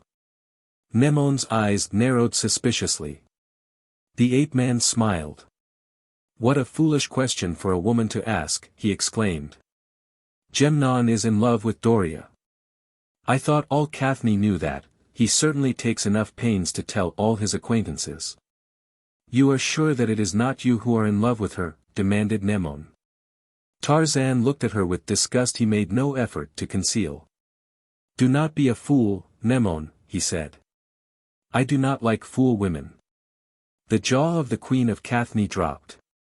In all her life no one had ever addressed her in words or tones like these. When she spoke again, she had regained her calm. I was told that you loved her, she explained, but I did not believe it. Is she very beautiful? I have heard that she is considered the most beautiful woman in Cathne. Perhaps Nemone thinks so, replied Tarzan with a laugh, but you know what love does to the eyes of youth. What do you think of her? Demanded the queen. The ape-man shrugged. She is not bad-looking, he said. Is she as beautiful as Nemone? Demanded the queen. As the brilliance of a far star is to the brilliance of the sun. The reply appeared to please Nemone. She arose and came closer to Tarzan. There was a rattling of chains at the far end of the room, followed by a terrific roar as Belthar sprang to his feet. Nemone shrank suddenly away from the ape-man, a shudder ran through her body, and an expression, half fright, half anger, suffused her face. It is always something, she said irritably, trembling a little. Belthar is jealous. There is a strange bond linking the life of that beast to my life. I do not know what it is, I wish I did. A light, almost of madness, glittered in her eyes. But this I know, when Belthar dies, I die. She looked up rather sadly at Tarzan as again her mood changed.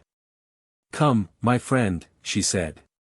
We shall go to the temple together and perhaps those may answer the questions that are in the heart of Nemone.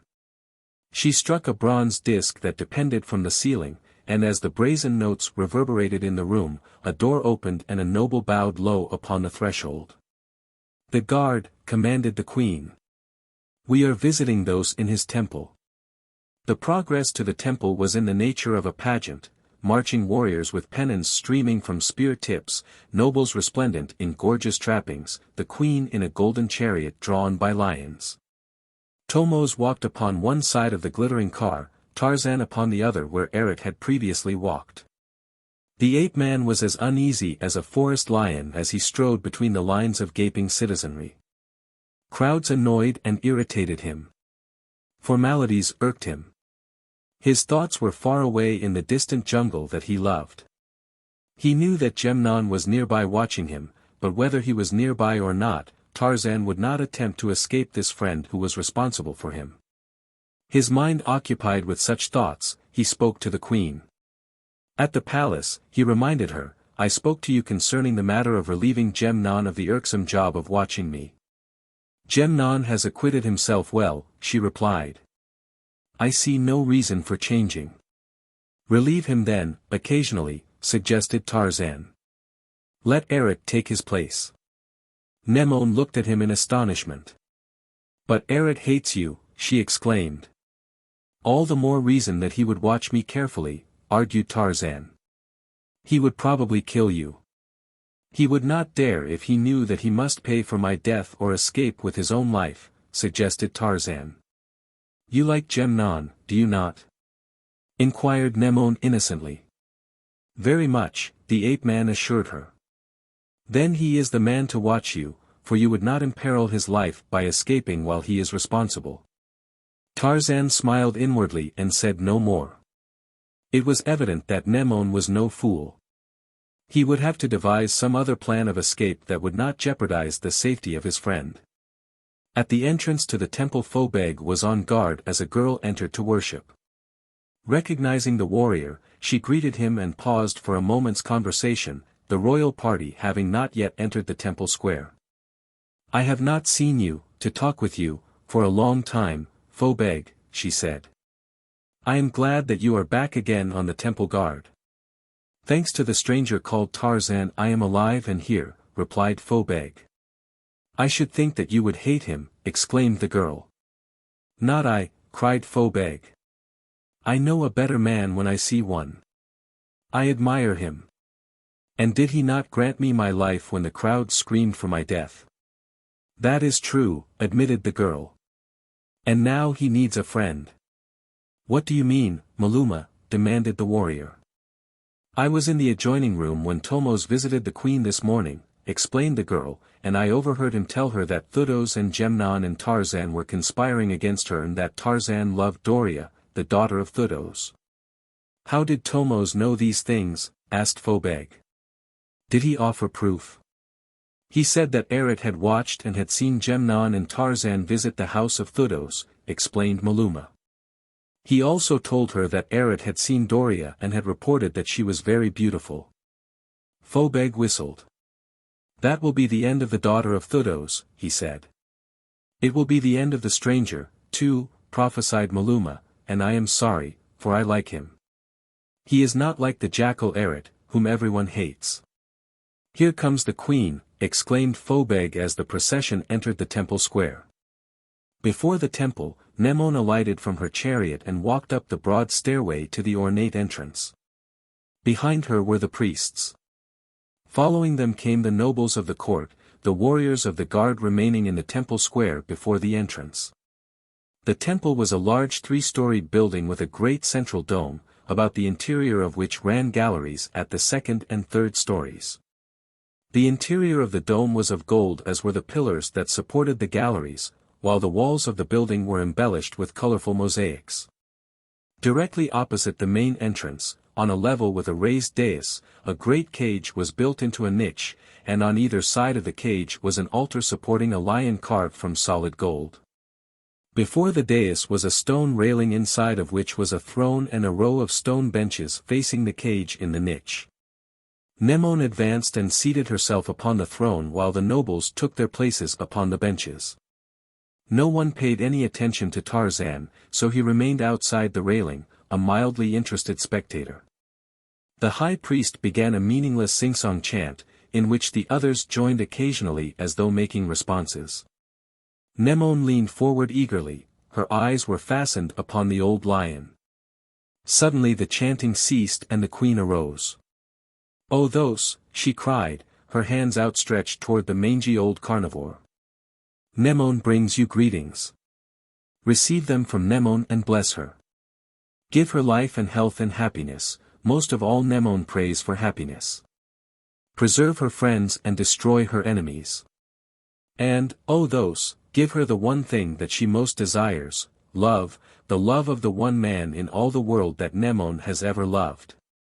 And the lion glared at her through the bars. She spoke as though in a trance, as though oblivious to all else around her save the god to which she prayed. Nemone sat, silent and rigid, upon her throne, staring straight ahead at the lion in the cage.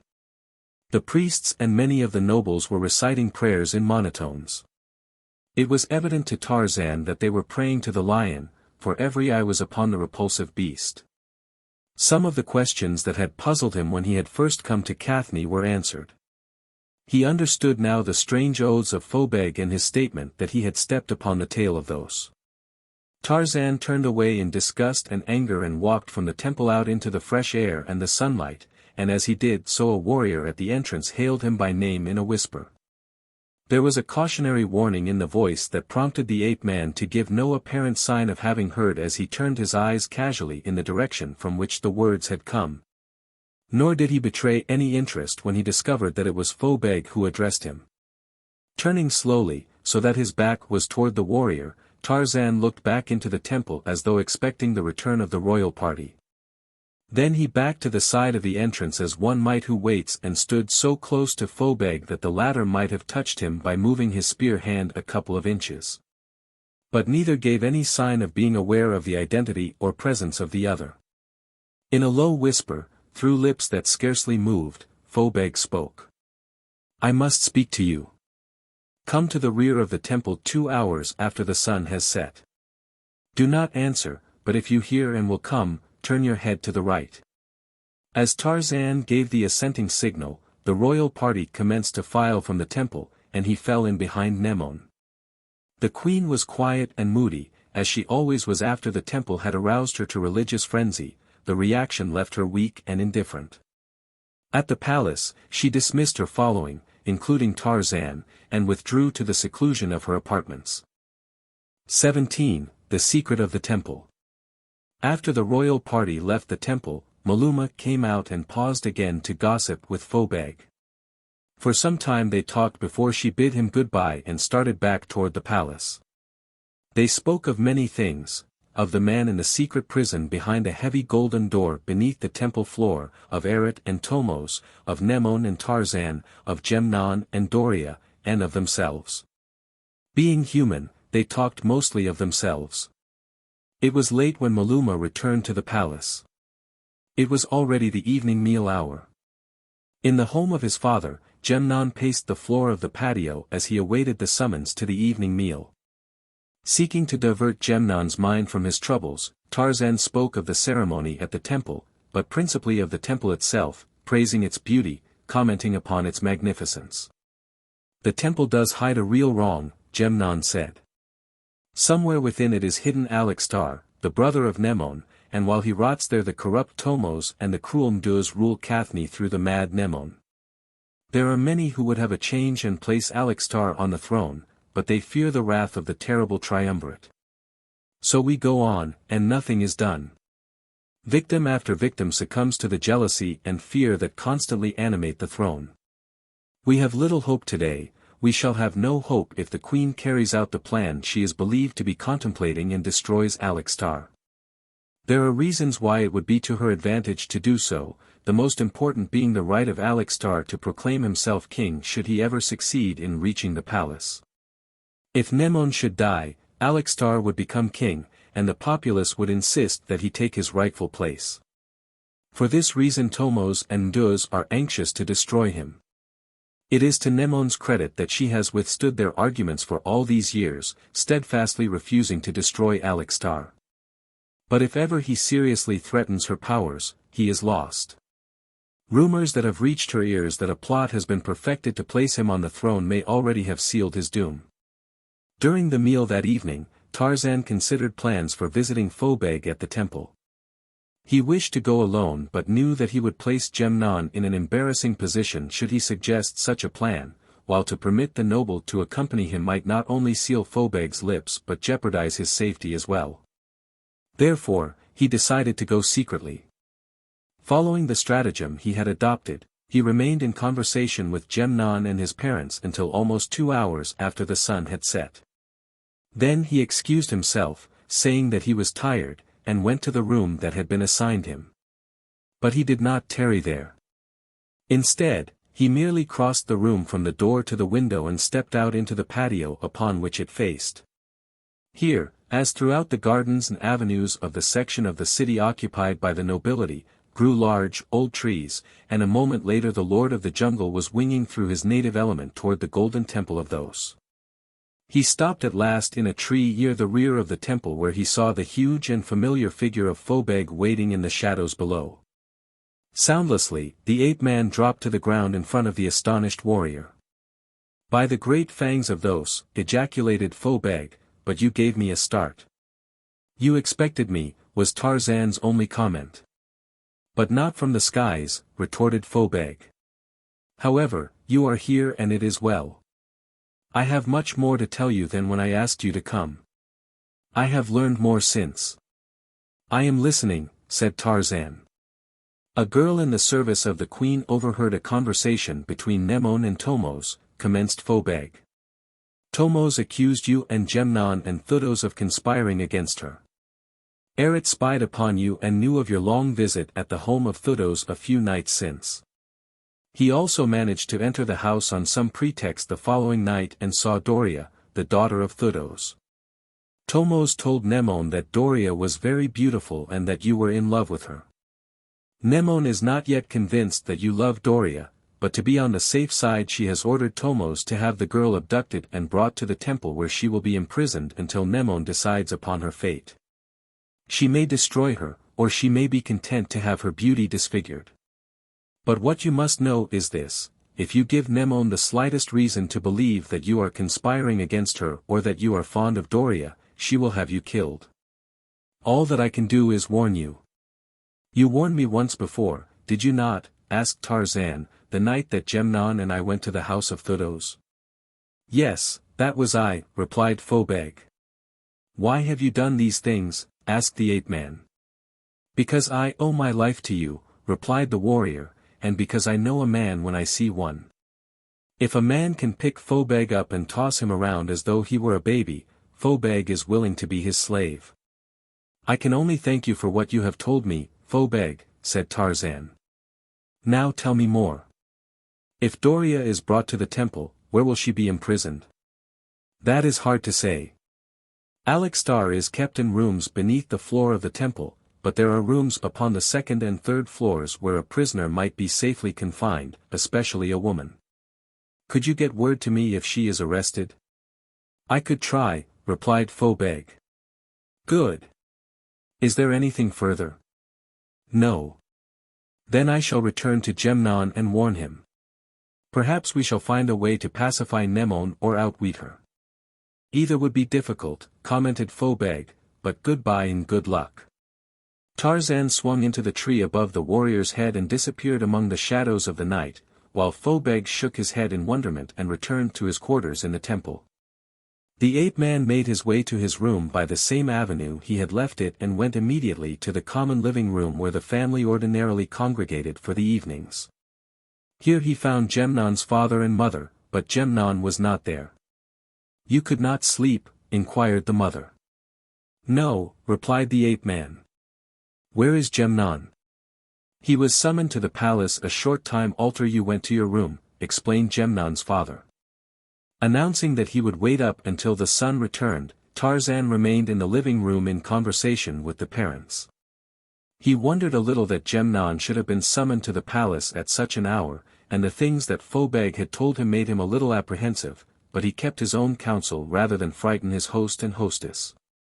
Scarcely an hour had passed when they heard a summons at the outer gate, and presently a slave came to announce that a warrior wished to speak to Tarzan upon a matter of urgent necessity. The ape-man arose. I will go outside and see him, he said. Be careful, cautioned Nemnone's father. You have bitter enemies who would be glad to see you destroyed. I shall be careful, Tarzan assured him as he left the room behind the slave. At the gate 2 warriors connected with the house were detaining a huge man whom Tarzan recognized even from a distance as Phobeg. I must speak with you at once and alone, said the latter. This man is all right, Tarzan told the guards. Let him enter and I will talk with him in the garden. When they had walked a short distance from the guards, Tarzan paused and faced his visitor. What is it? He asked. You have brought me bad news. Very bad, replied Phobeg. Nemone, Thoos, and many of their friends have been arrested and are now in the dungeons. Doria has been taken and is imprisoned in the temple. I did not expect to find you at liberty, but took the chance that Nemone's interest in you might have saved you temporarily. If you can escape from Cathne, do so at once. Her mood may change at any moment, she is as mad as a monkey. Thank you, Phobeg, said the ape-man. Now get back to your quarters before you become embroiled in this affair. And you will escape? Asked the warrior. I owe something to Nemone, replied Tarzan, for his kindness and his friendship, so I shall not go until I have done what I can to help him. No one can help him, stated Phobeg emphatically. All that you will do is get yourself in trouble. I shall have to chance it, and now goodbye, my friend, but before you go tell me where Doria is imprisoned. On the third floor of the temple at the rear of the building, just above the doorway where I awaited you this evening. Tarzan accompanied Phobeg to the gate and out into the avenue. Where are you going? Demanded the latter. To the palace. You, too, are mad, protested Phobeg, but already the ape-man had left him and was walking rapidly along the avenue in the direction of the palace. It was late, but Tarzan was now a familiar figure to the palace guards, and when he told them that Nemone had summoned him they let him enter, nor was he stopped until he had reached the anteroom outside the queen's apartments. Here a noble on guard protested that the hour was late and that the queen had retired, but Tarzan insisted upon seeing her. Tell her it is Tarzan, he said. I do not dare disturb her, explained the noble nervously. I dare, said Tarzan and stepped to the door leading to the ivory room where Nemone had been accustomed to receive him. The noble sought to interfere but the ape-man pushed him aside and attempted to open the door, only to find it securely bolted upon the opposite side. Then with his clenched fist he pounded loudly upon its carved surface. Instantly from beyond it came the savage growls of Belthar and a moment later the frightened voice of a woman. Who is there? She demanded. The queen sleeps. Who dares disturb her? Go and awaken her, shouted Tarzan through the door. Tell her that Tarzan is here and wishes to see her at once. I am afraid, replied the girl. The queen will be angry. Go away, and come in the morning. Then Tarzan heard another voice beyond the door demanding, who is it comes pounding on Nemone's door at such an hour, and recognized it as the queen's. It is the noble Tarzan, replied the slave girl. Draw the bolts and admit him, commanded Nemone, and as the door swung open Tarzan stepped into the ivory room. The queen stood halfway across the apartment, facing him. She directed the slave to re-bolt the door and leave the apartment. Then she turned and, walking to the couch, motioned Tarzan to approach. As she sank among the soft cushions she motioned Tarzan to her side. I am glad you came, she said. I could not sleep. I have been thinking of you. But tell me, why did you come? Had you been thinking of me?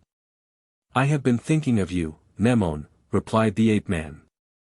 I have been thinking that perhaps you will help me, that you can help me, I know. You have only to ask, replied the queen softly.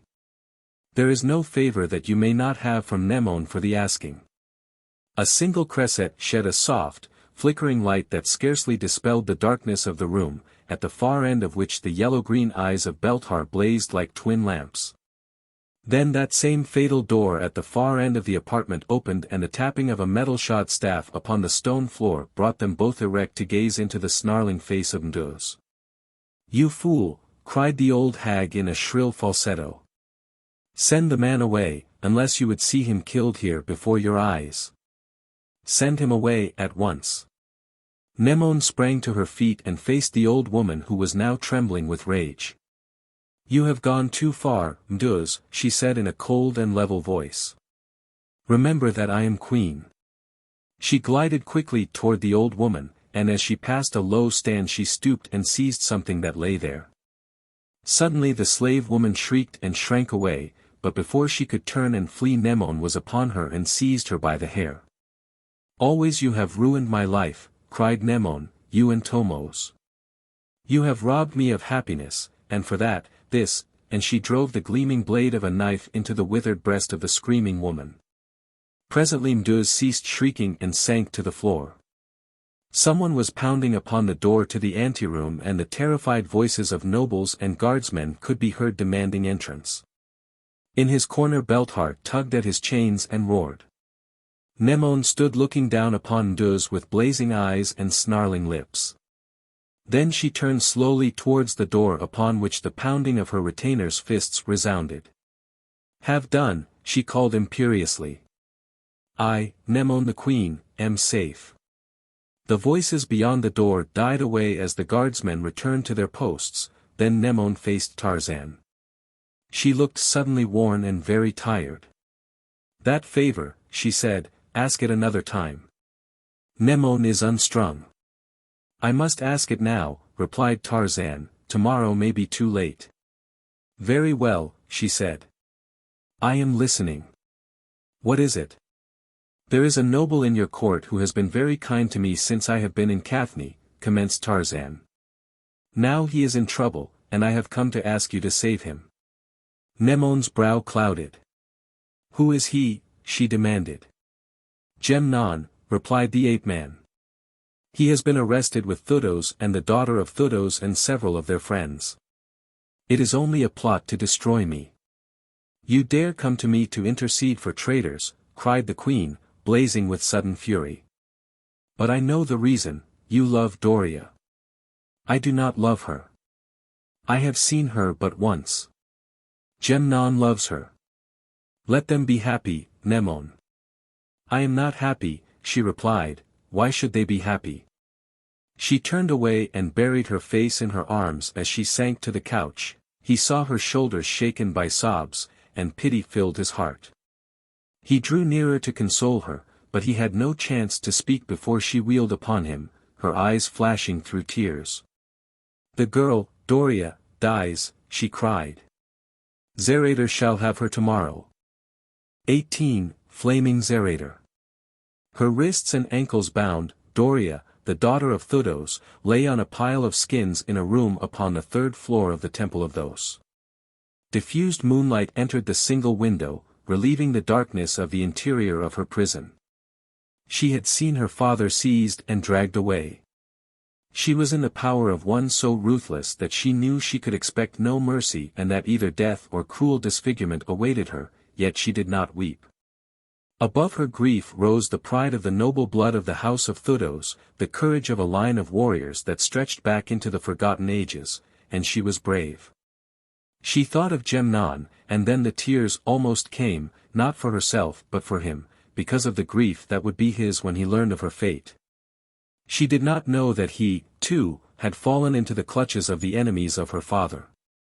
Presently she heard the sound of footsteps approaching along the corridor, heard them stop before the door behind which she was locked. The door swung open and the room was illuminated by the light of a torch held in the hand of a man who entered and closed the door behind him. The girl lying upon the pile of skins recognized Xarator.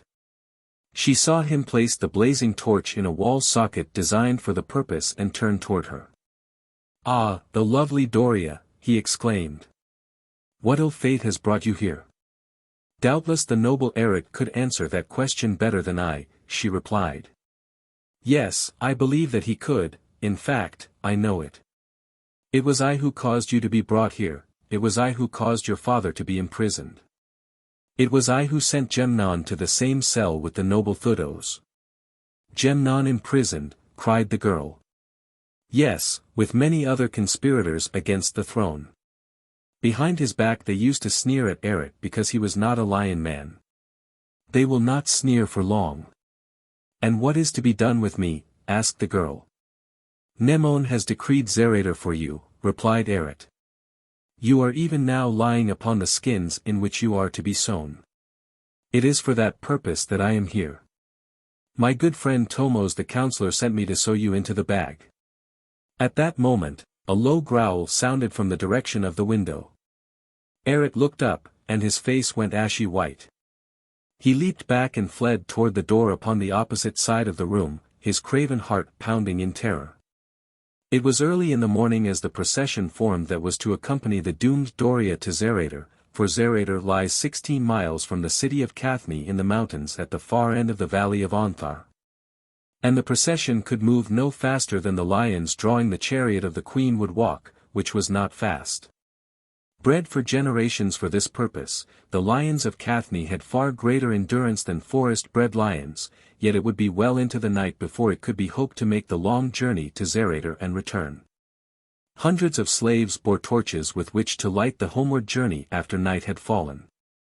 Nemone entered her chariot. She was wrapped in woolen robes and the skins of animals, for the morning air was still chill. At her side walked Thomos, nervous and ill at ease.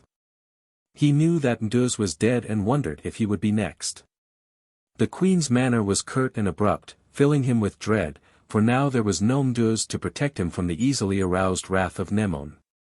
"Where is Tarzan?" she demanded. "I do not know, Majesty," replied Thomos. "I have not seen him."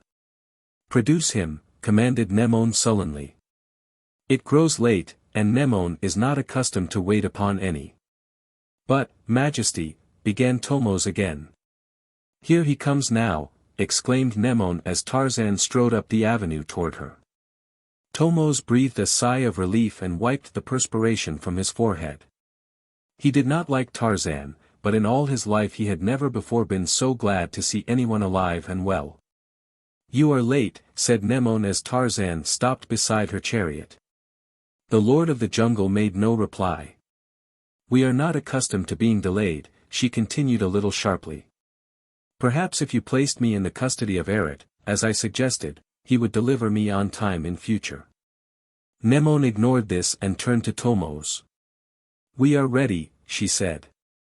At a word from the counselor, a trumpeter at his side raised his instrument to his lips and sounded a call. Slowly the long procession began to move, and like a huge serpent crawled toward the bridge of gold. The citizens lining the avenue moved with it, men, women, and children. The women and children carried packages in which food was wrapped, the men bore arms. A journey to Xarator was an event. It took them the length of Onthar, where wild lions roamed and where Athenian raiders might set upon them at any moment of the day or night, especially of the night. So the march took on something of the aspects of both a pageant and a military excursion. Behind the golden chariot of the queen rolled a second chariot on the floor of which lay a bundle sewn in the skins of lions. Chained to this chariot were Thoos and Nemone. Following were 100 chariots driven by nobles in gold and ivory, while other nobles on foot entirely surrounded the chariot of the queen.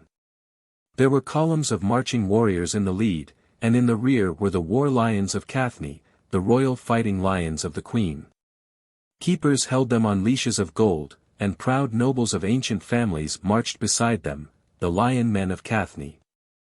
The barbaric splendor of the scene impressed even the ape-man, who cared little for display.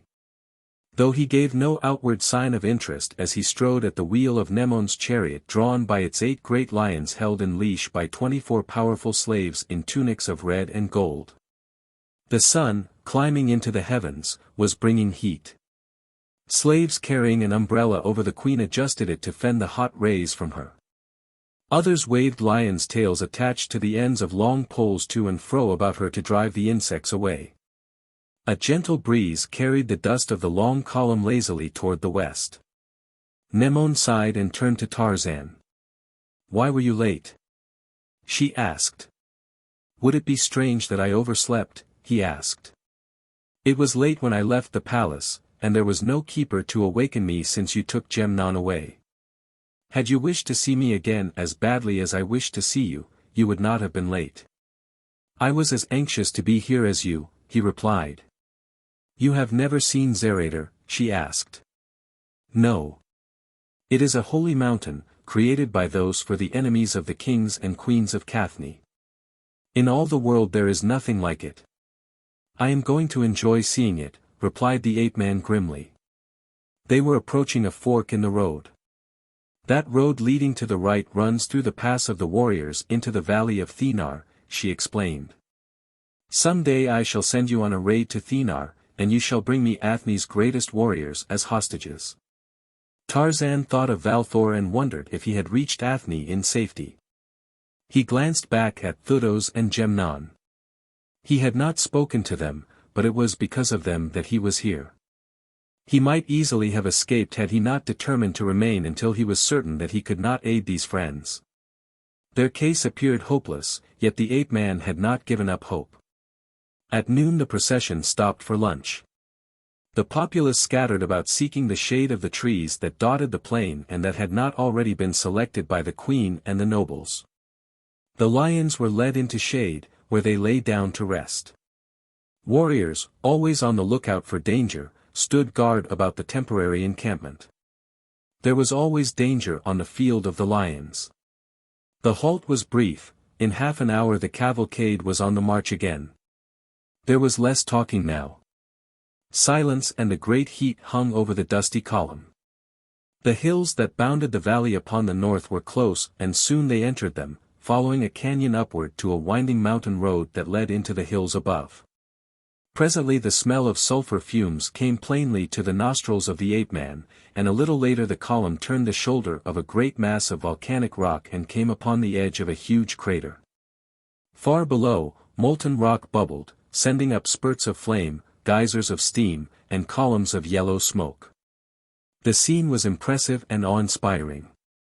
Tarzan stood with folded arms and bent head gazing down into the seething inferno until the queen touched him on the shoulder. "What do you think of Xarator?" she asked. He shook his head. "There are some emotions," he answered slowly, "for which no words have yet been coined. It was created by those for the kings of Cathne," she explained proudly. Tarzan made no reply. Perhaps he was thinking that here again the lexicographers had failed to furnish words adequate to the occasion. On either side of the royal party the people crowded close to the edge of the crater that they might miss nothing of what was about to transpire. The children laughed and played, or teased their mothers for the food that was being saved for the evening meal upon the return journey to Cathne. The ceremony at Xarator, though it bore the authority of so-called justice, was of a semi-religious nature that required the presence and active participation of priests. Two of whom lifted the sack containing the victim from the chariot and placed it at the edge of the crater at the feet of the queen. As two other priests lifted the body from the ground and were about to hurl it into the crater, she stopped them with a curt command. "Wait," she cried. "We would look upon the too great beauty of Doria, the daughter of Thoos, the traitor." All eyes were upon the priest who drew his dagger and ripped open the bag along one loosely sewn seam. The eyes of Thoos and Nemone were fixed upon the still figure outlined beneath the tawny skins of lions. Beads of perspiration stood upon their foreheads, their jaws and their fists were clenched. The eyes of Tarzan turned from the activities of the priest to the face of the queen. Between narrowed lids, from beneath stern brows they watched her. The priests, gathering the bag by one side, raised it and let the body roll out upon the ground where all could see it. There was a gasp of astonishment. Nemone cried out in a sudden fit of rage. The body was that of Xarator, and he was dead. 19. The Queen's Quarry. After the first involuntary cries of surprise and rage, an ominous silence fell upon the barbaric scene. Now all eyes were centered upon the queen, whose ordinarily beautiful countenance was almost hideous from rage, a rage which, after her single angry cry, choked further utterance for the moment. But at length she found her voice and turned furiously upon Thoos.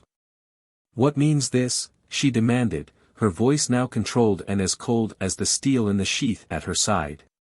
Thoos, who was as much astounded as she, stammered as he trembled in his sandals of elephant hide. "There are traitors even in the Temple of Thoos," he cried. "I chose Xarator to prepare the girl for the embraces of Xarator because I knew that his loyalty to his queen would ensure the work being well done. I did not know, O gracious Nemone, that this vile crime had been committed or that the body of Xarator had been substituted for that of the daughter of Thoos until this very instant." With an expression of disgust the queen commanded the priests to hurl the body of Xarator into the crater, and, as it was swallowed by the fiery pit, she ordered an immediate return to Cathne. In morose and gloomy silence she rode down the winding mountain trail and out onto the field of the lions, and often her eyes were upon the bronze giant striding beside her chariot. At last she broke her silence. "Two of your enemies are gone now," she said. "I destroyed one, who do you think destroyed the other? Perhaps I did, suggested Tarzan with a smile. I had been thinking of that possibility, replied Nemone, but she did not smile. Whoever did it performed a service for Cathne. Perhaps, she half agreed, but it is not the killing of Xarator that annoys me. It is the effrontery that dared interfere with the plans of Nemone. Tarzan shrugged his broad shoulders, but remained silent. The tedious journey back to Cathne ended at last, and with flaring torches lighting the way, the queen's procession crossed the Bridge of Gold and entered the city. Here she immediately ordered a thorough search to be made for Doria. Thoos and Nemone, happy but mystified, were returned to their cell to await the new doom that Nemone would fix for them. Tarzan was commanded to accompany Nemone into the palace and dine with her. Thomos had been dismissed with a curt injunction to find Doria or prepare for the worst. Tarzan and the queen ate alone in a small dining room attended only by slaves, and when the meal was over Nemone conducted him to the now all too familiar ivory room, where he was greeted by the angry growls of Belthar. Xarator and Thoos are dead, said the queen, and I have sent Thomos away. There will be none to disturb us tonight. The ape-man sat with his eyes fixed upon her, studying her. It seemed incredible that this sweet and lovely woman could be the cruel tyrant that was Nemone the queen. But then, as the lord of the jungle looked at her, the spell that had held him vanished. Beneath the beautiful exterior he saw the crazed mind of a mad woman. He saw the creature that cast defenseless men to wild beasts, that disfigured or destroyed women who might be more beautiful than she, and all that was fine in him revolted. With a half-growl he arose to his feet. Nemone gazed for a moment questioningly at the man above her, then she seemed to realize what he was thinking, and the mad, cruel light of rage blazed in her eyes. She sprang to one side of the room where a metal gong depended from the ceiling and seizing the striker smote it 3 times. The brazen notes rang through the chamber mingling with the roars of the infuriated lion Belthar. Tarzan stood watching her, she seemed wholly irresponsible, quite mad. It would be useless to attempt to reason with her. He moved slowly toward the door, but before he reached it, it swung open, and a score of warriors accompanied by 2 nobles rushed in. Take this man, ordered Nemone. Throw him into the cell with the other enemies of the queen. Tarzan was unarmed. He had worn only a sword when he entered the ivory room and that he had unbuckled and laid upon a stand near the doorway. There were 20 spears leveled at him, 20 spears that entirely encircled him. With a shrug he surrendered. It was that or death. In prison he might find the means to escape, at least he would see Nemone again, and there was something that he very much wished to tell Nemone and Thoos.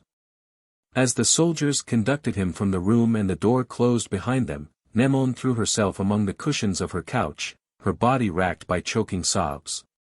The great lion grumbled in the dusky corner of the room. Suddenly Nemone sat erect and her eyes blazed into the blazing eyes of the lion. For a moment she sat there thus, and then she arose and a peal of maniacal laughter broke from her lips. Thoos and Nemone sitting in their cell heard the tramp of marching men approaching the prison in which they were confined. Evidently Nemone cannot wait until tomorrow, said Thoos. You think she is sending for us now? Asked Nemone. What else? Demanded the older man. The lion pit can be illuminated. As they waited and listened, the steps stopped outside their cell, the door was pushed open, and a man entered. The warriors had carried no torches and neither Thoos nor Nemone could discern the features of the newcomer. None of them spoke until the guard had departed out of earshot. Greetings, Thoos and Nemone, exclaimed the new prisoner cheerily. Tarzan, exclaimed Nemone. None other, admitted the ape-man. What brings you here? Demanded Thoos. 20 warriors and the whim of a woman, an insane woman, replied Tarzan. So you have fallen from favor, exclaimed Nemone. I am sorry. It was inevitable, said Tarzan. And what will your punishment be? I do not know, but I suspect that it will be quite sufficient. However, that is something that need not concern any of us until it happens. Maybe it won't happen at all. There is no room in the dungeon of Nemone for optimism, remarked Thoos with a grim laugh. Perhaps not, agreed the ape-man, but I shall continue to indulge myself. Doubtless Doria felt hopeless in her prison in the temple last night, yet she escaped Xarator. That is a miracle that I cannot fathom, said Gemnon. It was quite simple, Tarzan assured him. A loyal friend, whose identity you may guess, came and told me that she was a prisoner in the temple. I went at once to find her. Fortunately the trees of Cathne are old and large and numerous. One of them grows close to the rear of the temple, its branches almost brushing the window of the room in which Doria was confined. When I arrived there, I found Eret there with Doria. I also found the sack in which he had purposed tying her for the journey to Xarator. What was simpler? I let Eret take the ride that had been planned for Doria. You saved her. Where is she? Cried Thoos, his voice breaking in the first emotion he had displayed since he had learned of his daughter's plight. Come close, cautioned Tarzan, lest the walls themselves be enemies. The two men pressed close to the speaker who continued in a low whisper, Do you recall, Gemnon, that when we were at the gold mine I spoke aside to one of the slaves there? I believe that I did notice it, replied Gemnon. I thought you were asking questions about the operation of the mine. No, I was delivering a message from his brother, and so grateful was he that he begged that he be permitted to serve me if the opportunity arose. It was to arise much sooner than either of us could have expected, and so, when it was necessary to find a hiding place for Doria, I thought immediately of the isolated hut of Nyaka, the headman of the black slaves at the gold mine. She is there now, and the man will protect her as long as is necessary. He has promised me that if he hears nothing from me for half a moon he is to understand that none of us three can come to her aid, and that then he will get word to the faithful slaves of the house of Thoos. He says that that will be difficult but not impossible. Doria safe, whispered Gemnon. Thoos and I may now die happy. For some time the three men sat in silence that was broken at last by Gemnon. How did it happen that you knew the brother of a slave well enough to carry a message from one to the other? He asked, a note of puzzlement in his voice. Do you recall Xerxes' grand hunt? Asked Tarzan with a laugh. Of course, but what has that to do with it? Demanded Gemnon. Do you remember the Quarry, the man we saw on the slave block in the marketplace? Yes. He is the brother of Nyaka, explained Tarzan. But you never had an opportunity to speak to him, objected the young noble. Oh, but I did. It was I who helped him escape. That was why his brother was so grateful to me. I still do not understand, said Gemnon. There is probably much connected with Xerxes' grand hunt that you do not understand, suggested Tarzan. And he went on to tell his part in the hunt. Now I am doubly sorry that I must die, said Gemnon. Why more so than before? Asked Thoos. I shall never have the opportunity to tell the story of Xerxes' grand hunt, he explained. What a story that would make! The morning dawned bright and beautiful, just as though there was no misery or sorrow or cruelty in the world, but it did not change matters at all. Other than to make the cell in which the three men were confined uncomfortably warm as the day progressed. Shortly after noon a guard came and took Tarzan away. All three of the prisoners were acquainted with the officer who commanded it, a decent fellow who spoke sympathetically to them. Is he coming back? Asked Thoos, nodding toward Tarzan. The officer shook his head. No. The queen hunts today. Thoos and Gemnon pressed the ape-man's shoulder. No word was spoken, but that wordless farewell was more eloquent than words. They saw him go out, saw the door close behind him, but neither spoke, and so they sat for a long hour in silence. In the guardroom, to which he had been conducted from his cell, Tarzan was heavily chained.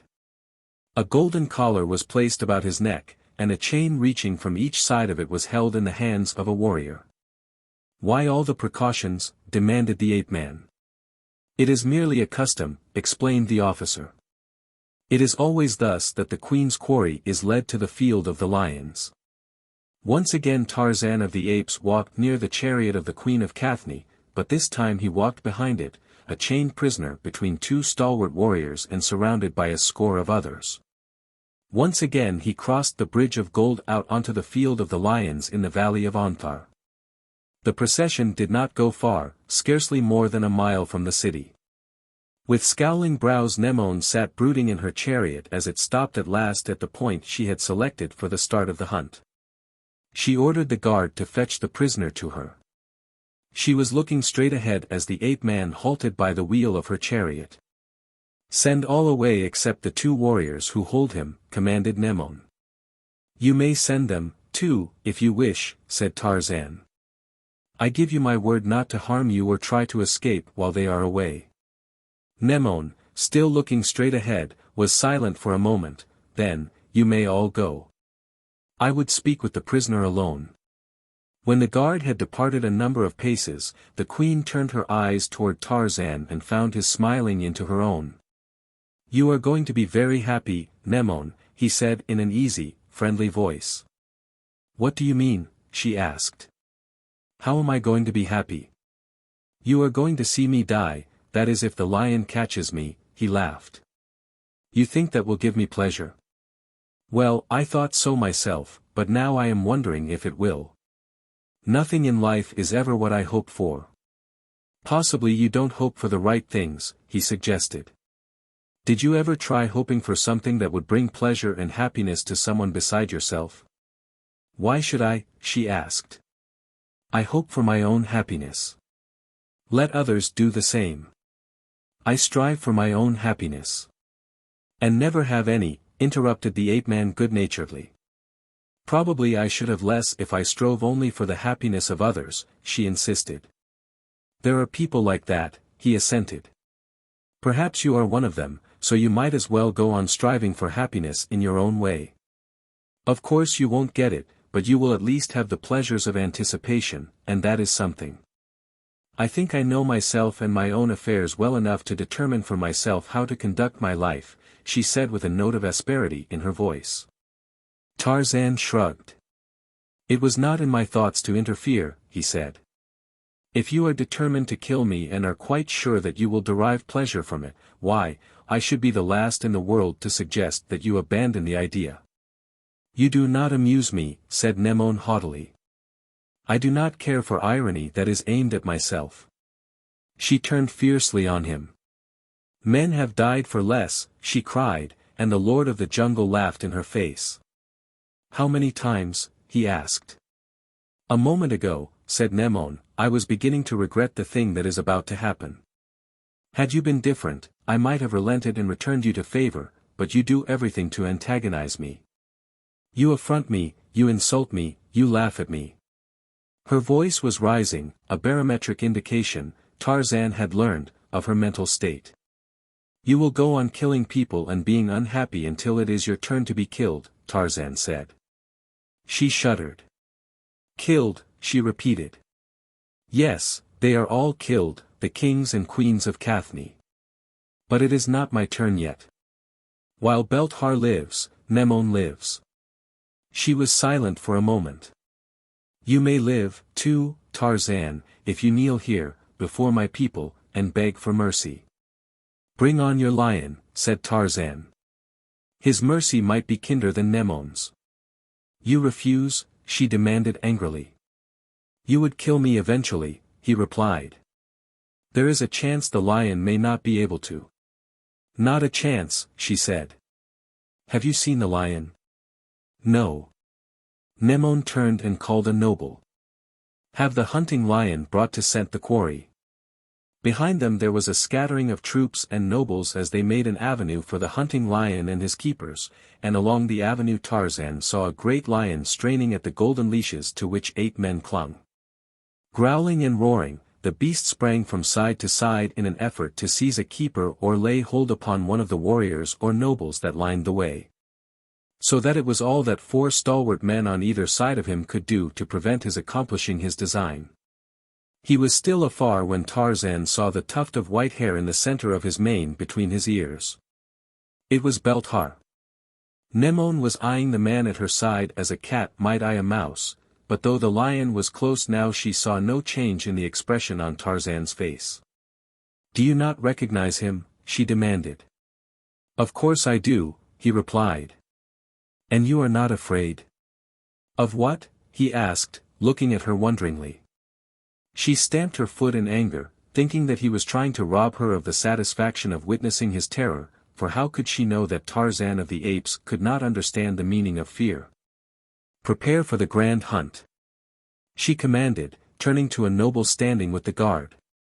The warriors who had held Tarzan in leash ran forward and picked up the golden chains that were attached to the golden collar about his neck. The guards took posts about the chariot of the queen, and Tarzan was led a few yards in advance of it. Then the keepers brought Belthar closer to him, holding him just out of reach but only with difficulty, for when the irascible beast recognized the ape-man he flew into a frenzy of rage that taxed the 8 men to hold him at all. A noble approached Tarzan. He was Phobeg, the father of Nemone, hereditary captain of the hunt for the rulers of Cathne.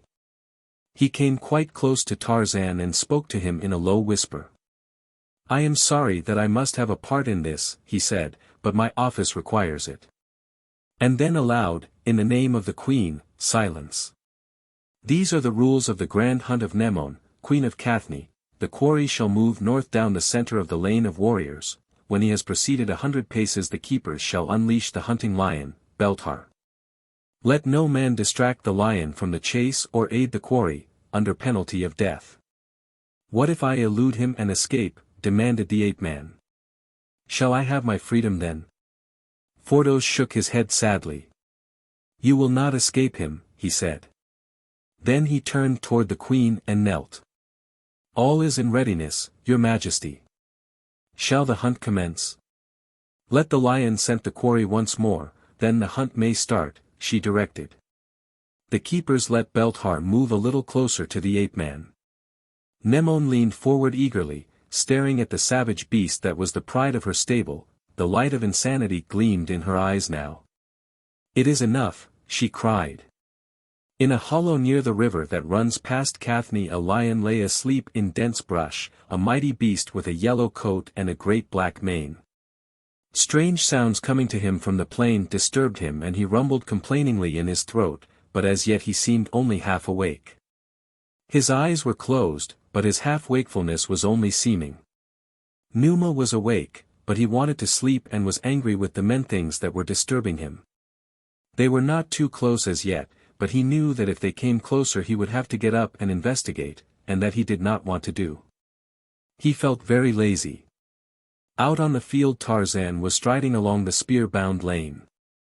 He counted his steps, knowing that at the 100th Belthar would be loosed upon him. The ape-man had a plan. Across the river to the east was the forest in which he had hunted with Xarator and Pins and Nemone. Could he reach it, he would be safe. No lion or no man could hope ever to overtake the lord of the jungle once he swung to the branches of those towering old trees. But could he reach the wood before Belthar overtook him? Tarzan was swift, but there are few creatures as swift as Numa at the height of his charge. With a start of 100 paces, the ape-man felt that he might outdistance an ordinary lion, but Belthar was no ordinary lion. At the 100th pace Tarzan leaped forward at top speed. Behind him he heard the frenzied roar of the hunting lion as his leashes were slipped and, mingling with it, the roar of the crowd. Smoothly and low ran Belthar, the hunting lion, swiftly closing up the distance that separated him from the quarry. He looked neither to right nor to left, his fierce, blazing eyes remained fixed upon the fleeing man ahead. Belthar was gaining on the quarry when Tarzan turned suddenly to the east toward the river after he had passed the end of the gauntlet that had held him to a straight path at the beginning of his flight. A scream of rage burst from the lips of Nemone as she saw and realized the purpose of the quarry. A sullen roar rose from the pursuing crowd. They had not thought that the hunted man had a chance, but now they understood that he might yet reach the river and the forest. Tarzan, glancing back over a bronzed shoulder, realized that the end was near. The river was still 200 yards away and the lion, steadily gaining on him, but 50. Then the ape-man turned and waited. He stood at ease, his arms hanging at his side, but he was alert and ready. He knew precisely what Belthar would do, and he knew what he would do.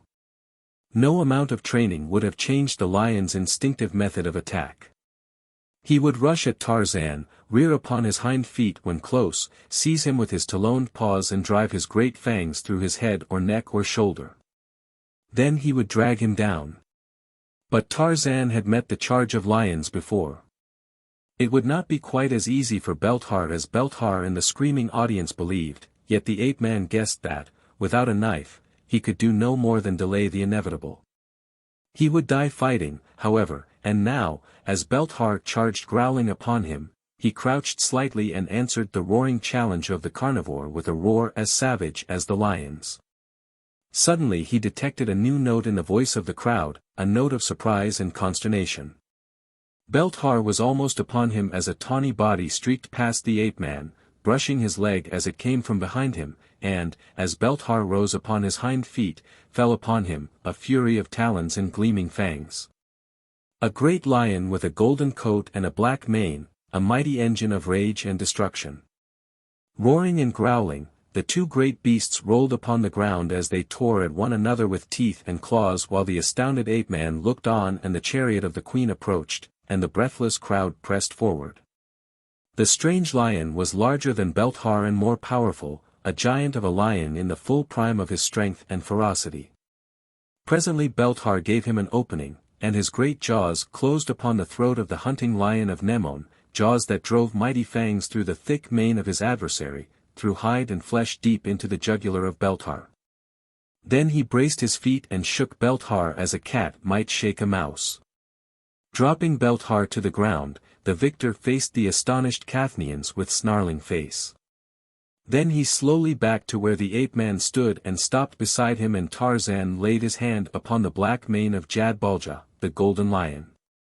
For a long moment there was unbroken silence as the two faced the enemies of the Lord of the Jungle, and the awed Cathnians only stood and stared. Then a woman's voice rose in a weird scream. It was Nemone. Slowly she stepped from her golden car and amidst utter silence walked toward the dead Belthar while her people watched her, motionless and wondering. She stopped with her sandaled feet touching the bloody mane of the hunting lion and gazed down upon the dead carnivore. Belthar is dead, she screamed, and whipping her dagger from its sheath drove its glittering point deep into her own heart.